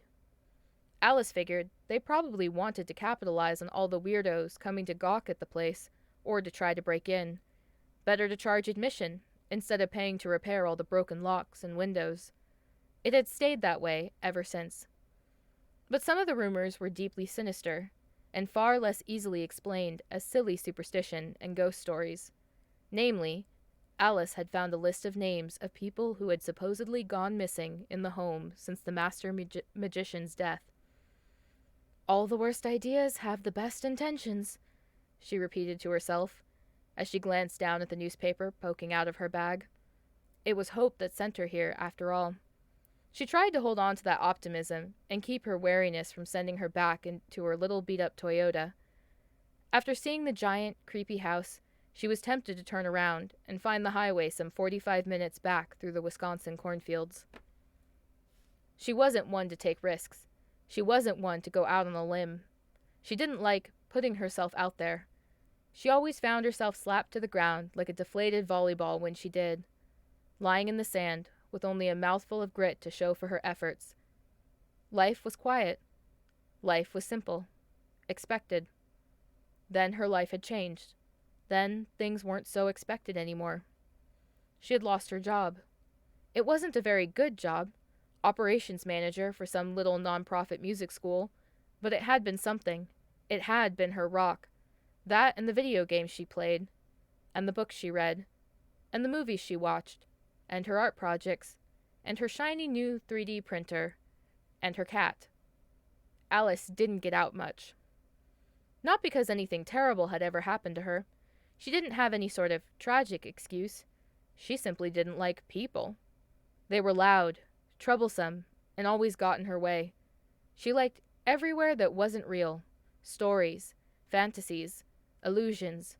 Anywhere she could lose herself, that was better than where she was. But necessity had driven her out of her safe routine and into the wild world of unemployment.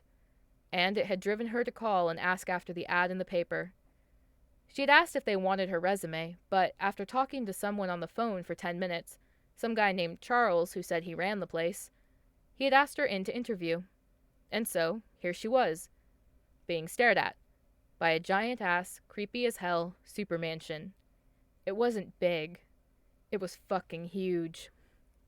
192 rooms, the internet site had boasted, most not connected to each other in any logical way. It had happily claimed that no map of the building had ever successfully been drawn. She shook her head. Bastards had never met AutoCAD or SketchUp, apparently. It was all marketing. It was all about making the sale, and less about what was behind the wrapper. And that was exactly what she was supposed to do right now. Market herself. She needed the job. She wasn't so sure she liked the idea of living in a gigantic, spooky-ass mansion, but it was better than the alternative, which was to beg her family to let her move in with them. She shuddered at the idea of having to move back in with her aunt and uncle who had raised her. Nice people, but she wanted to be independent. She was an adult. She wasn't a kid. Big, spooky-ass house or not. She took a breath, held it, and let it out in a rush. She tugged on her coat, smoothed her silk blouse, and rubbed her lips together to make sure her lipstick didn't feel too dry. It was only a job interview. Only a job interview. She kept repeating it to herself. She had done this 100 times already in the past 3 weeks. It was a simple, easy interview. In a late-period Victorian estate that was staring at her, like it wanted to eat her. Okay, I have to take some water because the Julian voice kind of does it, or is murder on my throat.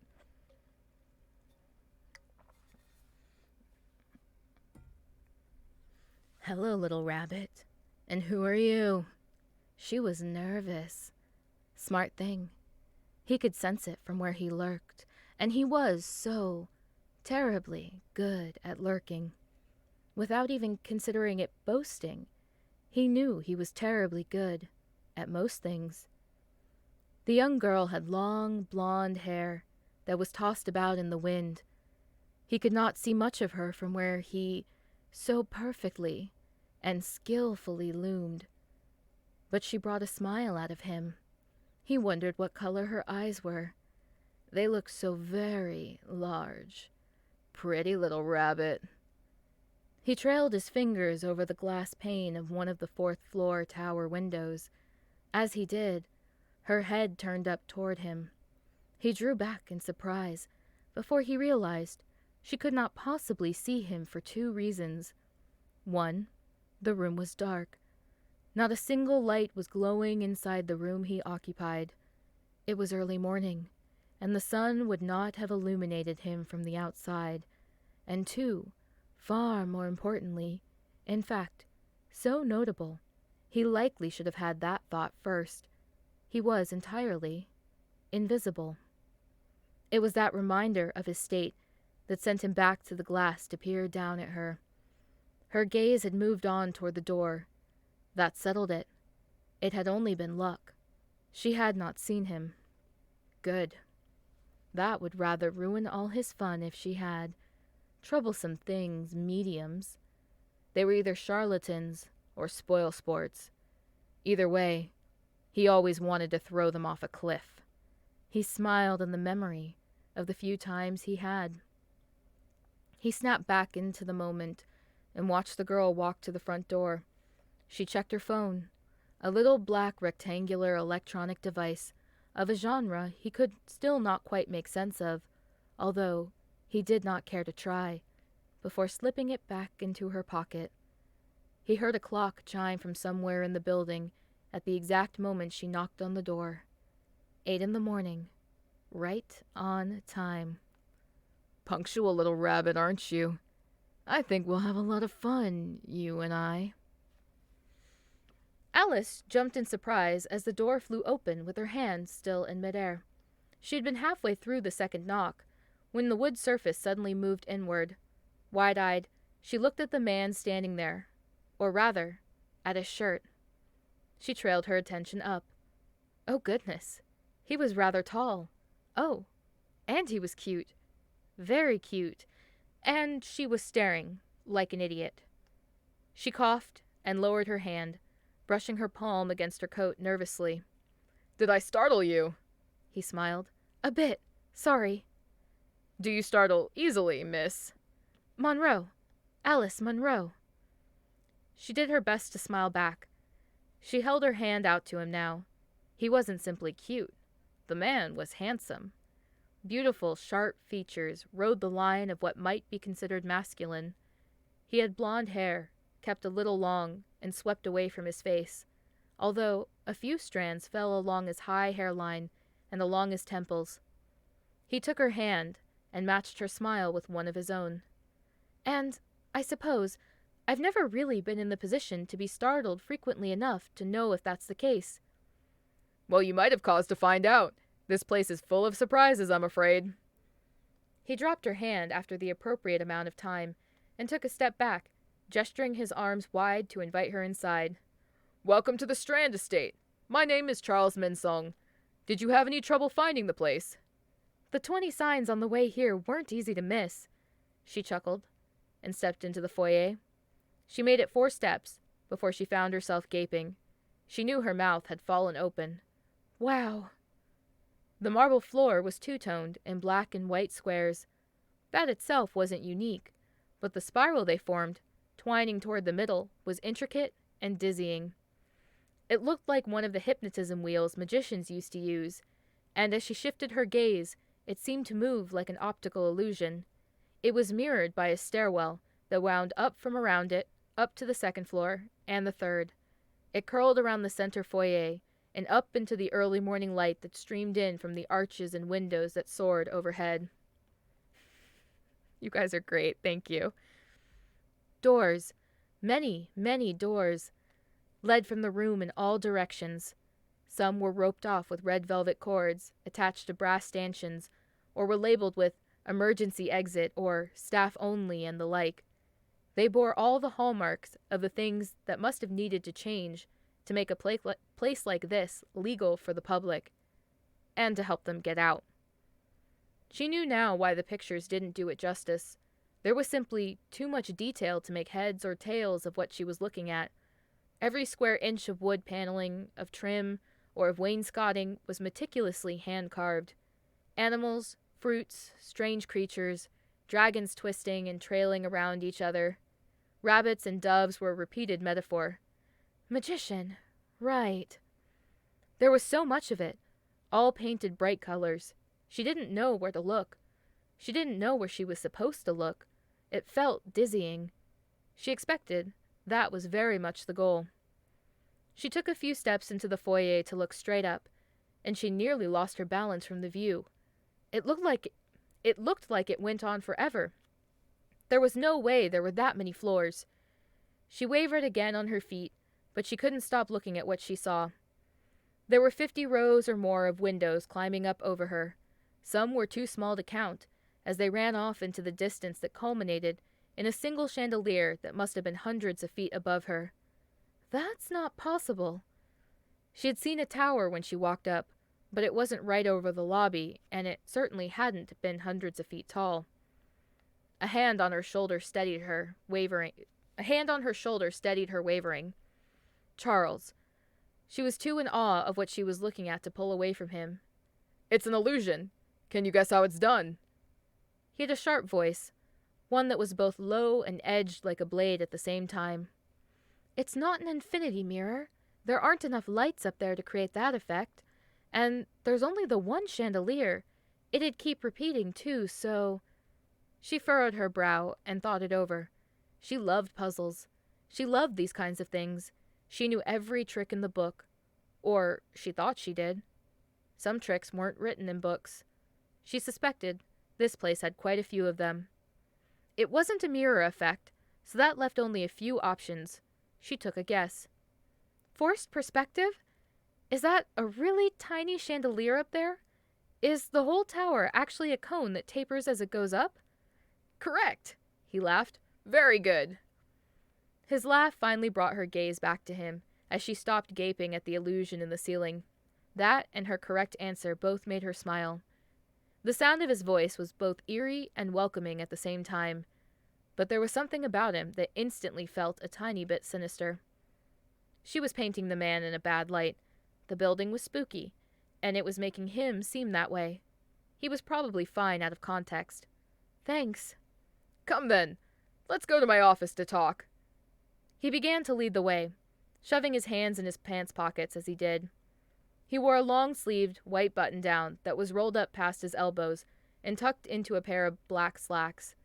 The top few buttons had been undone, she noticed. His shoes, while they were probably once shiny, looked a little neglected. It's a bit of a weird walk, I warn you. It's all right. I don't mind walking. Good, because if this works out, you'll put in your miles, that's for certain. He shot a grin at her over his shoulder. This place is a bit of a maze. I read as much. She found herself looking around her curiously as they walked. Every nook held something that she could stop to stare at for hours. A strange statue. A bunch of mandolins stacked together and stuffed into the wall, framed like they were a painting. She suspected they moved, judging by all the bits of strings and wires coming from them. She loved things like that. Animatronics were her passion, and it took the threat of ruining her interview to keep her from dropping everything she was doing and poking at them. 192 rooms, right? Mm-hmm. Not counting the basement, attic, crawl spaces, the carriage house, the greenhouse, the tower, the secret passageways. He gestured a hand lazily in the air, drawing circles with it as he listed off all the house omitted from the number.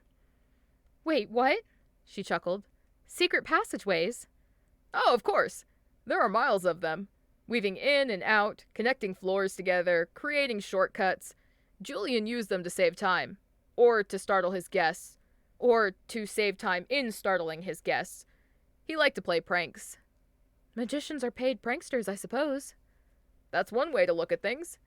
Do you much like magic, Miss Monroe? I love illusions. I love things that exist but shouldn't. Anything that can bring life to something inanimate. I think magicians do that with the tricks they use. They can turn anything into something special.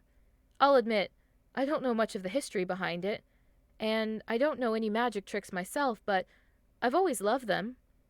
I hope a history degree in magic isn't required for the position. Hardly, he shrugged, or else nobody would apply.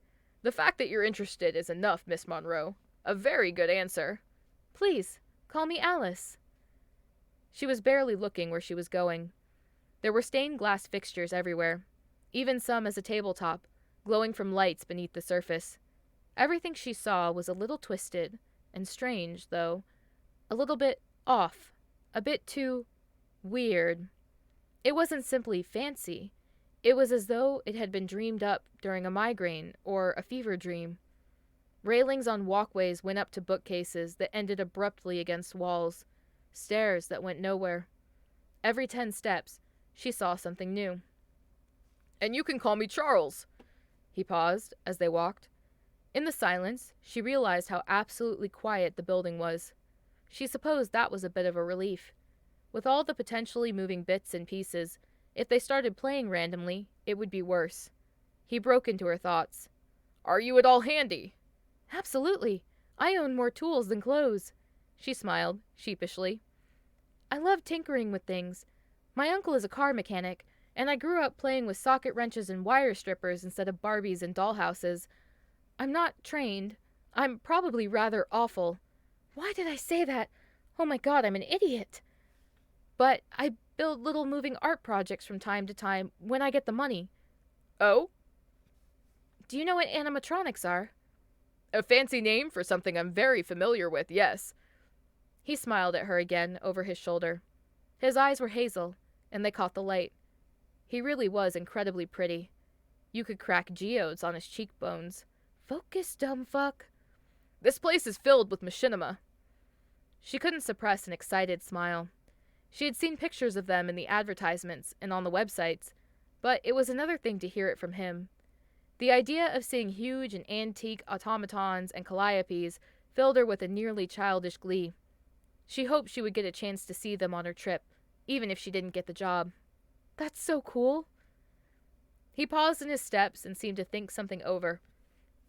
Letting out a hum, he changed directions and took a right down a corridor instead of continuing straight. "Detour. Let me show you one." Yes! She barely kept that inside. Barely. She followed close behind him, still beaming at the idea. It seemed that this was one of the rooms of collections she had read about. Julian Strande had collected stuff over his life. Not only magic tricks, but dolls and toys, and seemingly endless arrays of claptrap, mechanical contraptions, Nickelodeons, and coin-operated boardwalk attractions, glass bottles, medical equipment, advertisements. And now they were all on display in cases, or more creatively arranged in vignettes made to look like little homes cut inside of the walls. The detail was so overwhelming, she couldn't even see the parts of it. The whole of it became dizzying in its magnitude. Why he shoved it all in freaking Spring Green, Wisconsin was beyond her. It must take years to see everything. "It does. I've been here most of my life, and I still don't know as I could recognize it all. I'm sure there are some doors even I haven't gone through." How long have you worked here? "I was basically raised here. My mother's grandmother was Julian's baby sister. Great-grandma inherited the house when he died, and it's passed down to me. I own this place now." This must be a hell of a place to grow up. "It is, although I've never had a single nightmare in my life. I'm pretty sure they know not to bother trying. They couldn't hold a candle to this place. Here we are." He pushed open a door and walked into a large room. In front of her, on the other side of a railing, was a collection of instruments arranged like a small chamber ensemble. A piano, 2 cellos, a stand-up bass, a violin, and a harpsichord all sat arranged. No one else was there. Judging by all the wires and the posts holding up the stringed instruments, she knew what was about to happen. Charles walked over to the wall and, fishing a key out of his pocket, opened a small red box bolted there. It was a coin receptacle. The machines were coin-operated. Of course they are. This place has to make money to survive. He pushed a button on the box, and the room sprang to life. She couldn't help the smile that must have been plastered on her face. She moved to stand at the railing, watching in fascination and excitement as the instruments began to play themselves. It was a tango. The smaller instruments swayed side to side, meant to look like they were dancing on their actuators, as the bows were pulled back and forth by mechanical arms. Small pads, on what must have been pneumatic solenoid switches, pressed down on the strings in the right ways to play the correct notes. Well, mostly. They were more than a bit out of tune, and the violin needed new bowstrings desperately. "My last job was at a music school," she said to him absent-mindedly, not taking her eyes off the instruments. Something was wrong with the harpsichord. It seemed like it was missing every 4th or 5th note. She furrowed her brow and without thinking hopped the railing. Without even hesitating, She wove her way through the dancing instruments without even a glance back to Charles. It was broken, and she wanted to know why. Kneeling, she lay on her back to peer underneath the harpsichord. There was the problem. Several of the cables that pulled the mallets back to strike the keys had come off their hooks. Picking up one, she watched as the gears, or sheets, or whatever it was that was driving the song, tugged on the cable in her fingers, trying to pull on the notes. Good. It was only the connections that were the problem. Holding one up, it seemed like the cable had stretched a little and would easily slip back off if she replaced it. Digging through her bag, she found her Leatherman multi-tool. She flicked it open, and using the needle-nose pliers, loosened the collars on the cable, nudging them down a little lower, then clamped them back on. Waiting for the wire to go slack, she popped it back onto the hook. After repeating the process a few more times, the harpsichord was now happily playing all its notes. She watched it for a few seconds longer, with a proud and satisfied smile, before shuffling out from under the instrument to stand. She brushed herself off, grabbed her bag from the floor, and realized exactly what she had done. She had hopped the railing, like an asshole, and began fiddling with a priceless antique and, oh no. She really needed a job. She was really hoping this might be a new start for her. Way to go, Alice! Way to go, you useless stupid! Charles was leaning on the wall, one shoulder against the trim. His arms were folded across his chest, and he had one ankle crossed over the other. He was like a painting of a man, he was so handsome. He had no right being real. He was smiling at her. There was a strange, playful mischief in his eyes. At least he didn't look angry. She cleared her throat. I'm sorry, I get away from myself sometimes. I shouldn't have. You're hired, Alice. That's chapter 1. Aw, and thank you for the compliments, guys. I appreciate it.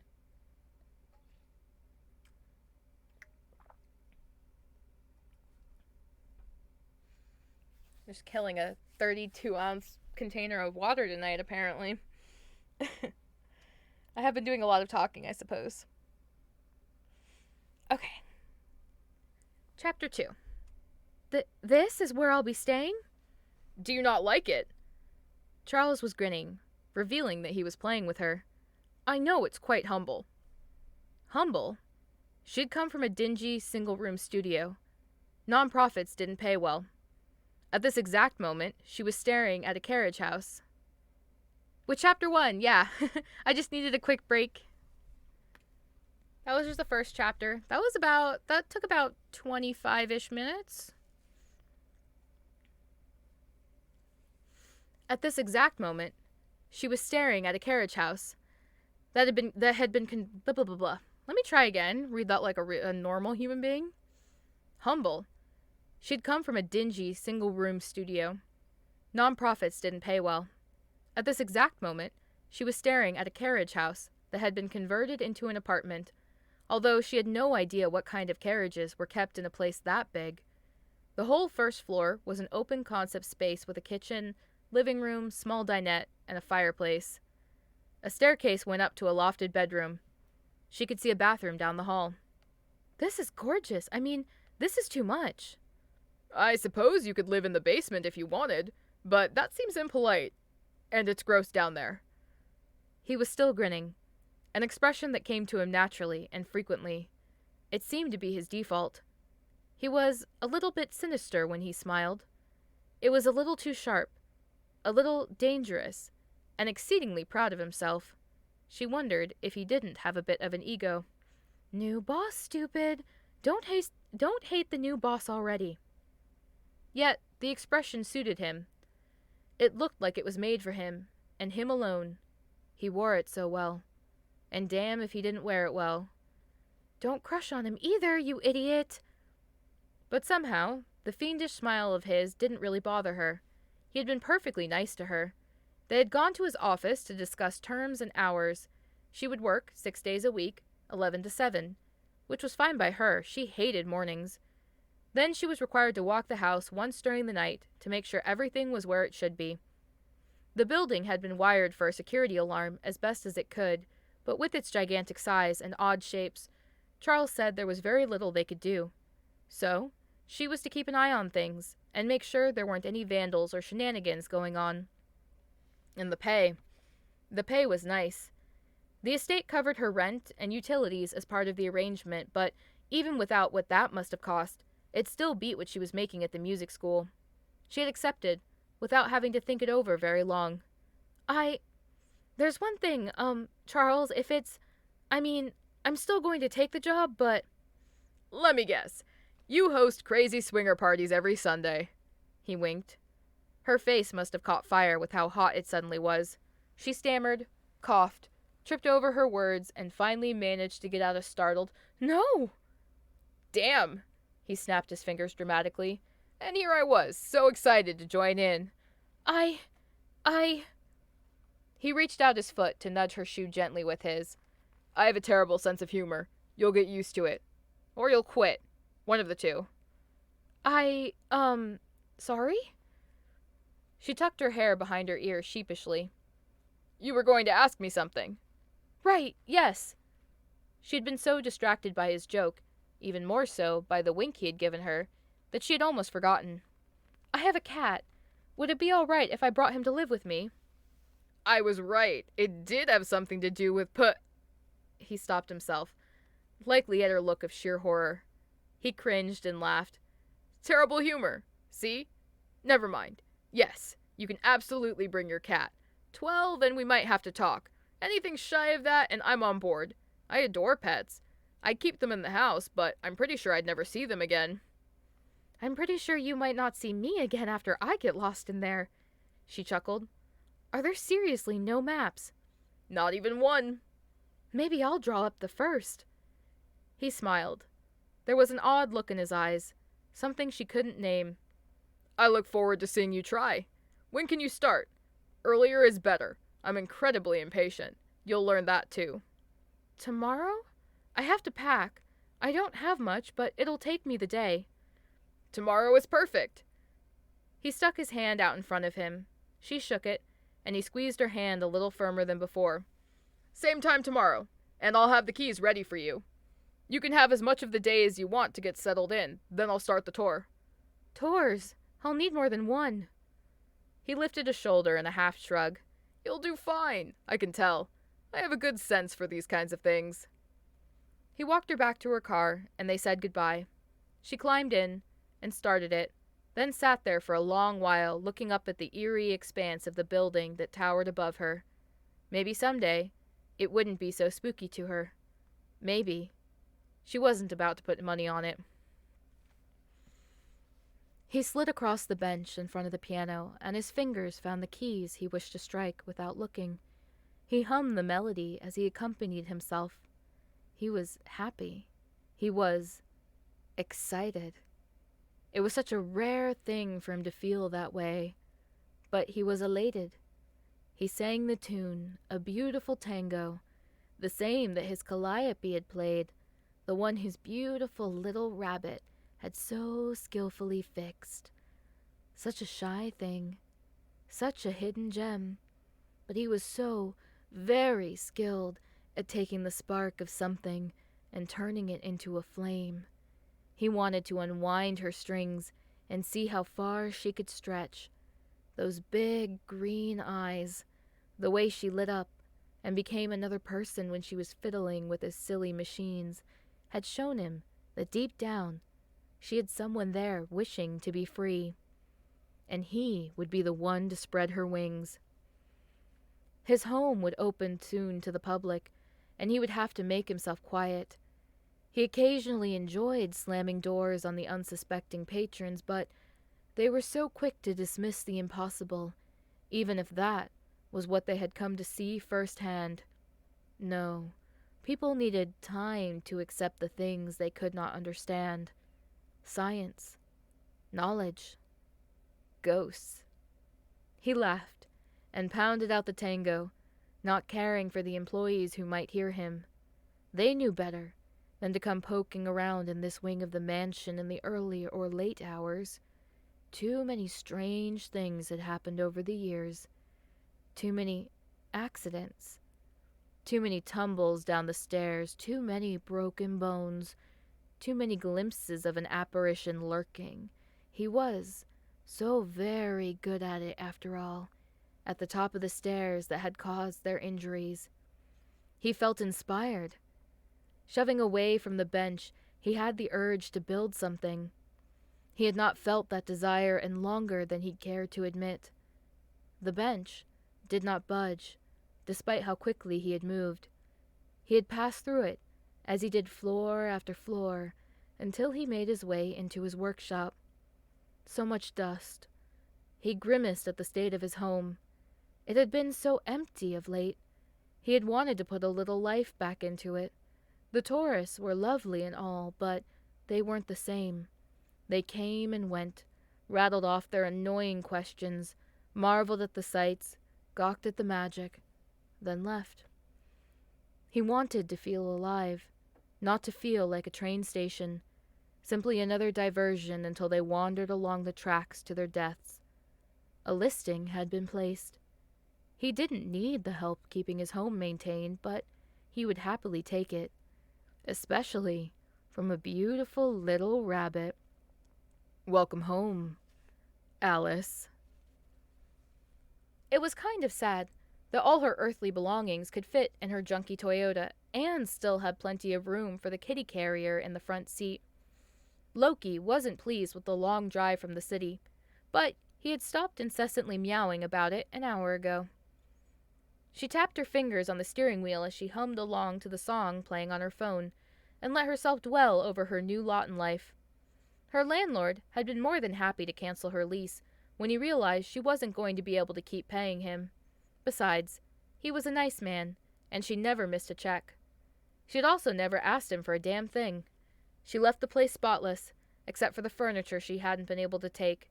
He seemed honestly sad to see her leave, but he understood. Life happened. Charles seemed nice. Strange, a little eccentric, maybe, but growing up in a place like that would make someone that way, she guessed. But he seemed friendly, easygoing, and he had a fascinating laugh. The thought of hearing it again made her smile. No crushing on the boss, that is very bad. It'd fade. It was the excitement of a new thing, a new job, and a new place to live. Damn, she had never lived anywhere half as nice as that carriage house. "You're gonna love this place, Loki. It's huge. Tons of windows to look out. I bet it gets lots of birds. I'll get some feeders, so you can glare at them all day." She reached her fingers through the bars of the carrier and scratched the part of his head she could reach without taking her eyes off the road. He mewed in annoyance. She laughed. The more she thought about it, the more excited she was about this new job. Fixing up cool old antique toys, doing a bit of odd job maintenance things here and there, and generally making sure that the building didn't burn down. It sounded like fun. Peaceful, anyway. She liked the idea of being a caretaker. She was always good with that kind of thing. She'd always enjoyed taking care of pets and houseplants. Now she would have a giant, creepy-ass mansion to add to the list. She hoped it wasn't as sentient as Loki, but she wouldn't place bets on that either way yet. If there was a chance a building could be alive, she'd put money on the Strande estate. She wasn't sure if she believed in things like that, but she wasn't sure she didn't either. She had never seen anything to point her one way or the other. It was another half hour, and a second bout of incessant meowing before she finally reached the estate. It was threatening to snow. She loved snow, as long as it was kept to a reasonable amount. But this was Wisconsin, and that rarely was the case. She was from San Jose originally, and she quickly discovered locals were convinced that no snow was worth paying any attention to until it got to around 8 inches or more. She pulled up close to the door and scratched Loki on the head one more time. The car would stay plenty warm long enough for her to grab the keys from Charles. She turned off her car, and when she looked up, she shrieked. Charles was standing right there. He laughed. "You really are easy to startle." "Shit!" She blinked. Oh, I'm sorry." "I say far worse all the time." Charles smiled, that trademark expression of his. "I promise. Sorry to startle you. Again." He peered into the front seat of her car. "Oh, Kitty! Hi, Kitty! Oh, he looks like a sweet puffball. Hello, Puffball. What kind of kitty is he? Maine Coon. He's 20 pounds of cranky Puffball right now. Charles lifted his hand, dangling a pair of keys from his finger. I came out here to meet you, so you can head right on in. Don't want him to be 20 pounds of a frozen cranky Puffball if we can help it. I appreciate that. She took the keys from him and smiled. And I swear, I'm not that easy to startle. Apparently, you're good at it. Careful. I like things I'm good at. I tend to find reasons to do them again. He strolled back up to the house. Come on in and find me when you're all set up. Will do, thanks. Any time. Oh. He turned around when he reached the top step and gestured his arms wide. I can read. He turned around when he reached the top step and gestured his arm wide. Don't mind me, guys. Let me try that one more time. These are what outtakes sound like, by the way, when I'm doing actual recording. He turned around when he reached the top step and gestured his arms wide. Welcome home, Alice. It took an embarrassingly small amount of time to unload all her stuff into the carriage house. It only took a dozen trips or so, and maybe an hour tops. She didn't own very much. She'd left all her furniture in her apartment since this place came fully furnished. Her landlord said he'd either toss it or sell it to the next tenant. She hadn't much cared. She wasn't attached to it. The only things she cared about were her cat, her electronics, a few books, and her tools. That comprised most of what she really considered hers. The first thing she had done was to let Loki loose. He had gone flat to the ground and zipped all over the place like a fluffy Roomba, snuffling at everything before deciding that under the sofa was the best place to be. She didn't blame him. She chuckled and set out his food, water, and set up the new litter box she had bought on the way there. It was when she went to put a box of plates and cooking stuff into the kitchen that she pulled up short. There was something on the little dinette table, something she hadn't seen yesterday when she had gone by it. Placing the box carefully on the counter, she walked back to the table to take a better look at what had caught her attention. It was a carved statue with a clock built into it, hand-carved by the looks of things, and done a little quickly. There was an artistic style to it that she found fascinating. It was all at once a little rough and elegant in its lines. Whoever had made it was a skilled artist. It was painted in bright, vibrant colors, whites, greens, and blues. It was in the shape of a white rabbit wearing a long blue gentleman's coat. He was holding the clock in his front paws and looking off eagerly into the distance. The clock itself had a delicate set of hands and a face with an older-style, turn-of-the-century numbers on it. The clock clearly outdated the statue that housed it. There was no way that the carving was that old. She touched it and pulled her fingers back. The paint was still a little damp. She brushed the bits of paint from her fingers and sat in the chair at the dinette table to look closer at it. It was beautiful. She loved it. But why was it here? A welcome gift from Charles? Why had he painted it? She liked old things well enough, but he probably ruined an antique by redoing it. But the carving looked fresh. It seemed as though the wood hadn't been worn down at all by age or use. The edge of the blade marks were still sharp where they should have been smoothed simply by being handled. The clock might be old, but there was no way the statue wasn't brand spanking new. Curiouser and curiouser, she muttered. But it was beautiful. It was obviously the White Rabbit from Alice in Wonderland, and she smiled. It was her favorite book for many, many reasons. She had her childhood copy sitting in a box somewhere. There was no way Charles could have guessed that. I'm blonde, and my name is Alice. It's not a hard leap to make. She stood from the table, unpacked a few more boxes, and went upstairs to put away her clothes. The bedroom was beautiful. The view was far better than the alley she had overlooked in Milwaukee. She could see into the woods, and even caught a glimpse of a small pond back there. It was going to be stunning in the snow. Speaking of which, small flakes were starting to drift down from the gray skies. It didn't look like it was going to be a big storm, but enough to leave a dusting, her favorite kind. It seemed the world was smiling on her today. It was so rare that it happened. She tried to appreciate it as much as she could. Putting her coat back on, she tucked her phone into her pocket after checking for messages.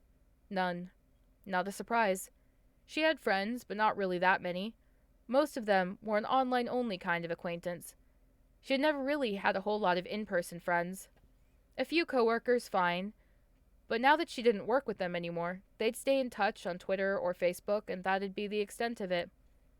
After saying goodbye to Loki, who was still wedged underneath the sofa, like an irritated and sentient dust bunny from hell, she locked the door behind her and went to make the short walk back to the house.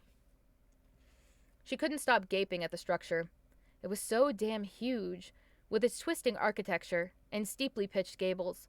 Spindles of iron stabbed at the gray sky from the tops of towers and the peaks of the roofs. Even the outside held too much detail to really see all in one moment. Julian Strande had been a lover of things, she could tell. He was a magician, and she figured it was par for the course to want to impart to people a sense of being small and caught up in the wonder that surrounded them, and his home definitely succeeded in making her feel tiny. When she walked in the front door, she saw Charles standing there in the foyer, smiling and greeting guests who were coming in. The building was open to the public now, and it seemed like the place did a decent amount of business. It was early on a Monday in November, yet she could hear the bustle of people in all directions. He had donned a deep purple vest and a copper-colored tie since she had seen him when he had given her the keys to the carriage house and scared the bejesus out of her. She caught sight of another employee. They were wearing a purple vest and copper tie. She realized that must be their uniform. She chuckled quietly when she realized Charles had buttoned his vest up wrong. When he saw her, his face lit up. That took her aback. No one ever did that when she came into the room. No one. He probably likes showing people around for the first time. It's not you. He smiled and walked up to her. What do you think of the place now that you've had enough time to regret your decision? No regrets, she laughed. I love it. It's beautiful. Definitely a little, She glanced around the room. Less extravagant than this. She realized how that might sound and stammered to catch up with herself. I mean that in a good way. It feels comfortable. I'm glad you like it. He was still smiling down at her. Tall bastard. Thank you for the clock, by the way. She let herself smile back. I'm not sure if it's a commentary about how I shouldn't ever be late to work or what, but I love it. What clock? He blinked, his brow furrowing. The statue on the dinette table. The one with the white rabbit holding the clock. I didn't leave you a clock. I haven't been in there since yesterday. Well, somebody was. I'm the only other one with keys. Nobody else here is allowed into the carriage house. Puzzled, he rubbed the back of his neck. I checked over the place last week and I didn't see anything. I don't know what to tell you. I can bring it back if you want. I'm sure it goes somewhere in the collection. No, it's fine. He shrugged, letting the mystery roll off him. If we notice it missing from somewhere, then we'll worry about it. But I don't know of anything matching that description. That's bizarre. Do bizarre things happen here often? His expression perked back up. It carried a bit of a fiendish air. Maybe. Oh, good. He laughed and she joined him. There was that laugh of his again. Sharp and pointed. A little dangerous. A little wicked. It did strange things to her, and she shoved them away into a trash can. Bad Alice! Bad Alice! No crushing! She focused on something else, namely the buttons of his vest. Sorry to be weird, but, I love weird. Then, man, you are gonna love me. Damn it, stupid, focus. Your vest is on wrong. He looked down and swore under his breath and quickly began fixing it. I've been like this all morning. Goddamn employees won't say shit to me because I'm the boss. Either they're afraid of me, or they enjoy making me look stupid. Does this happen often? Yeah, I don't notice these things, he muttered as he redid his buttons. I rush through the simple stuff. Mundane things bore me. I'm always too eager to get on to the next, more important task. He struggled with the last button for a second. She was sorely tempted to do it for him, but that would be both too weird and too awkward for words. It's amazing I can get my pants on the right way around most days. He finished buttoning up his vest and gave it a tug to smooth it out. There. Better. Promise me something, would you? Let me know when I look like a moron. Promise. Use those exact words. Say, "Hey, Charles, you look like a moron." She laughed. I promise. Great! He clapped his hands, and the sound made her jump. He smiled at her reaction, something mischievous glinting in his eyes again. She was going to have to get used to jumping out of her shoes, wasn't she? Let's start the tour then, shall we? Oops, sorry, punched my microphone there at the end. That's the end of chapter 2.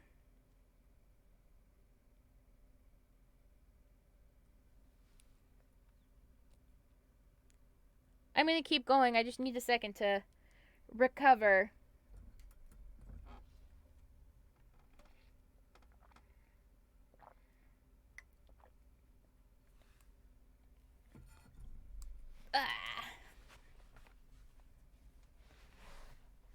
Turns out talking a lot takes effort.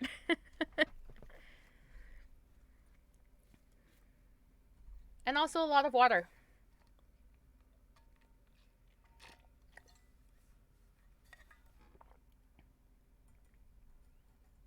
Aw, thank you.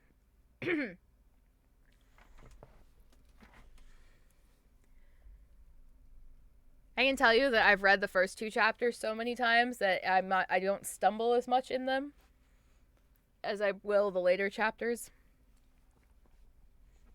Chapter 3. Her feet hurt. A lot.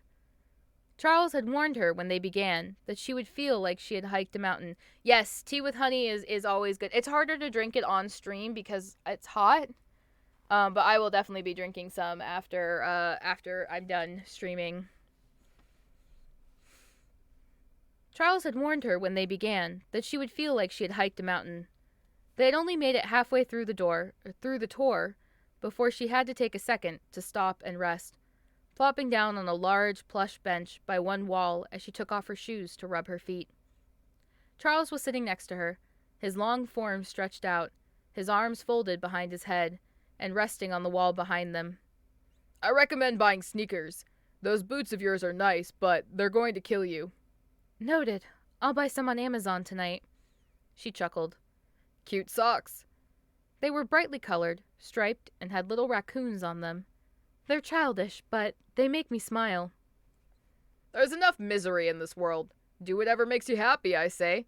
And I mean it. I like your socks. People take themselves too seriously. I definitely don't. Good. Why not wear silly socks if you can? My thoughts exactly. You should see my underwear. Her shocked expression sent him into a fit of laughter. Oh, come on. That was too easy. You walked right into it. She laughed shyly and shook her head. Yeah. She'd get used to his wicked sense of humor soon, she hoped. She put her boots back on and wiggled her toes. They already felt better, but she knew it was a lie. The moment she started back up, they'd hurt again. Sneakers. Definitely sneakers. Or some decent insoles for her boots. As the conversation paused, she turned her attention to what was across from them. A giant, and she meant giant, poster of Julian Strande. It was some 10 feet wide and 20 feet tall. It must have been posted on the side of a building originally. It was hand-painted in an old lithograph style. He was dramatic, and a little terrifying, holding a crystal ball from which was springing demons, imps, and spirits, each holding playing cards in their hands. "The impossible Julian Strande," it proclaimed in several-foot-tall purple and coppery oranges. "The world's most astonishing illusions." Julian's face was depicted in a sinister smirk. He had mismatched colored eyes, one blue and one light brown. Heterochromia, she thought she remembered it being called. Judging by how featured they were on the poster, he kind of made it his thing. "You look a little like him, you know." I'm sexier. She shook her head. But yeah, it runs in the family. My mom looked a lot like him, same with my grandma. The Strand DNA is strong. Apparently. She glanced between him and the poster, comparing the two. They really did look a lot alike. It's great when I dress up like him and do performances here. People love the fact that I look so much like him. I even have colored contacts. It's great for promotional photos. He crossed his ankle over the other, still looking up at the poster overhead. It's a hoot. I have a blast doing magic. You do magic? Of course he does magic, you dunderhead. He literally just said he does performances. I do. I might look like him, but I'm not as good as he was. Not nearly. He took over a stage like nobody else. Or so said the reviews, anyway. People say he was better than Carter, or Thurston, or even Keller. Better even than Houdini.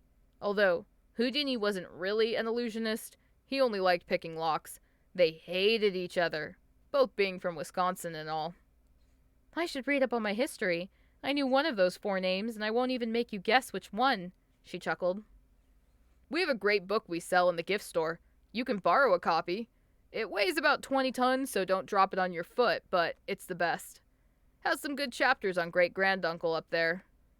He gestured his hand at the enormous poster. It won't get into any of the really juicy myths, but hey. Juicy myths? She knew a few of them, but she kind of wanted to hear Charles tell her. He had the inside scoop. Besides, she was starting to decide she liked to hear him talk, and it was clear he was of a similar opinion. All the old great magicians like to joke they sold their souls to the devil for their magic. That's why they all used little red imps on their posters. The public loved the idea that their power was real, and they loved the marketing opportunity. The difference is that the rumors always flew that Julian did it for real, that he really did sell his soul to the devil for his illusions. Do you believe that? A lot of his contemporaries did. Carter used to write to Julian all the time, trying to guess at how his tricks were done. A lot of them ended with something along the lines of, "Then the devil steps in." Charles shrugged. Do you believe in the supernatural? She studied the poster again. I don't honestly know. I've never seen anything myself. I don't think people are lying when they tell ghost stories or talk about UFOs or magic powers or whatever. She paused. I guess I think I would default to thinking there's an explanation for it, even if it's something we can't understand yet. Science over the work of demons and gods, I guess. Then you're smart and wise. Do you believe in the supernatural? Of course I do. I've seen enough of it with my own 2 eyes.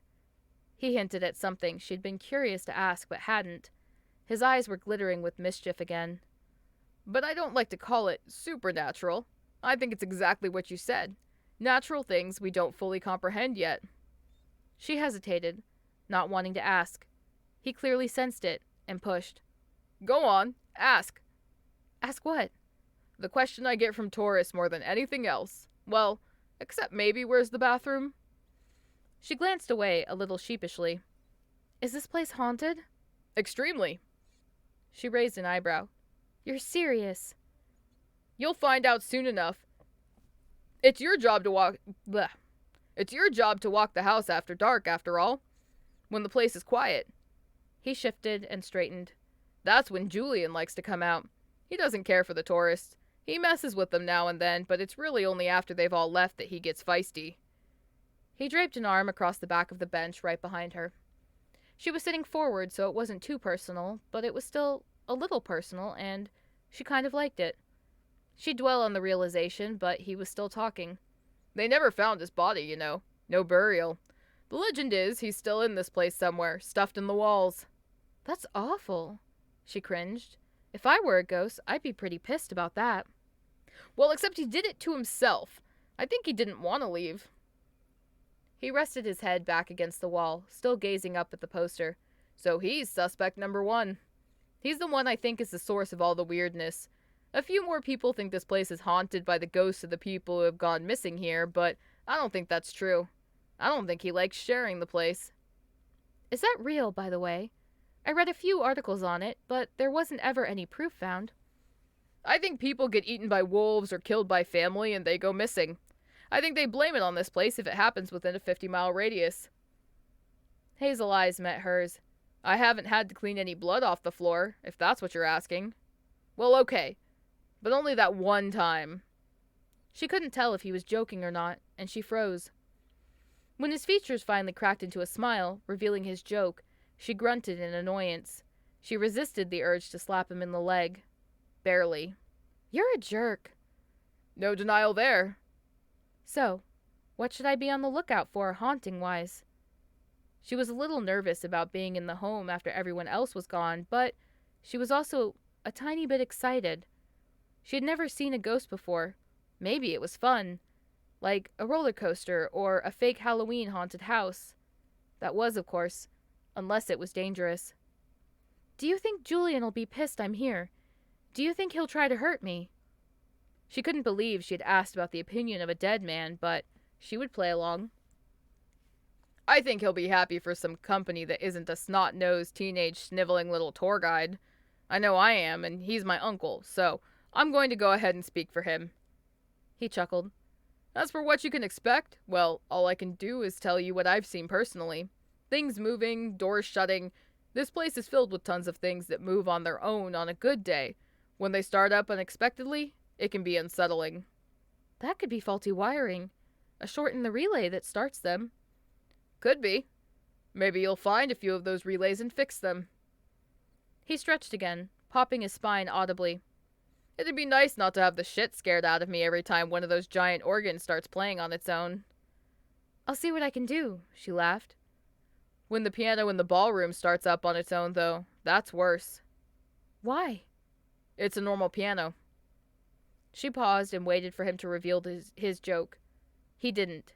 She swallowed. Great. I look forward to it. Compliment him on how well he plays, and you won't wind up in the walls. That's what I do anyway. He seems to be happy when he's being talked to. He picked idly at the piping of the upholstered bench. Must be lonely, being dead. I suppose so. What do you mean he seems happy when he's talked to? Sometimes he throws things, breaks things. Sometimes the whole house seems to rattle, and we hear crashing from places we can't find. He's like anybody, I guess. He has moods. Could be the plumbing making those noises.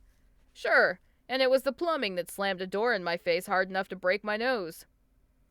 She stared at him, again waiting for the joke. None came. She looked back up at the poster and the face of Julian Strande. Talk to him. Gotcha. I talk to my cat all the time, and he doesn't talk back, so it'll be fine. Maybe he'll talk back to you. Charles nudged her arm with his elbow. He's never said shit to me, but you're more his type. Who knows? She laughed. It was weird thinking she was going to be walking around a potentially haunted house. She still wasn't certain whether she believed in ghosts, but she got the feeling she might find out one way or another over the course of the job. Does it scare you? The idea that you might be here at night alone? Well, if it's haunted, I won't really be alone, will I? That's a good point. I don't know how I'll take it if what you're saying is real. Apparently, I startle easily. But do you scare easily? She furrowed her brow. What do you mean? It's one thing to shriek when somebody sneaks up on you. It's another thing to run out of the building screaming. Startle and terror are different. Do you scare easily? I mean, no. But something tells me a haunted house with bad animatronics and some crappy actors is very different than this. She gestured at the room. If what you're saying is real, anyway, and you're not yanking my leg. I can't keep a straight face for long enough to lie about this one. He stood from the bench, brushed himself off, and motioned his head for her to follow him. Ready? Sure. The moment pressure was on her feet again, she couldn't help but wince. He snickered. Poor thing. Come on, I'll show you the rest of the first floor, then we'll call it a night. I'm sure you want to get some rest. The rest of the first floor was easier said than done, for two reasons. One, the building was enormous, and two, it wasn't contiguous. Not all of the first floor could be accessed from the first floor. Sometimes they had to go to the second floor to find the stairwell back down to the first. Sometimes they had to go to the third floor to get back to the first floor, as it had no stop for the second. She hadn't seen the fourth floor at all yet, but she knew it existed from counting the windows from the outside. By the time they were done, her feet were on fire. She was leaning against the jamb of the entrance to try to lessen the pain. Charles looked none the worse for wear. You get used to it. He smiled sympathetically. Go have a stiff drink and some food and you'll feel better. Oh, right, she had neither of those things. Where do I get dinner, by the way? I need to grocery shop. He blinked as if it had just occurred to him, too. Oh, right. Well, we could order a pizza if you wanted. We. He had included himself in the statement without even missing a beat. Maybe he figured it was good manners to join her on her first day of work and living in a strange place. Maybe he simply wanted pizza, or a combination of the two. Those were the only two options. He wouldn't want to spend time with her. That was impossible. She smiled. Sure. Pizza sounds great. I'm surprised anybody delivers this far out. Pizza Pit is everywhere, and just because we're not near the city doesn't mean this is the boondocks. There's a cute little town about 15 minutes away up the other end of the road. It has 2 choices for delivery food, Pizza Pit and some takeout place. So that isn't really 2 delivery choices, is it? I guess. It's close enough.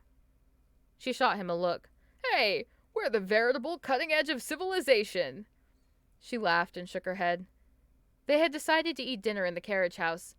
The main building had a servant's kitchen that had been converted into a staff break room, but it was hardly as cozy. She already felt comfortable in this place, and she had only been here less than a day. It felt perfect for her. Not too big, not too small. Loki was making himself at home. He was prowling around, sniffing everything curiously. They had been through a few apartments together, so the giant ball of fluff was pretty accepting when it came to new environments. So, what do you think?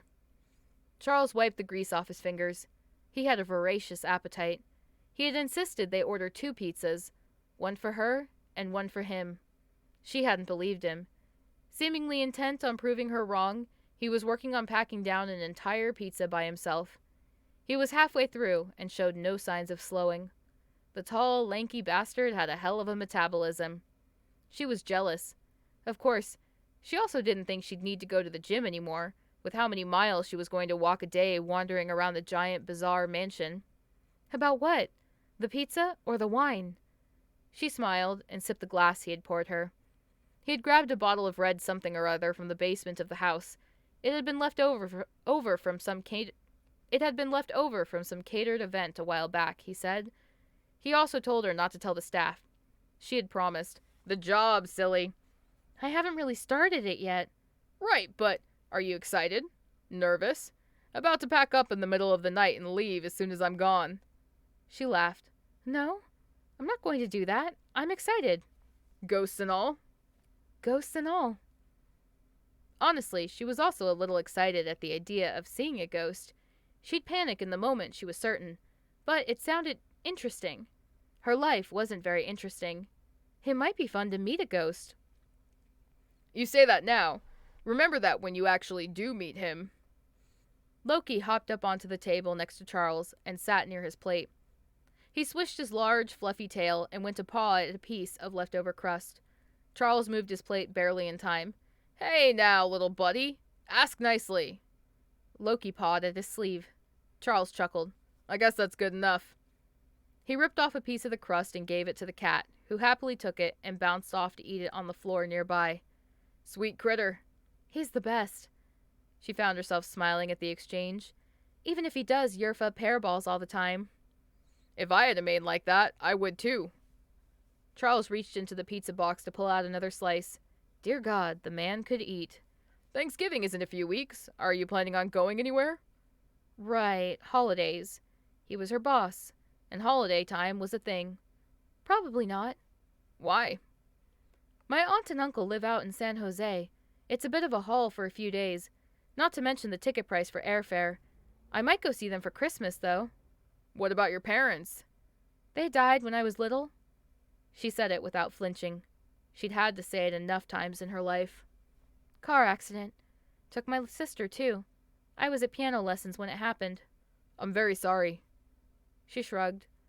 Life sucks sometimes. It's okay. My aunt and uncle are great to me.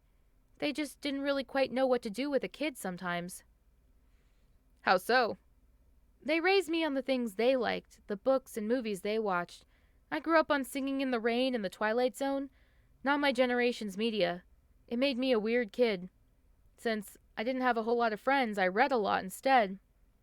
I bet you're better off for it. Maybe, she smiled. Made for a lonely childhood, though. I made up stories in my head to keep myself company. The stories we tell ourselves are always better than the real world. But maybe that's the part of me that wishes I was a magician like Julian. I only pretend to be one on Friday and Saturday nights. You own this place, so that's pretty cool, I'd say. A sad and wistful smile crossed his sharp features. I suppose. Still feels empty sometimes. He shook himself, as if snapping out of something, then flashed his trademark smile. Melodrama. I hate it. Well, I should probably leave you be. Don't worry about patrolling the house tonight. We can wait until you've had the full tour, and for your feet not to be falling off. Thanks. She was exhausted. That was true. He stood from the table, took the last piece of his pizza, and plonked it onto his paper plate. Breaking off another small piece of crust, he crouched to hand it to the cat. Sleep well, Fluffball. He reached down and scratched the cat's head. The cat took the crust eagerly and purred loudly, enough to be heard from across the room. Charles stood, shot her another sharp smile, and headed for the door. You too, Alice. See you tomorrow, Charles. And with that, he was gone. She let out a breath, and cleaning up, she decided a hot shower and some sleep were her highest priorities. The bed was big, seemed comfortable, and sleep was calling her name. Okay, I think I have one more chapter in me, and then we'll call it. But I do plan to keep reading it. It'll just be like next week on Sunday. So thank you all for sticking with me. It's appreciated.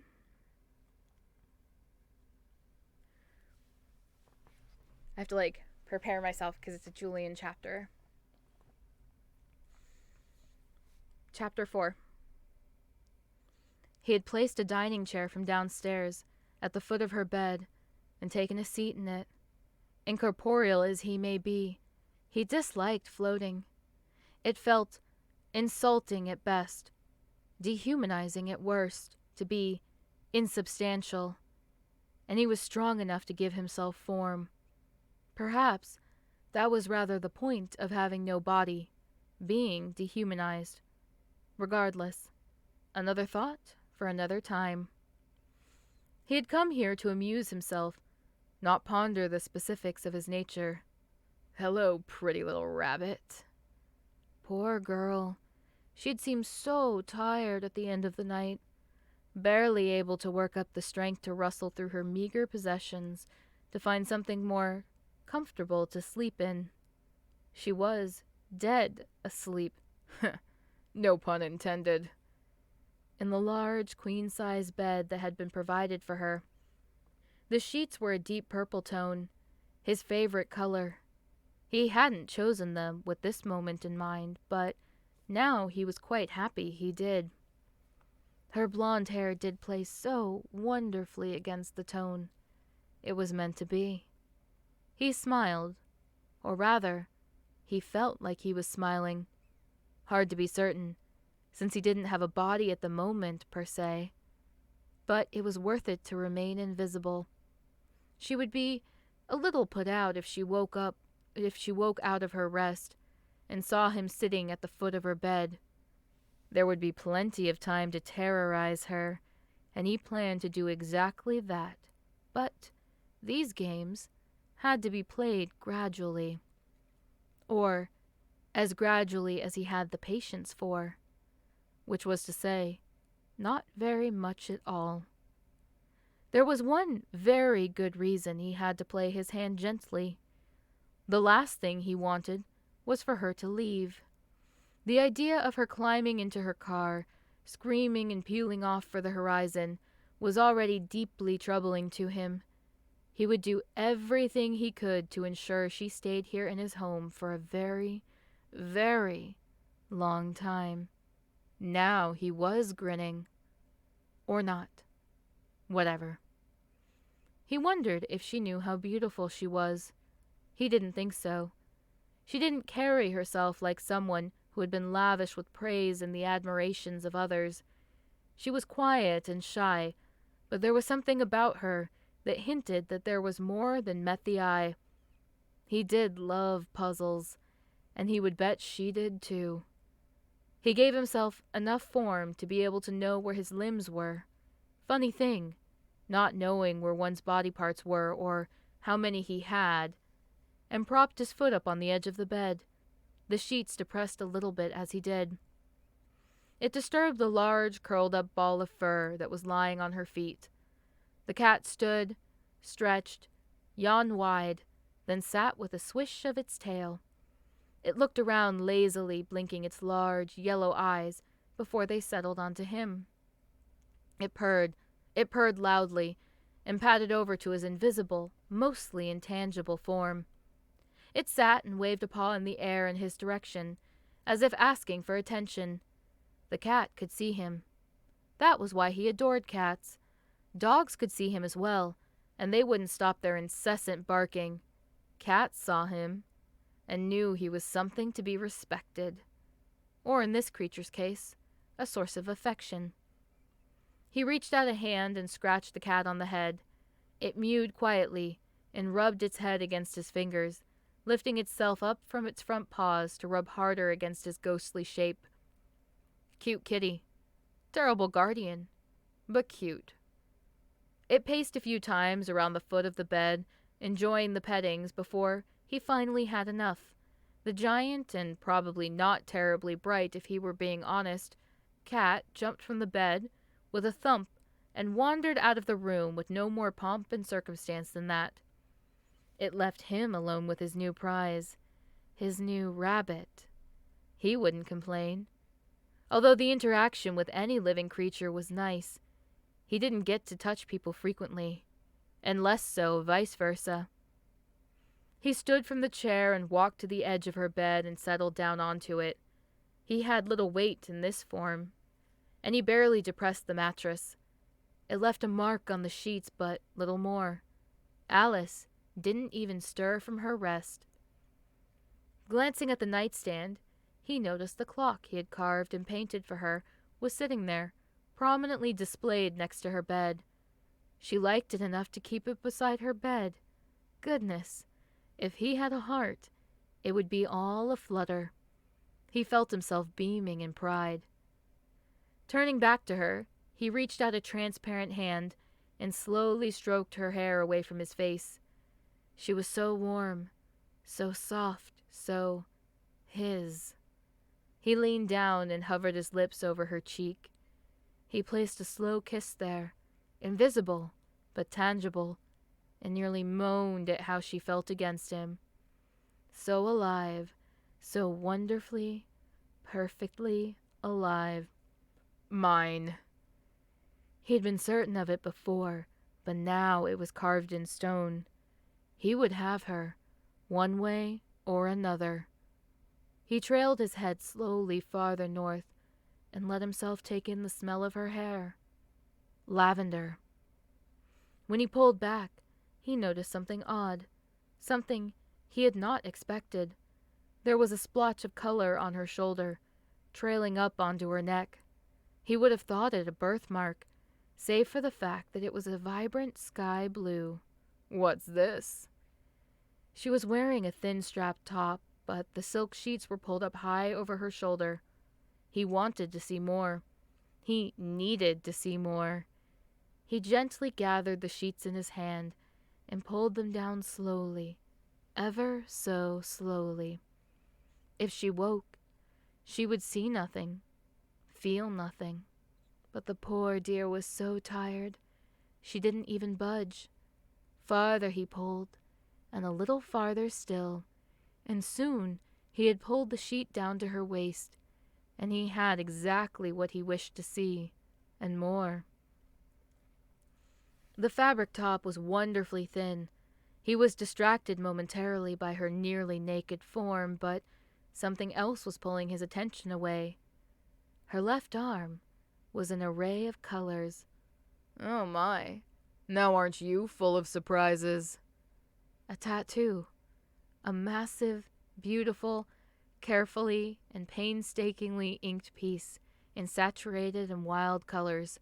It swirled from her elbow, up and around her arm, over her collarbone, up along her shoulder, and disappeared down her back. Painted onto the swirls were figures and creatures he recognized from fiction. A little girl in a blue dress, a white rabbit holding a pocket watch, a queen in red, and a queen in white.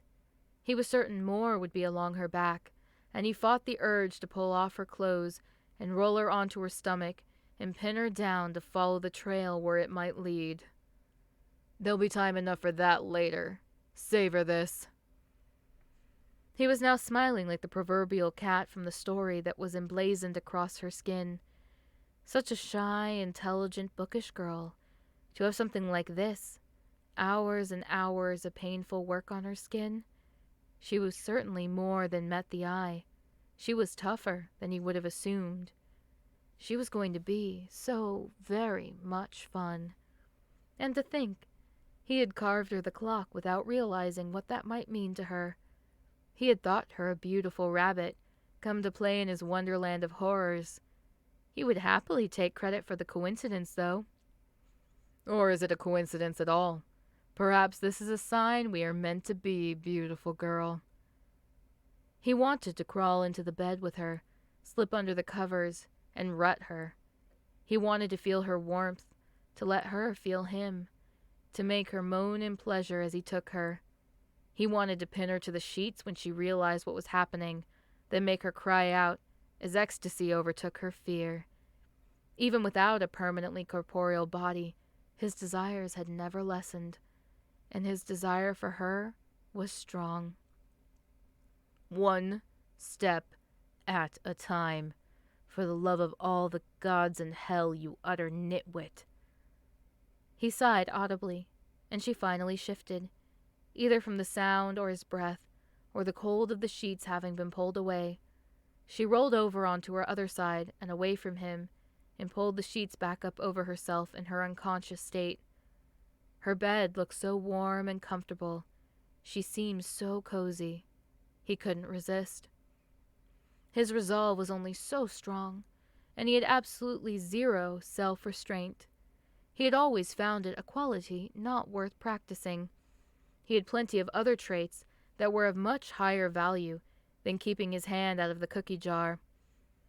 If I want a cookie, I'm going to take a cookie. Life is short. Snickering quietly at his own bad pun, he slipped into the bed with her and let himself nuzzle up to her back. She let out a low murmur, but didn't move. It hadn't been an unhappy sound. He curled himself up against her, gradually taking more and more form, becoming a tiny bit more solid as the moments crept on. I was weak. Hey Fred, thank you for the That's raid. why I needed you. I hope your stream went well. Thank you, thank you. What was that old experiment with the frog in the boiling water again? Perhaps if he took shape slowly enough, it wouldn't wake her. And sure enough, by the time he was stable enough to hold her in his arms, and he could see the dim light from the windows playing off his bare skin, she was sound asleep. And he could hold her. She fit so perfectly against him. It was as though she had been made for him.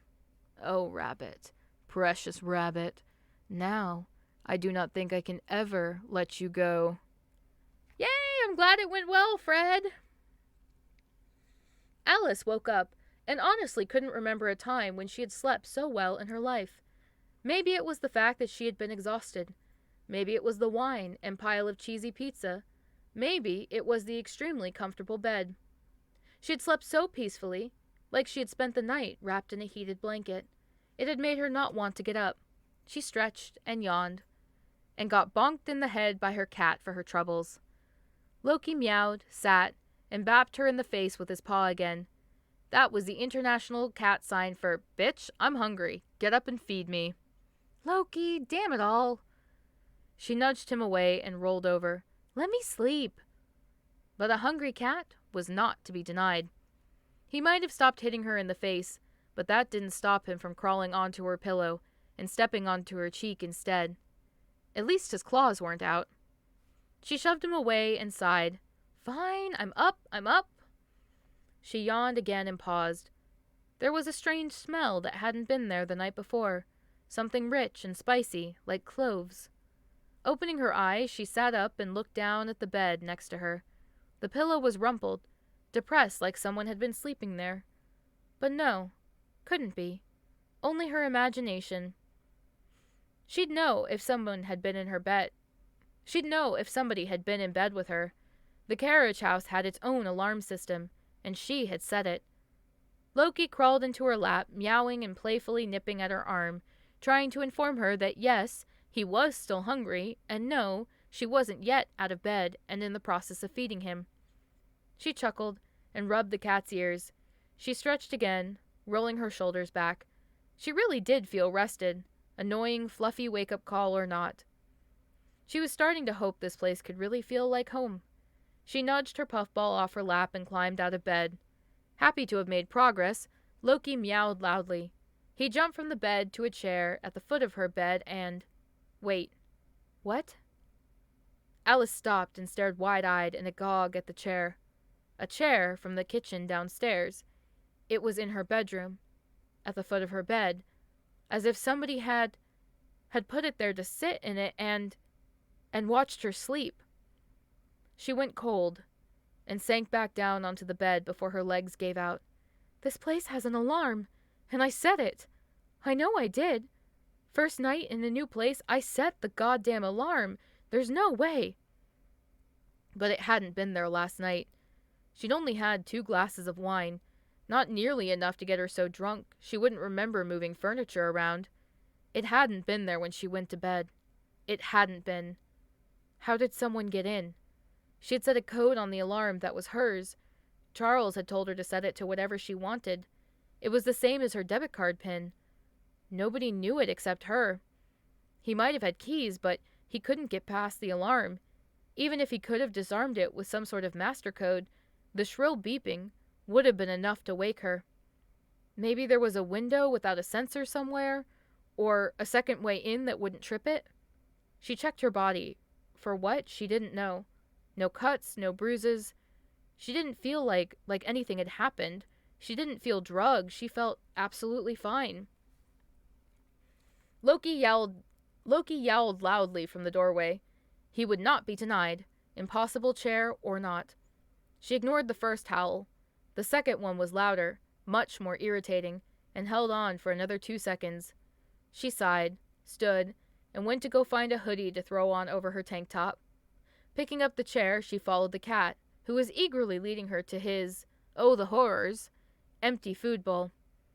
Never mind the fact that there had been someone in the carriage house last night, and they had been watching her sleep. Oh, Fred, you don't know. Oh, the people here who have read the story before can tell you. Loki's the star. Loki owns this story. After feeding the cat, she set about finding every door and window and checking the little radio magnet switches to make sure they were all there and accounted for. Setting the panel into test mode, she double-checked every single battery. Each one beeped in turn. There was no basement, no attic crawl spaces. She covered every possible way in. There was no way someone could have gotten in without setting it off. A random creeper was out. Had it been Charles? He had a key to the carriage house. He probably had an override code. But the panel was stupid loud, even when it went into disarm mode. She had a hard time believing she would have slept through it screaming, "Fault detected! Enter code now!" with its ear-piercing beeping in the background, even if he had managed to disarm it quickly. Was it possible it had been there and she hadn't noticed it? She had been extremely tired. There was a slim chance. Now she was playing the game of which was the most likely. Someone had managed to sneak in past her alarm and the locked doors and windows without her noticing, or she had neglected to see the chair from the kitchen dinette sitting in her bedroom. Which was the most likely? It was a 50-50 shot. Either way, it was 10 in the morning and she needed to eat, get dressed, and head to work. She hadn't been hurt, robbed, or anything else. She took that as a plus and ignored the fucking creepy chair in her bedroom bullshit for now. She had meant to go grocery shopping this morning, but she had slept in. Damn it. Oh well. She'd have to go tomorrow instead. She had enough leftover pizza to get her through the day. She ate one piece, cold, as she set the alarm to the carriage house, locked the door behind her, and headed up the small walk to the mansion. When she stepped into the front room, she was greeted by a nice young man in a purple vest. He was probably still an undergrad, judging by the hopeful and excited gleam in his eyes. She smiled back at him and wished she still had that kind of optimism about life. "Hi there." "Hi there, I'm Alice." "Oh, Alice, the new caretaker. Nice to meet you. I'm Billy." He reached out his hand to her, and she took it. "I'm one of the lead guides. Are you looking for Mr. Mensong?" "Who?" She blinked. "Oh, Charles." She had forgotten that was his last name. He'd only ever told it to her the one time. Yeah, he's in the theater, practicing for the weekend shows. We're sold out again, Billy chimed, clearly proud of his company's success. Good for him. Do you know the way there? She took a moment to try to trace her steps. She'd seen the theater yesterday, and she had to remember where it was relative to where she was standing. That way? She pointed to her left. And up to the 3rd floor, then right, then down back to the 1st? You got it! Billy looked proud again, this time for her sake. He was like an overeager chipmunk. There's an external entrance to the theater we use for shows so the guests don't have to walk that far. I was gonna ask. Well, I should go. He's expecting me, and I'd hate to keep him waiting. Oh yeah, no, he hates that. He hates anybody who isn't perfectly on time. Unless it's him. He's allowed to be as late as he wants. Billy chuckled. He's a nice guy, if a bit weird. I'm sure. She lifted her hand in goodbye as she walked away. See you later, Billy. Billy. His name is Billy. You too. I mean, bye. Billy waved back with a broad and goofy smile and went back to greeting the guests who were walking in behind her. Man, this place did good business. That was a nice sign. The little nonprofit she had worked for had always been on the rocks financially. This place felt stable, although she had no idea what kind of overhead was required to maintain and staff a 192-room, creepy supermansion. Wasn't her business to ask. She climbed up the stairs to the 3rd floor, walked by a collection of fake crown jewels, the largest collection in the world, or so the sign said, and made her way back down to the 1st floor. Oh, my stomach is growling, guys. I don't know if you can hear that. She heard music blasting out of the theater. It was large. It easily sat a few hundred people on 2 floors, not counting the box seats. The stage itself was fairly small, but it wasn't designed for opera or traditional productions. It had one job: magic. Pushing one of the large doors open, she quietly closed it behind her. She didn't know why she bothered. The music was so loud, nobody could have possibly heard her.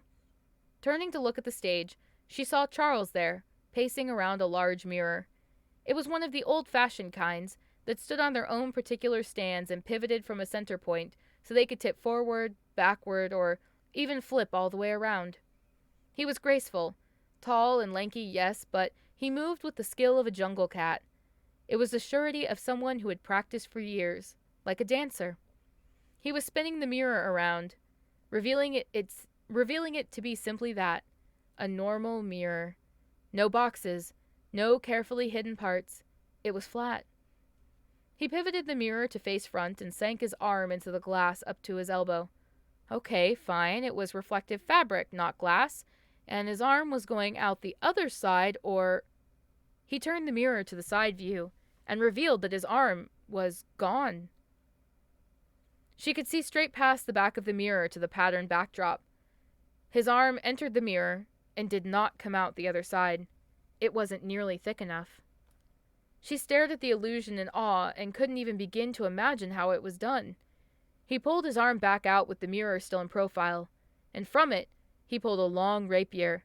He twirled the sword around his arm in time with the music.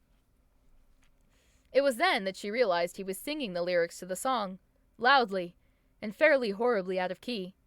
Okay, it wasn't awful, but it was the kind of singing a person did in the car with the windows rolled up, the kind they hoped nobody would hear. Charles was not only practicing the trick, he was grooving the hell out at the same time. He was dancing a little while he was hitting his marks, and she knew he wasn't supposed to be. He was having a blast. Alice walked a few steps forward and sat in one of the theater-style folding seats closest to the aisle. She found herself smiling as she watched him. He was clearly having so much fun. It was hard not to join in. Christ, he's adorable. Bad, Alice, bad. She folded her arms on the chair in front of her and rested her chin on it. Okay, fine. She shouldn't be thinking those things about her new boss, but they were harmless. She never intended to act on them, not even by matching his meaningless flirtatious banter with her own. Charles twirled the sword again and threw it into the mirror. Nothing came out the other side. Then he went in after it. He dove into the mirror and... nothing happened. He disappeared. Nothing came out the other side. and she could see both from where she was and she could see both from where she was seated. She sat back in her chair, astonished. The music finished dramatically, and she found her mouth had dropped open. There was nowhere he could have gone. She could see under and around the mirror. There was no possible way that he... Someone shouted in her ear. That's the end of chapter 4, guys. Blag! Blag! Thank you guys so much for hanging out with us, coming to chat with Kat. That was awesome. You're very welcome. We were only going to do like a half hour, maybe an hour Q&A, and then it turned into like a 4-hour Q&A. Thank you. I'm glad you guys enjoyed it. I'm glad you had fun. Beep boop. Beep beep, I'm a sheep. I hope we get to do it again. I hope that that we can do more Q&As. Kat is very not only creatively minded but very business minded, and so she has a lot. Now you'll be up all night reading the rest. I'm so sorry. I am so sorry. I'm not sorry. I'm not even remotely sorry. I would have read more, but we were talking to the foremost independent author of villain romance, so it got cut short. But we'll be back next week. I'm gonna read it through until it's done, and next week it'll be a 6 p.m. Central Time start time instead of the 5 p.m. start time. So, because that's my usual start time. Sorry. I don't know. That depends. Do you like ASMR? Yeah, it'll be a 6 p.m. start time, but I do this every Sunday, reading books. So I will see you guys next week, and I hope you guys have a great evening. Just real quick, here is a link to all of Kat's stuff, her books, for those of you who don't know or haven't read her books, because I know there are a few people lurking that maybe haven't. Yeah, for sure. 7 p.m. Eastern time, exactly. Let me make sure I got this correct. Thank you, Fred. There we go. That's the link to Kat's Discord. Not mine, but Kat's. So if you want to come hang out in Kat's Discord and have wonderful conversations about her book, I will share the Chain Whip TikTok with her for sure about this. Yes, join the cult of the one true goddess. Let me see who is online, because we'll pass the love on to them. And let's see if there's anybody. Oh, you know what? My best friend in the whole wide world is still up streaming Doki Doki Literature Club. So we're gonna go raid her because I mean, what else am I supposed to do? She's my best friend. I can't say no, right? So hopefully she'll be up for a little bit longer. The VOD will be available immediately on Twitch. I am going to download it and load it onto YouTube tomorrow for everybody that wants to watch it that way. Thank you guys so much. I will see you all next week. You all have a great night, and stick around for that raid if you don't mind. I'm not going to go to my end stream screen because I have issues with it sometimes causing my computer to be sod. So, alright. So if you will stick around for that raid, Doki Doki Literature Club is like a dating sim. It means you get to join me when we go visit my best friend's stream. Doki Doki Literature Club is a dating sim cum psychological horror game. So, good night, everybody.